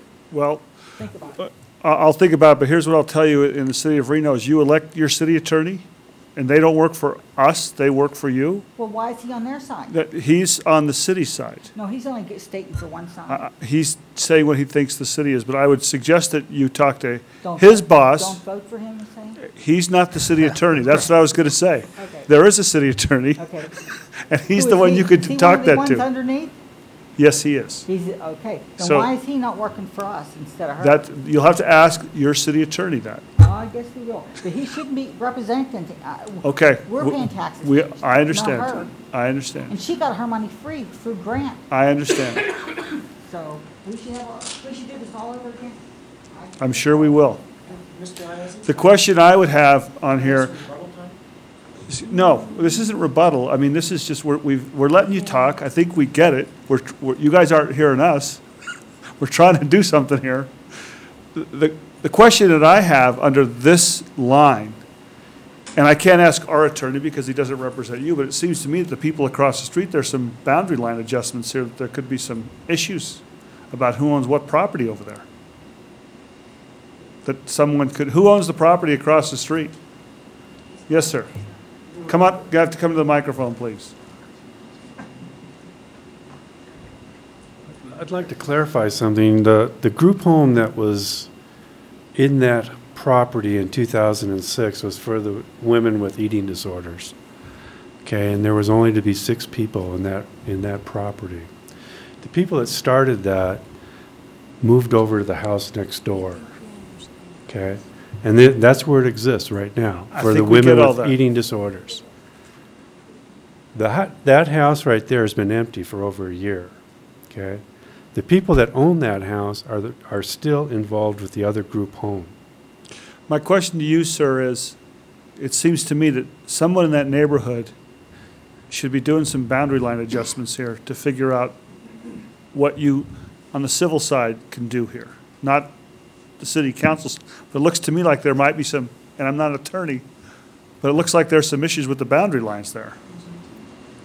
Well, So- it's an old neighborhood. Pass Drive is the gentleman who built the whole neighborhood. He had I'm just pointing something out that I saw early on that you guys could be looking at. Thank you. Can I just ask a question about that? I guess I can't stop you, because I'm sorry, you guys, we have to come to some conclusion here. You're right. And we understand what your issues are. We honestly understand. And I think you're trying to understand where we're trying to get here too, is we're going to ask the city attorney, in my opinion, to come back with some information to clarify some of the stuff that we've been asking. We don't grant the permits in the first place, so we can't stop the permitting from happening. Is that, Well, I have Mr. a quick comment. Okay, go ahead. Go I ahead. was going to say, maybe, I don't know what the issue date is. You said it might be as soon as June 1st. So what I was going to ask staff, if we don't have anybody here from Fair Housing, we don't have anybody here from the county, is to call those folks up and ask them to just kind of put this thing on hold until we have a chance to, that gives the city attorney an opportunity to review the cases. I think the Eighth Circuit case would be relevant. It may not be controlling, but at least it's interpreting a federal statute, so it would have some relevancy. And then I'd like to hear from the county, what process are they going to go through? Do they inspect the house?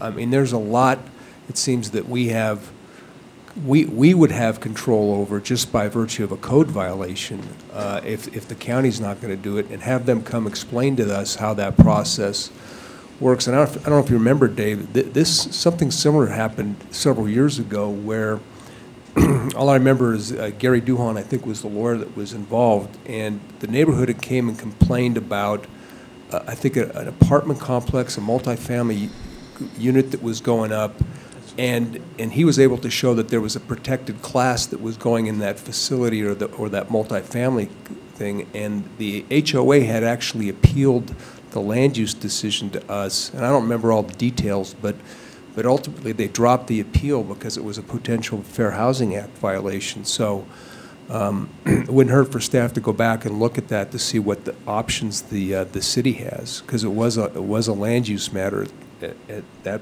point. And I'd like to know from the county what process are they going to follow? Are they going to cram 10 people into this plus 3 supervisors, and what are they going to do for parking and other safety issues? Okay, we can make that request. Pierre, I'd like to include in that the legislative history too. I mean, if since 2008 they've had interim studies on this and they still haven't changed that distance requirement, why? I mean, do they know something? Did something happen in the legislature that they determined that was still relevant? Yeah, and I think that's a fair question. But I'm also going to assume that they probably haven't got around to fixing it, just like we fix our ordinances years after. But I'm just saying, if they did have an interim group that looked at it, right, and if they would have determined that it was relevant, then maybe they would have gotten rid of that 1,500-foot requirement. I mean, if they did have an interim study group that looked at this, I would think that they would have taken that out if there was an issue with it. So maybe there's a reason they left it in, is what I'm saying. Mr. Custer, what would you like to? Well, go right ahead.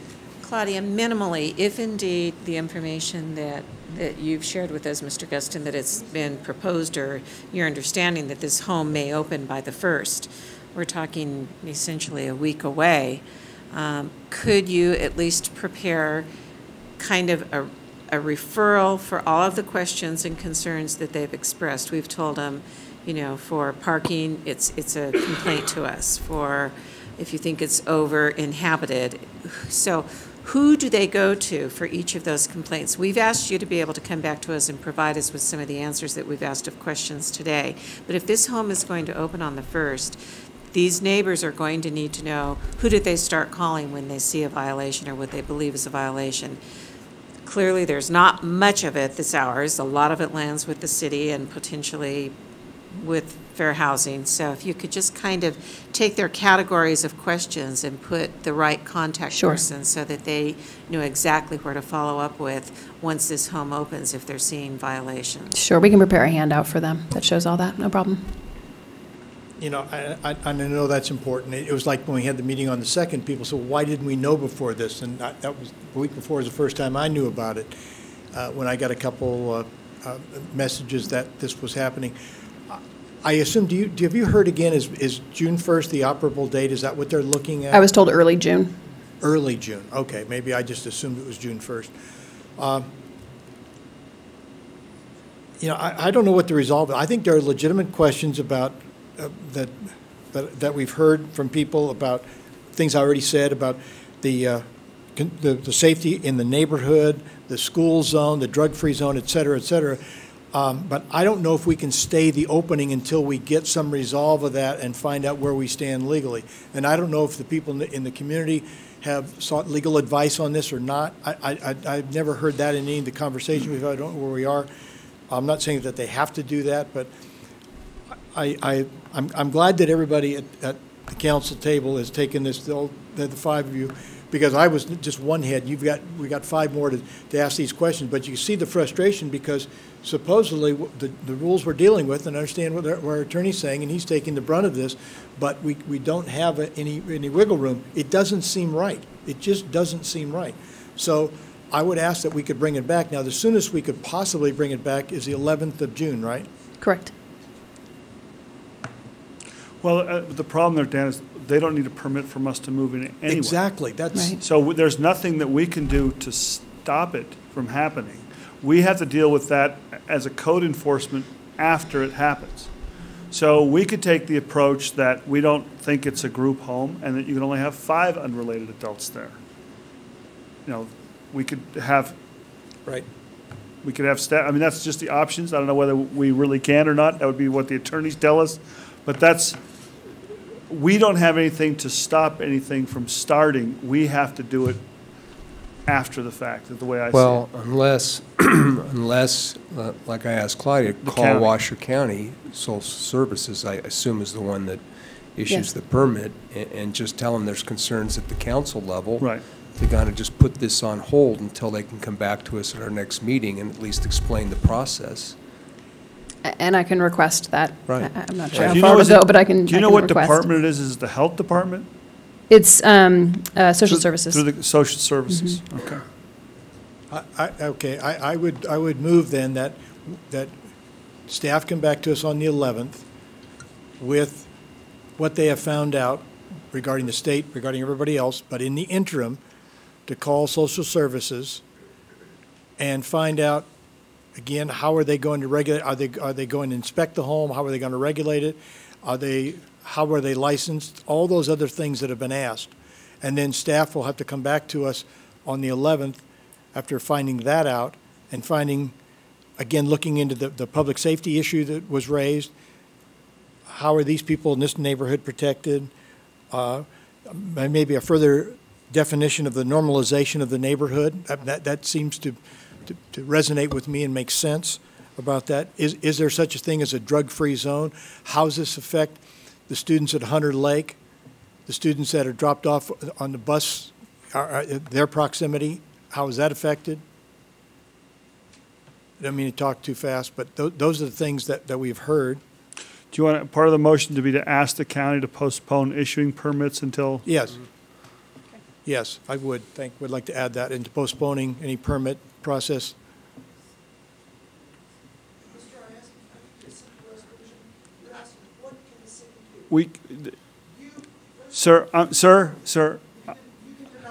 Sir, we cannot, there's no zone changes here. That's what you're not paying attention. They're not asking for a zone change. It's still. Okay, we can. The problem is, and it was stated earlier, this use is allowed in any residential zoning. They're not asking for anything special from the city at all. It's allowed. It's an allowed use in that zoning. Okay, do you have I have a motion? I do. One other thing, would you like us to move forward on posting it for no parking along in that area? Well, do you have authority from the property owners there to do that? The property owner of that questionable parcel that sticks out there, he actually was there when we were looking at it, and he said he would work with us and he would be happy to allow the signs to go on there. Yes, then I think that's a step in the right direction, too. Okay. Motion is second. Any further discussion? I guess all I'll say is don't oversell. All in favor say aye. Aye. Opposed? Motion carries unanimously. Does whoever dropped this up, would you like this back? This packet, is this? You probably want that back. Item J4 is the discussion regarding the interlocal cooperative agreement.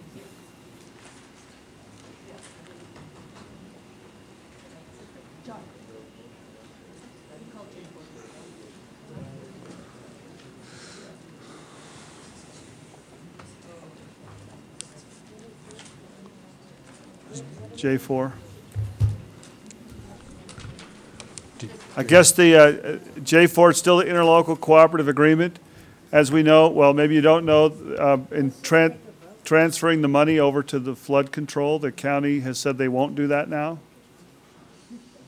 until they get to change the voting structure. So what's our recourse? Yeah, I think we sue.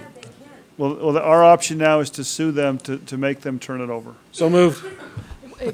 Susan Ballroth, Deputy City Attorney. I think Mr. Aldean has an update on what Washoe County's action yesterday, wherein they approved the agreement to transfer. Oh, they did?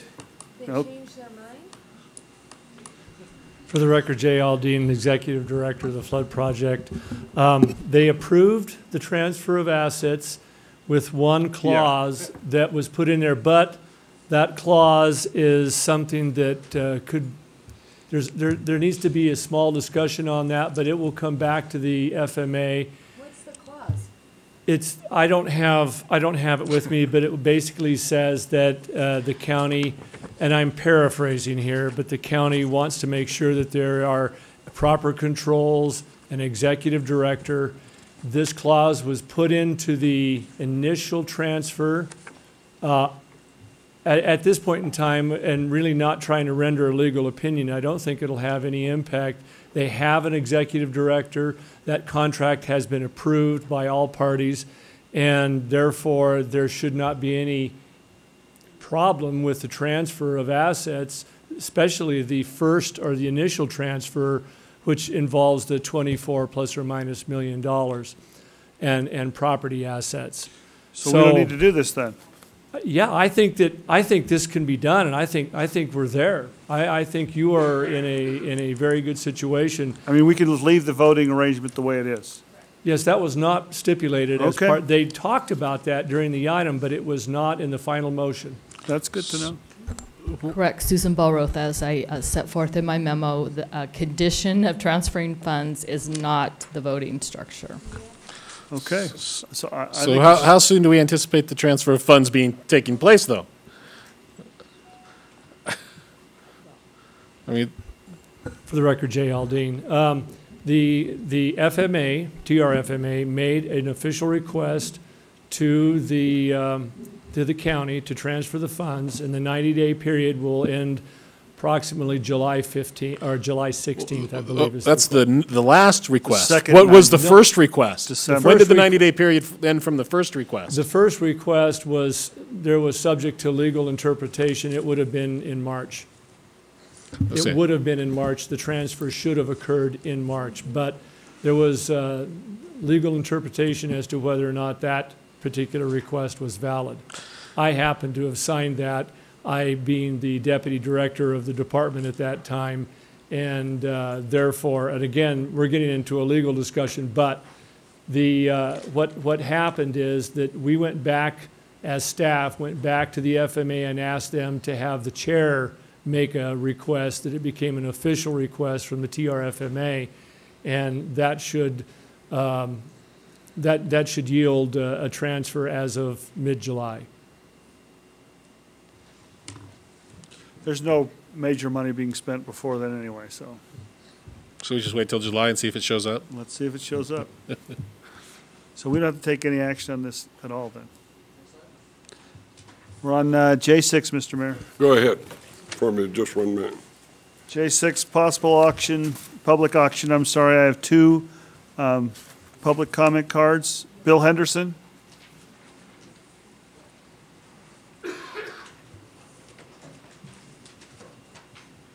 Good afternoon. I'm Bill Henderson from Sky Tavern Junior Ski Program.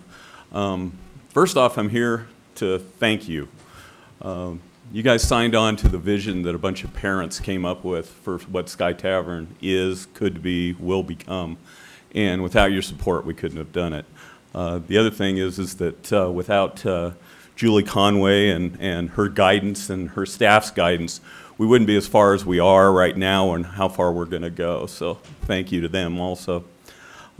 Sky Tavern partly out of necessity and partly out of design, has become very much a home for a lot of recycled things. We try to make do with what we can find and make the program better and make the whole process work with maybe what's other people's cast-offs. Moana Stadium has a short list of things that we can use to maybe to make the program a little bit more enjoyable for some people, and my hope is that you'll you know, donate them back to Sky Tavern, and you'll all come up and use them also. You're looking at it's chain link fencing, storage shed, and some netting. That's what I see with your name on them. Right. It's very small, but Okay. you know, this was an opportunity to also say thanks. Okay. The other thing is, and he disappeared on me again, is Mr. Iazzi and Mr. Mayor came up and helped us pull down a lift a long time ago, and hopefully later on we're going to be able to get rid of the last remaining old lift that we have, and maybe we can get you guys to come up there and do that again. I still have my chunk of that rope. It's good. Okay. So anyway, thank you for everything, and maybe if you could vote on bringing snow back to Reno, you'll make some future voters very happy. Thank you. Hey, Bill, it's supposed to snow in the Sierra on Friday. Yeah, I know. Really? Rick Gardner. Which one we on?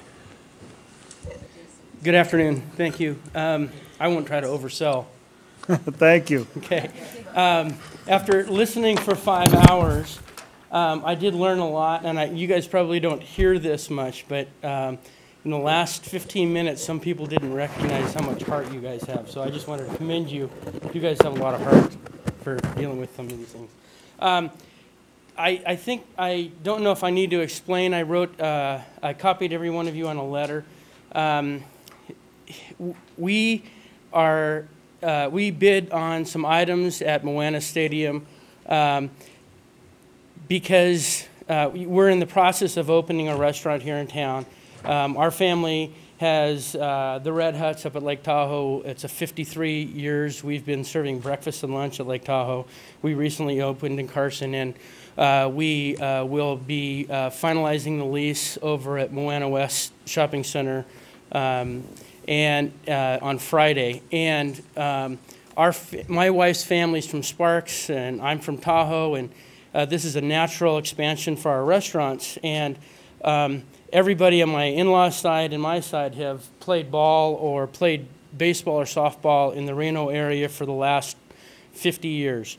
And I think our only attempt was that there are some things in that stadium that should be saved. What are your in-laws' names from Sparks? Bernie Anderson. Oh, okay. Yeah. And my wife is Kelly Anderson Gardner. They went to Reed. They didn't go to Sparks like some of you guys. Well, did. then don't say Sparks then if they went to Reed. Her grandmother went to her grandmother went to Sparks. There's a couple railroaders up here. Sorry. And they're all sitting on this Okay. But our intentions are if the city wants to save some of the memorabilia or some of the memories, we would love the city to save it. But rather than some of these things like the signs and the foul poles that'll probably be torn down, or the home run markers in center field that are painted on the fence, rather than us in our restaurant painting those on the wall, it would be nice to just attach it to the wall. Have the original. And we think the proper use would be for you guys to save as much of it as you can in this community yourselves. So if we give it to you, can you get it out in 2 weeks? Yeah. Okay. Yeah. Arch sign, I think the arch sign we're keeping, We're right? planning That's The a arch sign historical- was, I would hate Yeah. that to go anywhere but We're you not- guys, but hopefully you guys use it. Yeah, we have to. And where Mr. are you Henderson, opening same on? question, 2 weeks? That's right, that's right. And the only thing I might arm wrestle you on, and we'll talk to them about that, is the staging, so. Yeah, let's take out the staging. Okay? Okay, thank you. That was our only request. And Those are thank the you only for two the public consideration. comment cards, Mr. Mayor. And hopefully we'll see you at the restaurant in September, October. Thank you. Well, let's make a motion to approve. What all are we doing? Talk about what Well, there are a couple of these have different people on them, so we can't just approve them. And the one, I'll make a pitch for the portable stage platforms. I think that the local companies rent those out all the time. And if we donated those to Art Town or someone who made it available to, I mean, we have to rent those all the time. Yeah. Which is probably why Max Second. Stage Rentals wants to do it.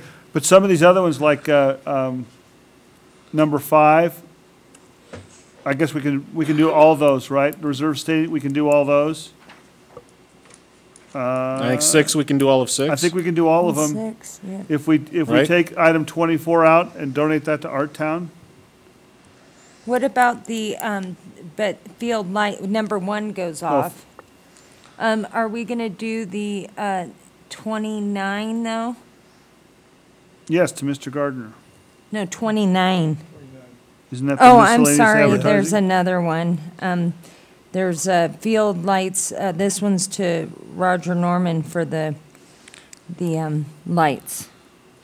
But that would include bleachers too, and I don't know if that means 5 and 6. What is his bid? Do you see that? He just had a lump sum bid of Yeah. What was 15,000. Mr. Norman, what was included in Mr. Norman's bid?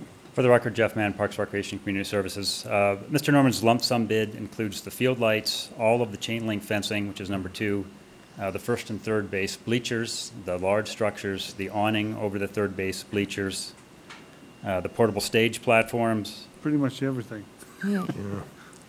and that's it. And he increased his bid to $15,000 And that for was those items. For just about everything there. Yeah. And you can work with, deal with him on the stage probably. Well, I think that I'd rather have it in a restaurant that's right down the street on Moana. Then I don't know what he's going to do with those signs and stuff. So if we take this bid and give these people these Well, things. that's what I'm wondering. Can we then go he ahead can and move forward with 5, 6? Yep. You want to give the 24 to Art Town? Art Town, Yes, yeah. please. And then see what Mr. Norman's bid would be for what's remaining? Yes. Yeah. Take out the little Just go back signs to and him to things. see? Yeah. But can we make the motion contingent, the stuff's gone in 2 weeks too? Right. Contingent is gone in 2 weeks. But David, let me sure I Well, do understand. we need to have a special meeting then to approve whatever he brings back? Can we Right. continue this meeting to? No, Well, this would. it doesn't have to be, after it doesn't have to be gone, it has to be gone by our next council meeting, or so we could decide it then That's on the June. 11th. Yeah, but I understand Roger would get everything he wants except for 24, right? 24, and then 5 and 6, and then the signs that we gave. Yeah, I think it's 5, 6, 27, 28, 29. Yeah, 5, 6. Mr. Gardner wants, 28, 29, and 24. I'll make a motion that we give number 24 to Art Town. Right. Okay. 27, 28, 29 to Mr. Gardner. 30 to Park House and Building Movers. 31 to Sky Tavern. 26 to Sky Tavern. 9 to Sky Tavern. Hold on, 31 to Sky Tavern? Yep, they're the only ones who wanted it. Mm-hmm. Feather River College would get, number 6 would be divided the way it is in the staff report. Number 5 would be divided as is in the staff report. Number 3 and 4 would go to Mr. Norman. Number 2 would go to Sky Tavern. Where's 3 and 4? What are you talking Yeah, I'm about? not. let's go down, I'm I'm going I'm on the losing same you. sheet that we got a different sheet? Oh, okay. Yeah, I'm losing. This is the staff handed one out. Okay, I don't have that. Do we have another one? or Staff, you got another copy of the sheet you passed out? something? Okay. Hold on. That's all I have. Mr. Mayor, Yeah. Tracy Chase, Reno City Attorney's Office. The donation to Art Town council member needs to go through a resolution under state law. But Okay. we can certainly bring We'll that back. just take it off, that's all. For process purposes. We'll just take that off. Mr. Gardner would get what he wants. Sky Tavern would get what they want. But we need to do, can we have the sheet up there? Maybe that would help. Maybe that would Jeff, help. because I don't have that sheet.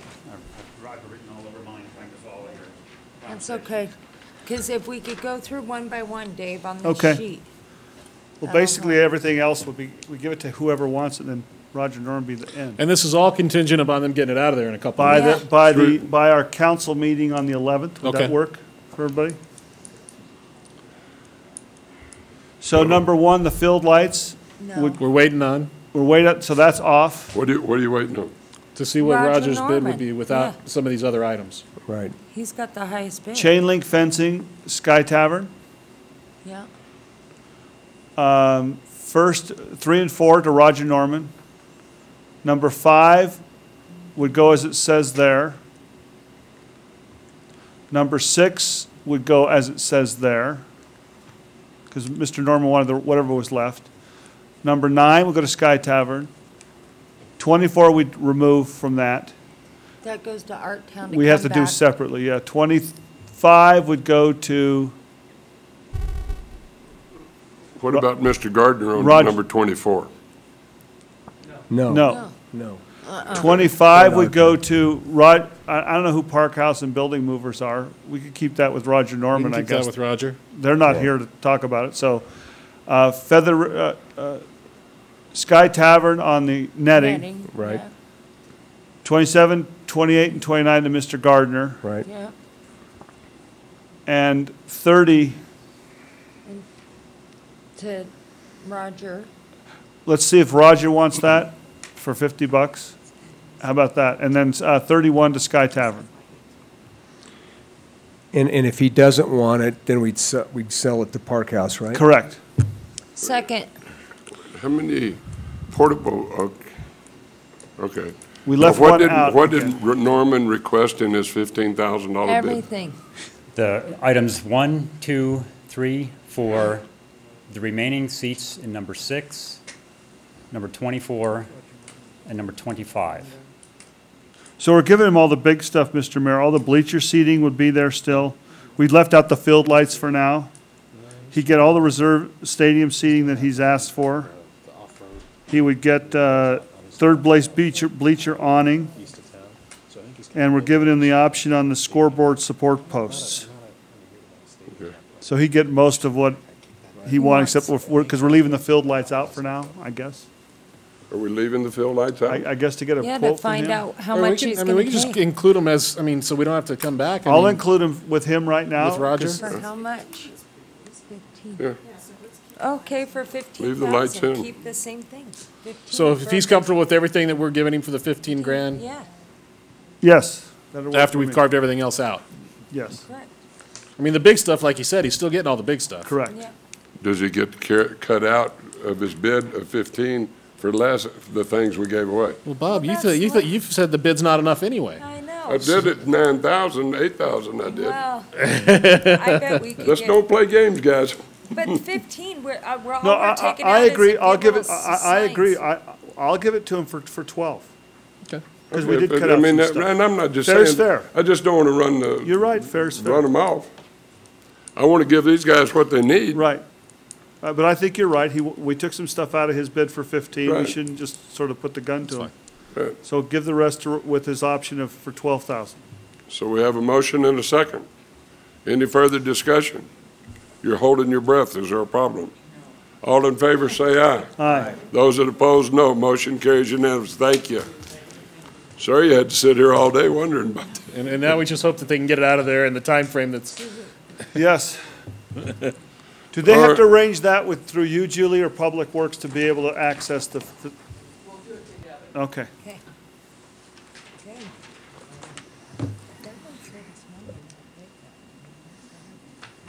Mr. Mayor, did Roger say that he could get those lights out in a, because that's kind of hard, that's a hard, If he needs more time, we'll have our next council meeting to talk about it. because the demo, I mean, that's hard to get those light poles. Get all of that, the demolition ought to come down. So, Right, we're just yeah, getting some booster rockets and hopefully. whatnot and shooting them into space. Okay, now we're I mean, he's gonna have to get like a par We were or gonna something do like that with M2 someone high enough before, cranes to get them out. Yeah. Where are we? We're on M2 and then J9, Mr. Mayor. That's what you said earlier.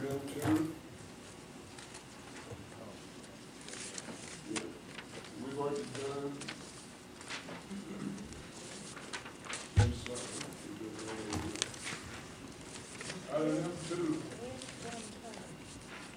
I'm not used to being up here so early. Well, let's try. Good afternoon, Mr. Mayor. For the record, Mike Hernandez, Fire Chief. I have a brief summary of what we've been doing the last couple of weeks with respect to the deconsolidation and Reno Fire Department actions. Pursuant to Councilmember Dortch's directions, last week we are working on an automatic aid proposal. However, it is a difficult and daunting task. There are many things that we are taking into consideration. But before I go into that, I'd like to bring council up to speed on what has been occurring. I want to remind council that our primary focus is to maintain the existing emergency response level to the citizens of Reno at the highest level possible, and we have made that assurance to our community, and we will continue to make that assurance, and that'll be the foundation of the capstone that we build our path forward on.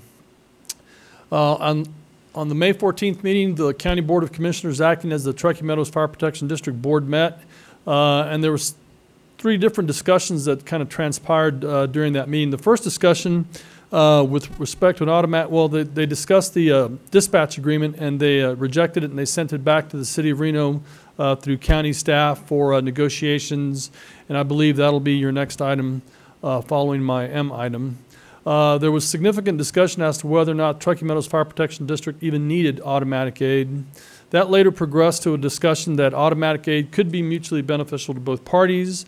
And at the final conclusion of the discussion on automatic aid, there was agreement that staff should sit down and try and come up with an automatic aid agreement that's mutually beneficial, and that there would be a true-up period at the end of the first year. And there were some comments made that it would look, based on the county staff, that there would be a possibility that the City of Reno may end up owing Truckee Meadows Fire Protection District for automatic aid services based on assessed valuations and things of that nature. And as of 4:30 yesterday, the City of Reno received a reply to the true-up bill, and I believe council members should have a copy of that at their desks. That was distributed this morning and also emailed, where the Truckee Meadows Fire Protection District has rejected the true-up bill and has, in essence, countered with a bill showing that the City of Reno owes the Truckee Meadows Fire Protection District just under $250,000. We're prepared to answer some questions with respect to that bill. However, the first thing we did this morning, we submitted that bill to legal for evaluation, and we'll just default to legal in case there's any questions relative to that bill. With respect to what the City of Reno is doing, we're about 50% complete with our dispatch protocols, modifying our run cards to remove the joint Truckee Meadows Sierra City of Reno dispatching system, and we should be completed and ready to go by July 1. We've removed some capital items from our Southside Station. That's the Southside Station on Walmart, specifically a very large fuel tank, above ground fuel tank, and a large generator. Those are capital items that were purchased by the City of Reno. The temporary station on Trademark is on time and under budget, and will be move-in ready by the second week of June. We are currently developing a staff plan. In fact, we've finalized the staffing plan for the department, and that we will post July 1, that will be ready to implement by July 1. And we're going to submit that once we get formal notification from FEMA, so that our membership can actually go through the bidding process to see what stations they want to work at. So we'll have that published probably by Friday. But and then of course we're waiting for the formal notification from FEMA before we start augmenting our staffing. We understand that we may have some individuals that may go to work for the Truckee Meadows system. We had one captain already quit or transfer, and he's back and he's working with that system now. Consistent with direction by council, we took your direction, and we've developed a mutual aid plan that we've submitted to all of our federal, state, and local agencies. They are in the process of being reviewed and signed and returned. We'd like to have the bulk of those back at one time for the first council meeting in June, so we don't have to go back and forth with the state and the feds and some of our regional partners. And one of the examples I wanted to bring to council's attention was the City of Sparks. The city manager asked, what exactly do we provide the City of Sparks with respect to mutual aid and auto aid? And with respect to mutual aid, we have the standard, you call us, we'll help you, we call you, you help us. and they have the 12-hour rule that we've since adopted. With respect to auto aid, the only auto aid that the city of Reno provides the city of Sparks is to their sewer treatment plant. The city of Sparks does not provide any automatic aid to the city of Reno. So, you know, automatic aid, it's not a right. I guess you'd say it's a privilege that one community extends out to another. But we do have a mutual aid agreement, and we've modified that mutual aid agreement to be consistent with the changes that council directed, and that we will be bringing that mutual aid agreement to council next month with respect to the city of Sparks, and as well as the Truckee Meadows Fire Protection District and Carson and all of our regional partners. As we've been going through the automatic aid challenge of trying to come up with what's equitable and what's fair, we still face the issue of equity, where Reno taxpayers would be subsidizing portions outside of the island areas. And I'll show you a map that sort of demonstrates that in just a second. The Truckee Meadows Fire Protection District has approved their Plan B, which calls for addressing the island issue. They plan to stand up a 2-person rescue crew in Hidden Valley. Station 14 is expected to be staffed with 3 individuals. We don't know whether those be career or volunteers. And Station 14 will serve the Hidden Valley, Zalesi Lane area, Windy Hill area, I'm sorry. And lastly, of course, that doesn't involve a tax increase. Of significant concern to the command staff within the organization is how they intend to use a single command officer for such a large district. Their plan also calls for their 40-hour chiefs, of which there are 2, to be on call after hours in case there's a multiple event. We have a concern with that because it could be a delayed command officer presence managing an emergency event where our people could be responding to potentially. Their deployment plan was published, and they have reduced their staffing from 4 to 3, as they've widely publicized. And as council recalls, we recently commissioned ESCI and the county commissioned the Diamante to do a standards of cover study, and the national standard for an effective firefighting response force, and that's the total number of people that is required to handle your standard run-of-the-mill 3-bedroom home, is anywhere from 12 to 14 firefighters. The ESCI study recommended to the county a minimum of 12. Since the adoption of or since they've taken the position of standing up their own department, they've reduced that from 12 to 9 firefighters. In essence, 3 stations with 3 firefighters apiece would be responding to a single event. Because of that, they've developed what they call a recall or a fill-in plan, and what their plan calls for is if a station or an engine company is going to be deployed for 15 to 30 minutes, they're going to move one engine company from a separate district. They're going to split their districts. They're going to move one engine closer to the district that's currently vacant. If the time involved is going to be 30 to 60 minutes, then they're going to ask their volunteers to staff up the volunteer station that's closest to that district. If no volunteers are available for recall, then they're going to recall career crews. And anything over 60 minutes would initiate a recall program where they recall their career staff to backfill their stations. We've got some concerns with that, and in essence, that creates time and distance ratios that are significant for emergency events. If they've got 4 stations in the front and 3 of them are responding to an emergency event, and the volunteers are also responding to that emergency event, as a chief, I'm going to question who's going to backfill their stations. Most likely, I would assume they would have one of their stations from the South Valley move up into the North Valley to at least cover the North Valleys. Again, you're creating larger gaps. There's a heavy dependency on volunteer response and recall augmentation. As recent as March 17th of last year, the Washoe County Internal Audit identified volunteer response as a concern. Some of the response agencies have a response ratio of 83% when called, and there are some volunteer groups that have a very low response ratio down to at least 3.3%.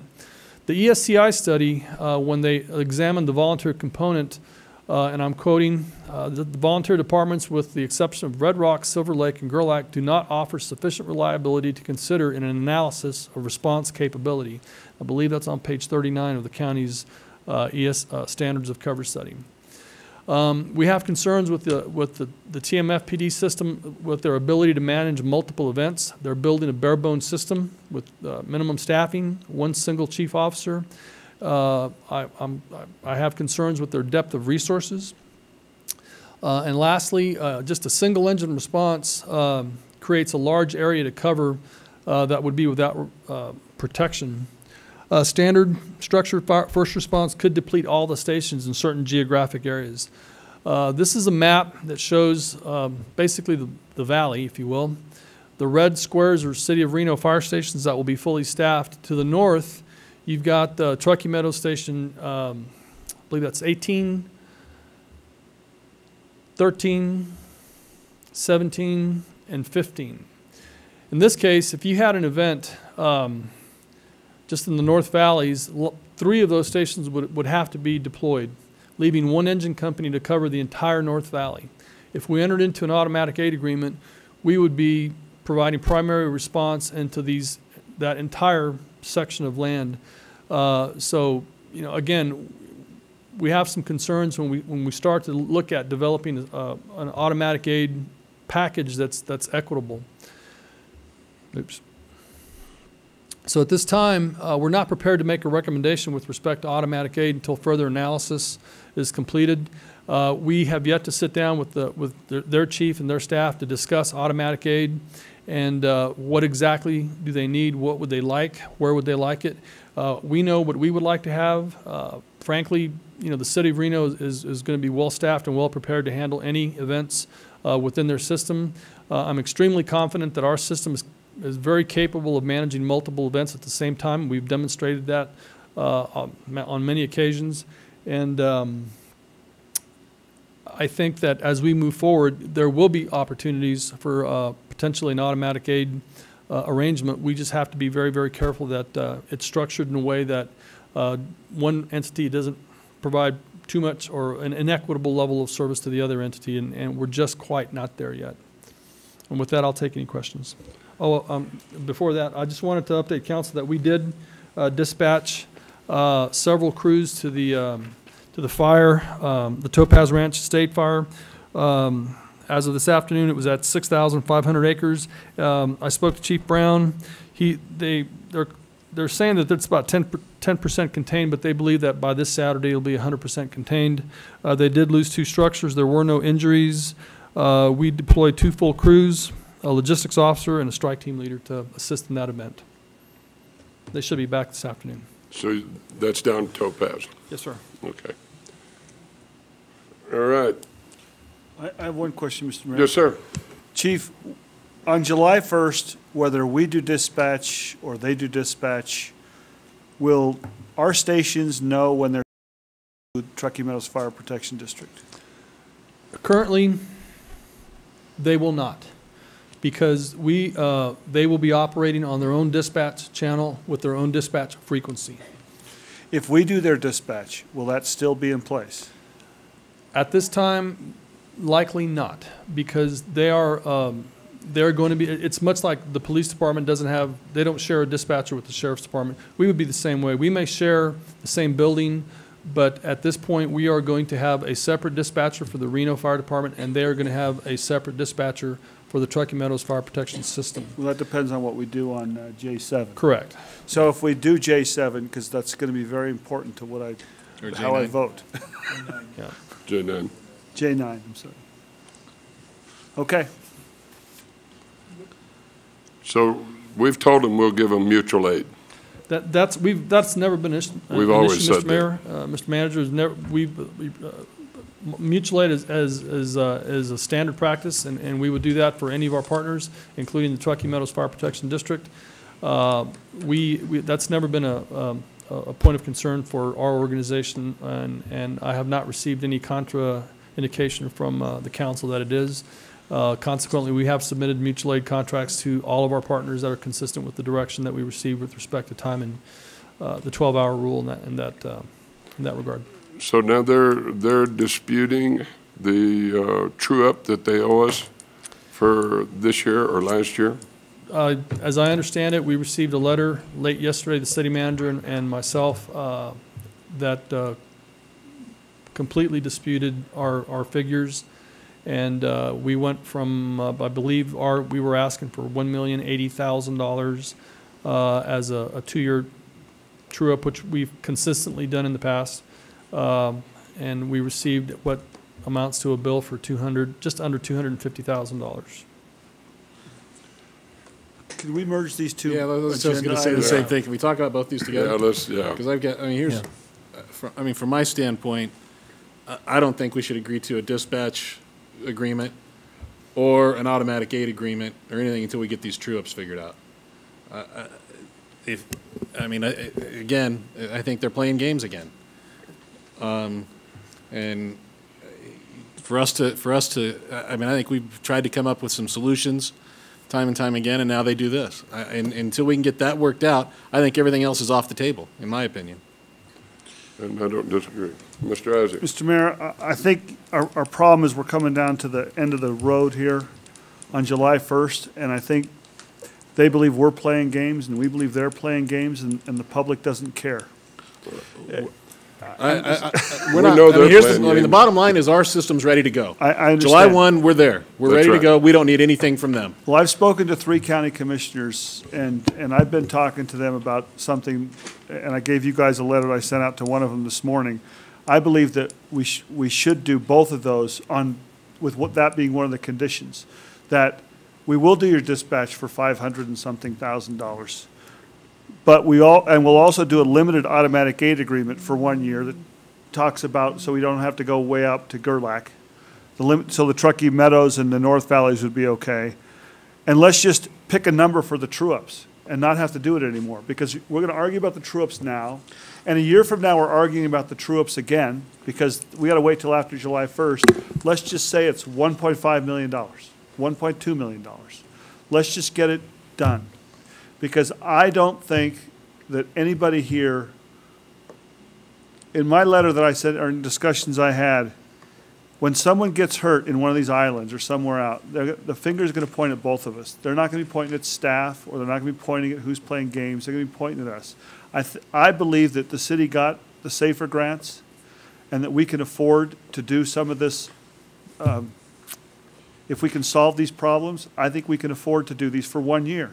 I would like to give a stable base to the people coming in to sit at 4 of these chairs and some chairs over at the county commission to start negotiating in full next February or January, to start negotiating and solving this problem. But if we're still arguing about true-ups, we're still arguing about dispatch, we're still arguing about those things in January, nobody gets to start off fresh. And so if we do the true-ups, like you say, just pick a number and say, this is what it is, so we're done with the contract. So let's, in my mind. Last year and this year? Yes, just pick a number and be done with it. We agreed to do the dispatch on those conditions. We don't tell them no. We say, we'll do the dispatch. For me, dispatch should be whatever our cost is. I mean, I don't know what our cost is going to be, but whatever our cost is to do it. Our costs are not $500,000. $517,000 is what they said. That's what their costs would be. No, theirs was 580 something or more. But on the dispatch, if they pay the true-ups, I could support. The true-ups are the key. Huh? I agree with you 100%, Dave. And I mean, we've got issues with charging for automatic aid. So I mean, I don't think we charge for the automatic aid, but we've got to get those true-ups right. And, and if you're here still too that we still go the 1.2. Well, no, we can't. No. Oh, that's right, because of the things. Because of the. We can't. Because of the. SAFER grant. SAFER grant. Right. So are we. But our true-ups can be $2 million. So are we. Let's say our true-ups are $2 million. Okay. If our true-ups are $2 million, are you willing to do automatic aid and dispatch we do the whole kit and caboodle for $2.5 million? And we just present that as an offer. You pay us the true-ups of $2 million that ends the whole thing. And then the 517 that you're offering for dispatch.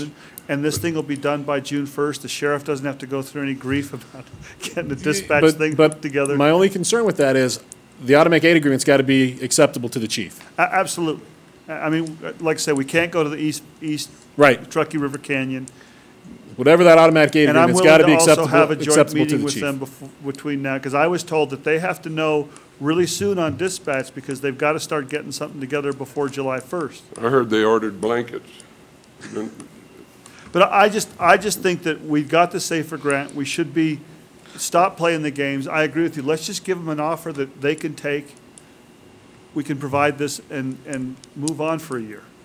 You had something to say, sir? Yes, Daniel Identify Johnson. yourself for the record. Daniel Johnson, Manager of Communications and Technology. At the 14th Board of County Commissioners meeting, they did approve the contract for dispatch, but they made it contingent that it was approved by the City of Reno by June 1st, and that was because of what the sheriff would have to do if they have to take it over by July 1st. There was no change within the contract. In the staff report they presented, they did direct to, create a transition plan for January 1st. The contract is for a one-year period with an automatic renewal, but it has a 90-day termination clause in it. So if they go with what they presented at their staff report, they would enact that 90-day termination clause. If we're going to do what you're suggesting, Mr. Hazy, and go that way, I want that opt-out. I want it out of there. Well, it should be for a year. It should be for 1 year to get everything set up and done. But the opt-out has to be. They can opt out, but the 517 is payable. Well, the 517 is payable before June 1, and the true-ups are payable before June 1. There'd be no reason to opt out if we just say for $2.5 million, July 1. we'll provide you to acceptable automatic aid, and we'll do dispatch until June 30th of 2000. And notice, no recalculating. We don't have to worry about recalculating the true-ups for this year. Done. It's all done. Everything's solved. That means that by July 1st of this year, that old contract will be finished.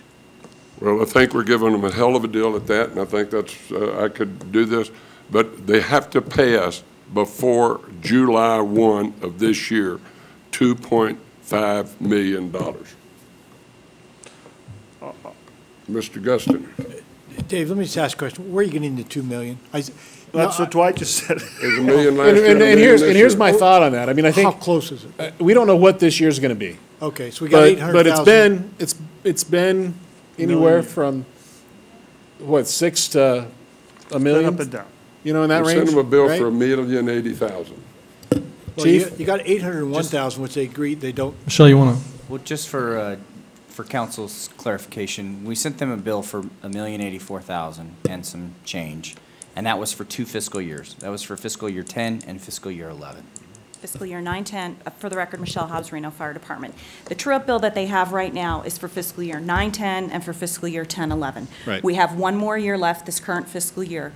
It's usually completed after the CAFR for the city is done, so it'll be December or January. We don't know exactly Right. what that's going to be. We've made adjustments for some of the errors that we found when we were going through the interlocal agreement contract with the indirect cost. There's a Station 9 and 13 savings, but we will also have some buyout costs for folks that do anticipate to leave, to go to Truckee Meadows, some severance costs. So there's going to be back and forth. Right. And What's our estimate, though? It might be less than 2 million, but we're giving them automatic aid for nothing. So the true-ups to me, we're negotiating this deal going forward to end at July 1. We don't have to worry about recalculating anything. No one knows what the number's going to be for this year. So, and we're going to give them automatic aid for free. I think that's. Mr. Mayor, Tracy Chase, Reno City Attorney's Office. Since there is a dispute, a legal dispute on what is due and owing under the true-ups, and there may be other legal disputes under the contract, you could structure that as a settlement. That's the way agreement. I would like it. That's exactly the way I want it. And, of course, there would be releases. I do caution you, though, that there are continuing provisions of this interlocal agreement that survive termination. You do not want to lose the ability to go back and charge for workers' compensation and other matters that are Well, I think that's why we would leave that up to you. Right, so just some of the comments that were done, well, we wouldn't quite be done because there's continuing obligations under the interlocal agreement. But if you were going to go in that direction, we would recommend a structured settlement. Well, you would be writing it up and doing it for us so that we put everything in it. Mr. Hashef, you had something? Yeah, do we have an estimate of what we think the true-up's going to be? Because I think whatever number we pick, it's got to be It's got to be pretty close, because what the county's going to come back and say, you're asking us to pay 2 million or 2.5, and we don't know if we're going to owe you money or you're going to owe us money. But they were really close to just giving us 1.2 million for automatic aid alone. The difficult part with that, Councilman, is that at this point in time right now, what we don't know is what our payout costs are going to be for employees who may or may not choose to go to Truckee Meadows. That's the hinge factor. Those payouts average anywhere from $20,000 to $50,000 a person. If we have 8, 10, 12, 14 people go, that cost will be really high. That's not part of the adopted consolidated budget. That is what would have to be addressed in the true-up, where Truckee Meadows would have to pay their proportionate share of that. So it's very difficult right now because we don't have an indication of how many employees are going to either lateral over or transfer over. Worst case scenario, what would the range be? I mean, is 2 million, if we ask for 2 million, is that even enough? No, it's not. Are we going to wind up eating the bill for $1 million out of that 2 million? I have concerns with putting a number out there right now, not knowing what the Okay. ramifications of that are, and trying to have a settlement based on a guess right now. Understood, understood. But if it's $50,000 is the high, and their percentages, it depends on each person, but let's say it averages half, 25,000. The most that people they're going to take is 30, right? So that's, I mean, I know that's worst case scenario. That's Yeah, the range. $750,000. So I think the 2 million is a close figure. I mean, I'll eat $100,000. I mean, if I don't know, I won't even know I've eaten it. If I don't go my true-ups, I won't know what happens. I mean, this is coming in 40 days, where we're not going to know if there's someone having a heart attack in Hidden Valley, and we're the closest people there. And I think, and I'd like to solve all these problems. And I think it's fair what Dwight proposed, that they already offered us $500,000, so we're only talking about the 1.5 to fix the true-ups, which they're going to owe us anyway at the end of the day. But we can all spend $200,000 on attorneys figuring out. No, I agree 100%. We need to solve it. And I think, I just want to make sure that number is got some reasonable basis, and so the county doesn't come back and reject it. So as I understand, what the offer we would make is for 2 million, they get dispatch and automatic. No, 2.5, they would get dispatch and automatic. So it's 2 million plus the 5. For the year. 2 million in true-ups, and then the 500, whatever they're offering for the dispatch. 517,000. 517,000 that they're And that offering. would be for a year, For 1 year. and no opt-outs. No opt-outs. And it's limited automatic aid. Limited automatic aid with what the chief said. Limited. And what about the automatic. Verdi station you've got in your letter? That's right, and I think the Verdi at this point, then, that would keep the Verdi station out in Verdi. They wouldn't have to move that station down. That's right. Which is the biggest complaint I've heard from people not in the city, is the citizens of Verdi worried about their fire service. Well, and we're using automatic aid generically when we've actually converted to using primary aid. So we're talking about primary within this 2.5. I think you're correct. You're correct. That's correct. Tracy Chase, Reno City Attorney's Office. We just want to protect that SAFER grant, so Absolutely. the terminology may become important. So let us coordinate with our grants manager and Absolutely. on This the- is very that language. important that we don't mess up with the SAFER Absolutely. grant and shoot our credibility for this city in years going. Which is why we're I already agree. dropping off this $1.2 million that we Right. talked about. Right. So I'll make the motion that we I guess, we're not Offer. accepting there, but we will offer to do their dispatch for $517,000. That we, conditioned on, we get the true-ups at $2 million. And that carries them up to now. There's no opt-out clause in the dispatch. We would provide limited automatic aid, and I think from this conversation, they know what we're talking about. The Truckee Meadows would be covered in the North Valleys, but we wouldn't be going to Wadsworth, Wadsworth and Gerlach. And that they would keep the Verdi station where it is. And that, and part of the motion, I'm willing to have a special meeting with them if they want to argue about a couple $100,000, you know, because we're getting close.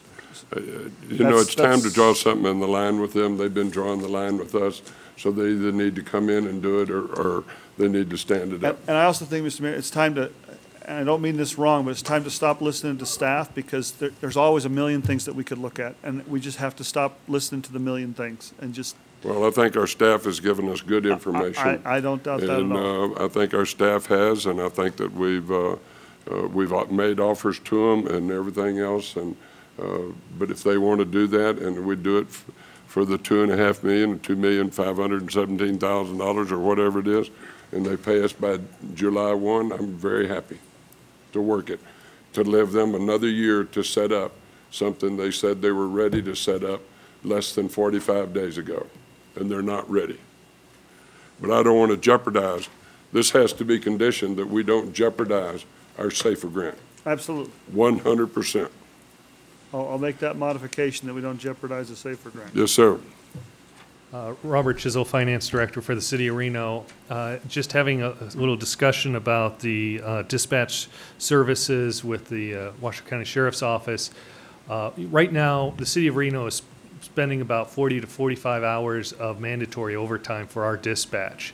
And if they were able to start taking over some of the dispatch services, it would take a load off of us also. So maybe if we could have, you know, some contingency through January 1st, perhaps, that the agreement stays place instead of for the full year. Well, I'd like for the Washoe County to go ahead and hire their people. Yes. And start training them, working with our people during this whole year, because it's going to take them 6 months or so. Come on up, Chief, just 1 minute. It's going to take them the time to bring them on. They're going to need 6 months of training and work. So Washoe County would have to hire those people.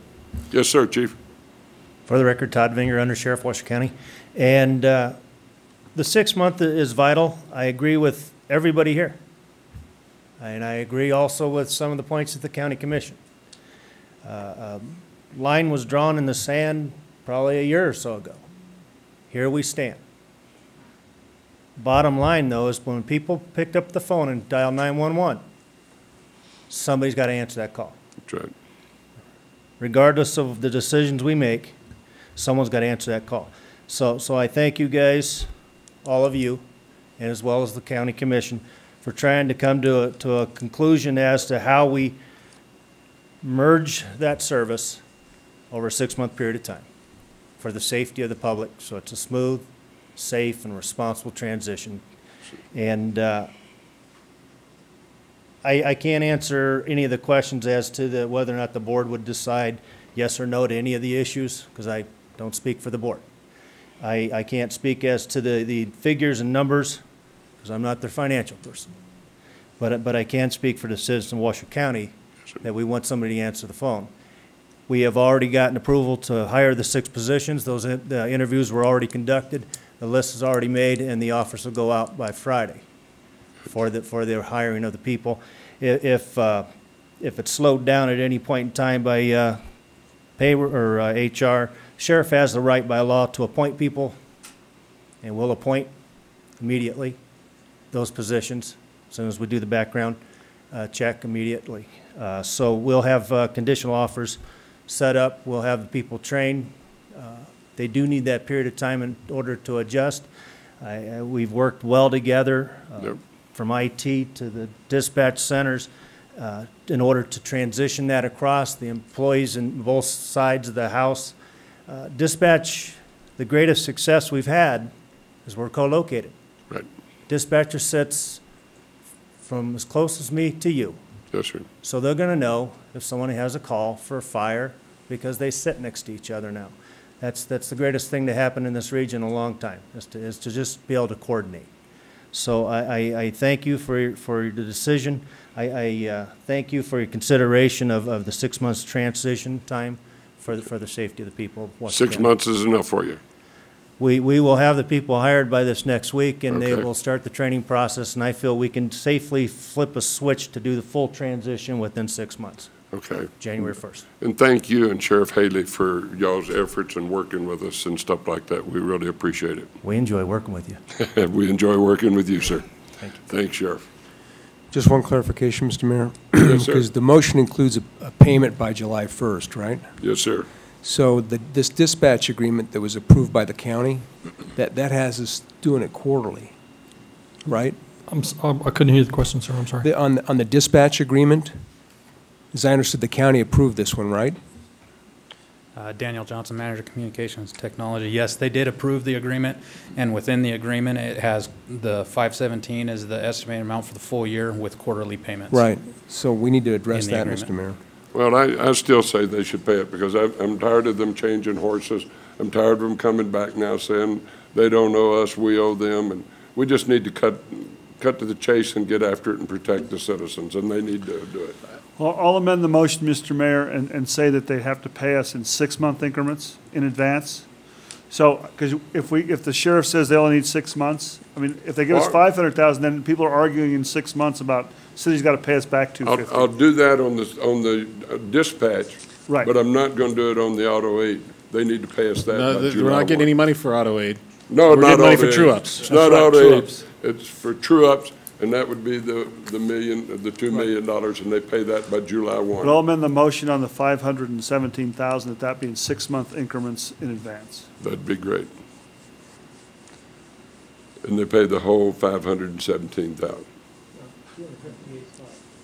Total? No, they pay 258 first, and then 258 by December 31st. Okay, but it's a total of 517,000. If they are not stood up, but if they're stood up, they won't need to pay that second payment. All right. I think, Mr. Mayor, I mean, I just agree with kind of what everyone said. It's time to kind of move on. And I think get along for the sake of the public safety in this community. So I think if we can come to an agreement, because I'd hate for someone to call dispatch and not have someone being able to respond.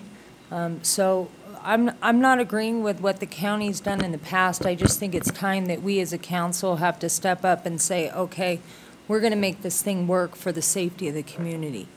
And so I'm with Dave. If we have to have a special meeting for, to get approval, if we're not that far apart on the overall number, then I would be willing to have a special meeting to meet to get this thing Or done. the terms, maybe that, I mean. For the terms. I just want to get this done before July 1st. Well, I do too, and every council member here wants the same safety factor for the other. But having all of us in one room, I think would be complete chaos. I think if we had a couple of people from the council meet with a couple of their people that are in opposition to doing anything. The problem is, I think that we have to have votes, Mr. Mayor. We have to, if they give a counteroffer, we can't wait to agendize a meeting. If we had one meeting where we come to a vote where we agree to it, then we're done. We could have these subcommittee meetings, but it still has to come back to get voted on. Well, that's fine, because, and I don't disagree. Well, I think we just made them the deal of the century, though, so. No, I think we're going to have a joint meeting. I think we're going to wind up Well, I having. think it's going to be a joint meeting, but I'm not sure that I'm ready to go any other place. Yeah, I think they're going to come back. I think we're close, but I think they're going to come back on this payment in full. I think they're going to want some kind of terms, Mr. Mayor, but let's see where it goes. Why do they need terms? They tell me they're financially secured. They have $18 million in reserve. They just moved that over to an investment account. Why can't they pay us the $2 million? You're just trying to rip off this bandit slowly, Mr. Mayor. Sir? You're trying to. I think if you get paid in advance, whether it's quarterly or 6 months, you're going to get paid in advance. If they don't pay you, you stop providing the service, so. But once we cut into auto aid and we're doing the dispatch and stuff like that, we've already cut them to paying the dispatch in half. I don't disagree. But I'll tell you something. I'm just thinking about what the counter is going to be, so. Well, I understand, but Let's just go, see where it goes. See where it goes. But they have $18.5 million in reserve. They're telling, so I made that very clear the other day. All right, you want to restate your motion one more time, because we've all. I will move that we counter-propose to the county that we will do their dispatch agreement at 6-month intervals, payable in half in advance. That, as a condition of that, we also finalize our true-ups for all the years, fiscal years, for $2 million. In Verdi. And the Verdi station would remain where it is. And then for that, we would work out an automatic aid agreement that is acceptable to the chief, that wouldn't include every area in Washoe County, but it would include Truckee Meadows and most of the North Valleys. Because if they have, and that's his motion, is that all right with the second? Yeah, I'll second. You have a second now. Okay, we have a motion second. You know, because if we have a fire at Gerlach, we're going to send all the troops anyway, because we got as much going out there as anything. So, you know, once it starts, we're going to send the whole cavalry, just like you did to go down to Topaz Lodge. You send as many people as we could. Mr. Mayor, for the record, Mike Hernandez, Reno Fire Chief, we sent what we could afford to send without compromising That's right. the security and the protection of the citizens of Reno. That's mutual aid, Mr. Mayor. Yes, sir. Right. Yeah, Mutual aid. And I'm not worried about those big fires. I think everybody will run, they'll That's see the right. fire. It's the everyday kitchen fire that bothers me. Okay, so this is item M2. And we have a motion. J9. That was the motion. Oh, that's right, that was a review. Now this was J9. All right, we have a motion, we have a second. Any further discussion? All those in favor say aye. Aye. Those that oppose, no. Motion carries unanimously. And by the way, one of the commissioners appointed me king, and I will be referred to as King George from now on, so that y'all don't forget that. Mr. Dortch. Thank you, Mr. Mayor. Thank you, Chief. Yes, Your Highness. I guess it's Your Honor, Your Highness. Your Hiney. All right, where are we? Item K1. There are none. Oh, commission, yeah, boards and commission appointments. There are none, Mr. Mayor. All right, identification of future items. Liaison reports. Item L3, conference of professional meetings. L4. Have a motion and second?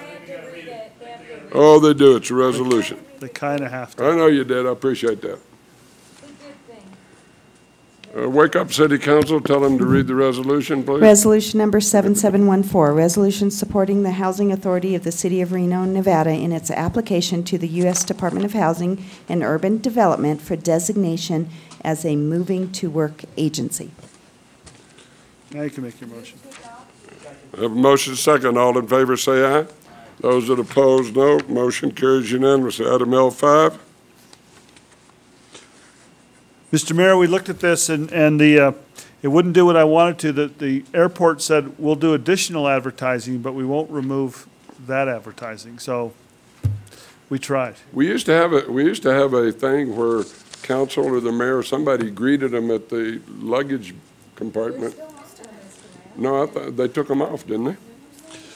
They worked the point was so we could yeah, buy the time to remove some of that. Right. And they just sort of said, no, the money's more important to us, Mr. Mayor. Okay. The mayor. But little in disappointed. fairness, Yeah, they do. Not going there, that wouldn't No, be- no, wait a minute.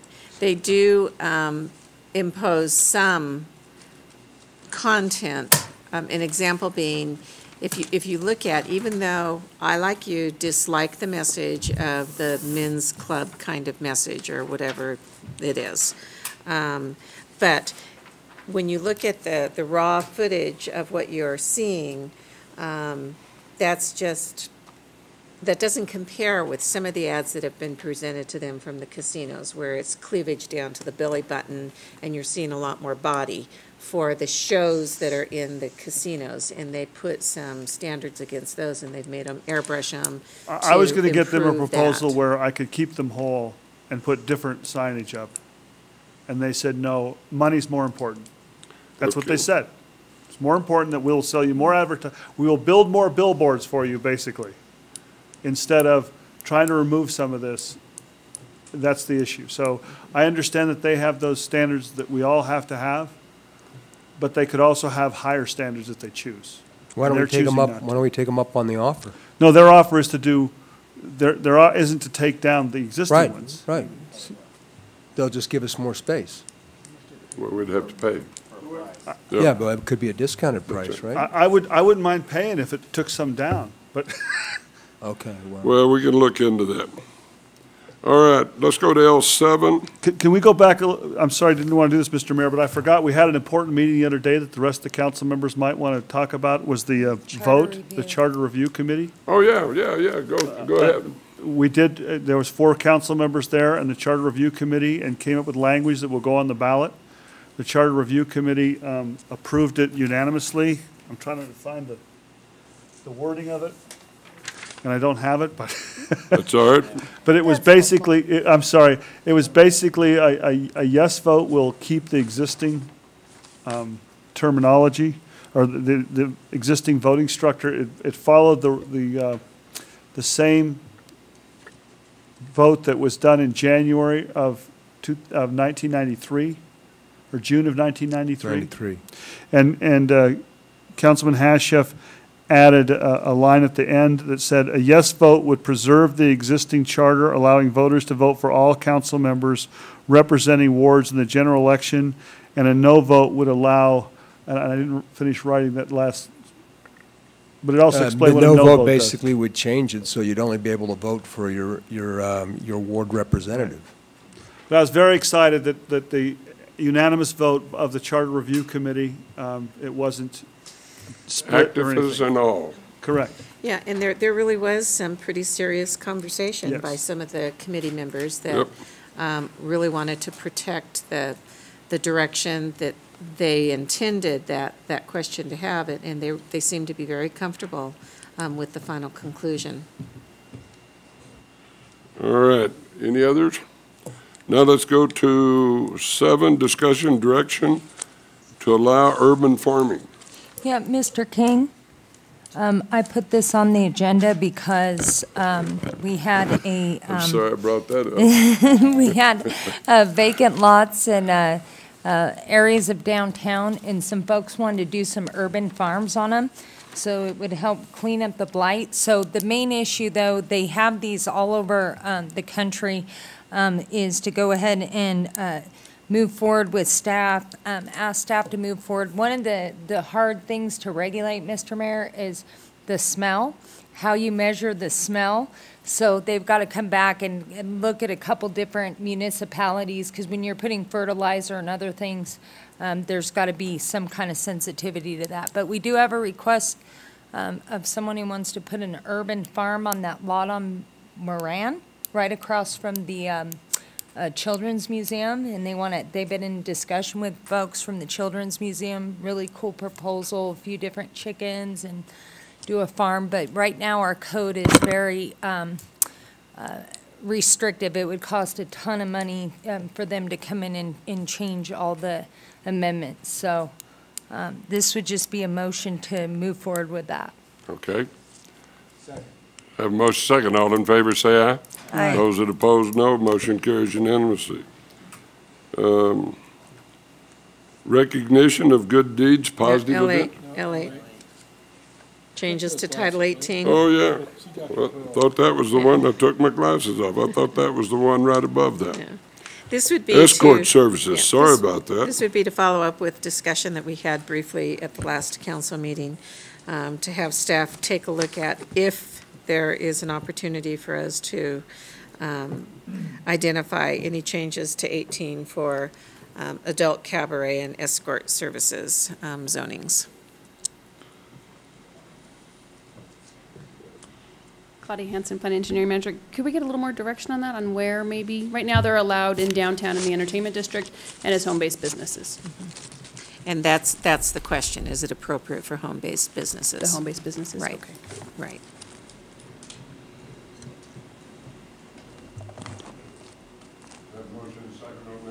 Favor say aye. Aye. Those that oppose, no. Motion carries unanimously. Now we'll go to the good deeds.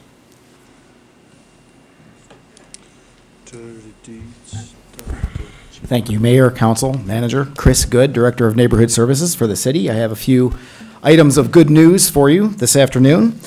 The first is, if I can make that slide work. There we go.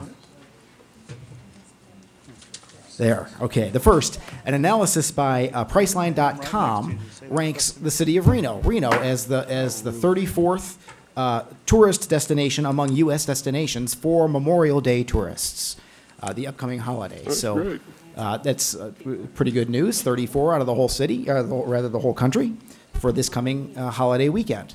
So perhaps as preparation for that holiday weekend, a few weeks ago, Sleep Train Stores, which is known locally as mattress discounters, they had their annual convention at the Grand Sierra Resort, and they provided, while they were here for their annual convention, they provided 100 volunteers for 3 hours each, 300 volunteer hours, to help spruce up Idlewild Park. They helped with flower planting and improvements in the sensory garden. They also provided $2,500 for purchases of materials and supplies, a large portion of which went to sod to lay in that sensory garden. Another important achievement to report is that the American Society of Civil Engineers, the Truckee Meadows branch, recognized the McKinley Low Impact Development Demonstration Project. They gave the project the 2012 award for outstanding achievement in civil engineering in the environmental category. This award went to the City of Reno, to CFA Inc., and to CME Inc.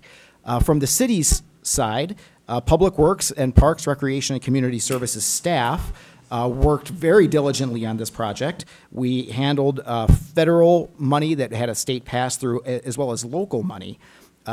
The two big legs of this project are the pervious concrete that were installed at McKinley Arts and Culture Center and the rain garden project there as well. Each of these is a first of the kind in the area, and they are each a component to capture rainwater that flows off of the rooftop and goes down through either the pervious concrete or through the rain garden, and thereby cleaning the water before it is returned to the Truckee River. So it's a demonstration project. It supports our new requirements in our structural controls ordinance for new development. So this is the kind of thing we're going to require in new developments. It also contributes to our educational effort. It's a demonstration project, as I say. There are interpretive signs there at the location to inform visitors about how the project works, what it's all about, cleaning the water before it returns to the river. And, of course, we also have informational brochures, examples of which I brought for you. One for the walking tour in the area, and the other is all about the rain garden and how you can do this kind of thing at home. So I will provide these brochures to the clerk to distribute to you. And for more information on that, you can go to tmstormwater.com. Another big thing in our parks, also involving that sensory garden. Arbor Day, of course, was Friday, April 27th, and the celebration was in Idlewild. It was the 30th presentation of the Tree City USA Award to the City of Reno by the Nevada Division of Forestry.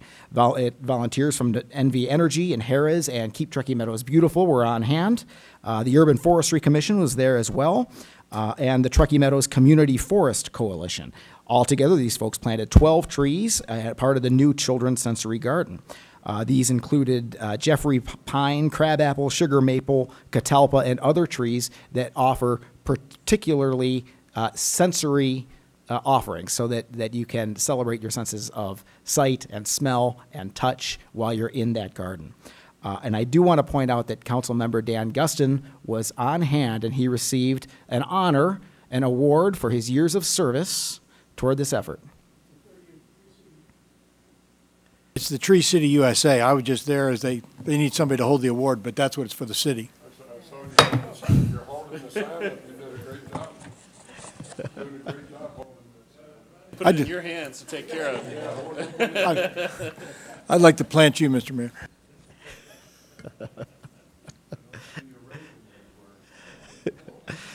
And that is your good news for May 23rd. Thank you. All right, thank you very much. There is no public hearing tonight? Yes, sir. Public comment. I wanted to mention. Public comment, any public comment? No, I just wanted to mention, Mr. Hashif wanted to know if we would schedule that at 3:30 if we'd still be here, so I'm glad we did. Have a motion to second. All in favor, say aye. Those that oppose, no. Motion carried unanimously. We're out of here finally. Nice move, Gustin.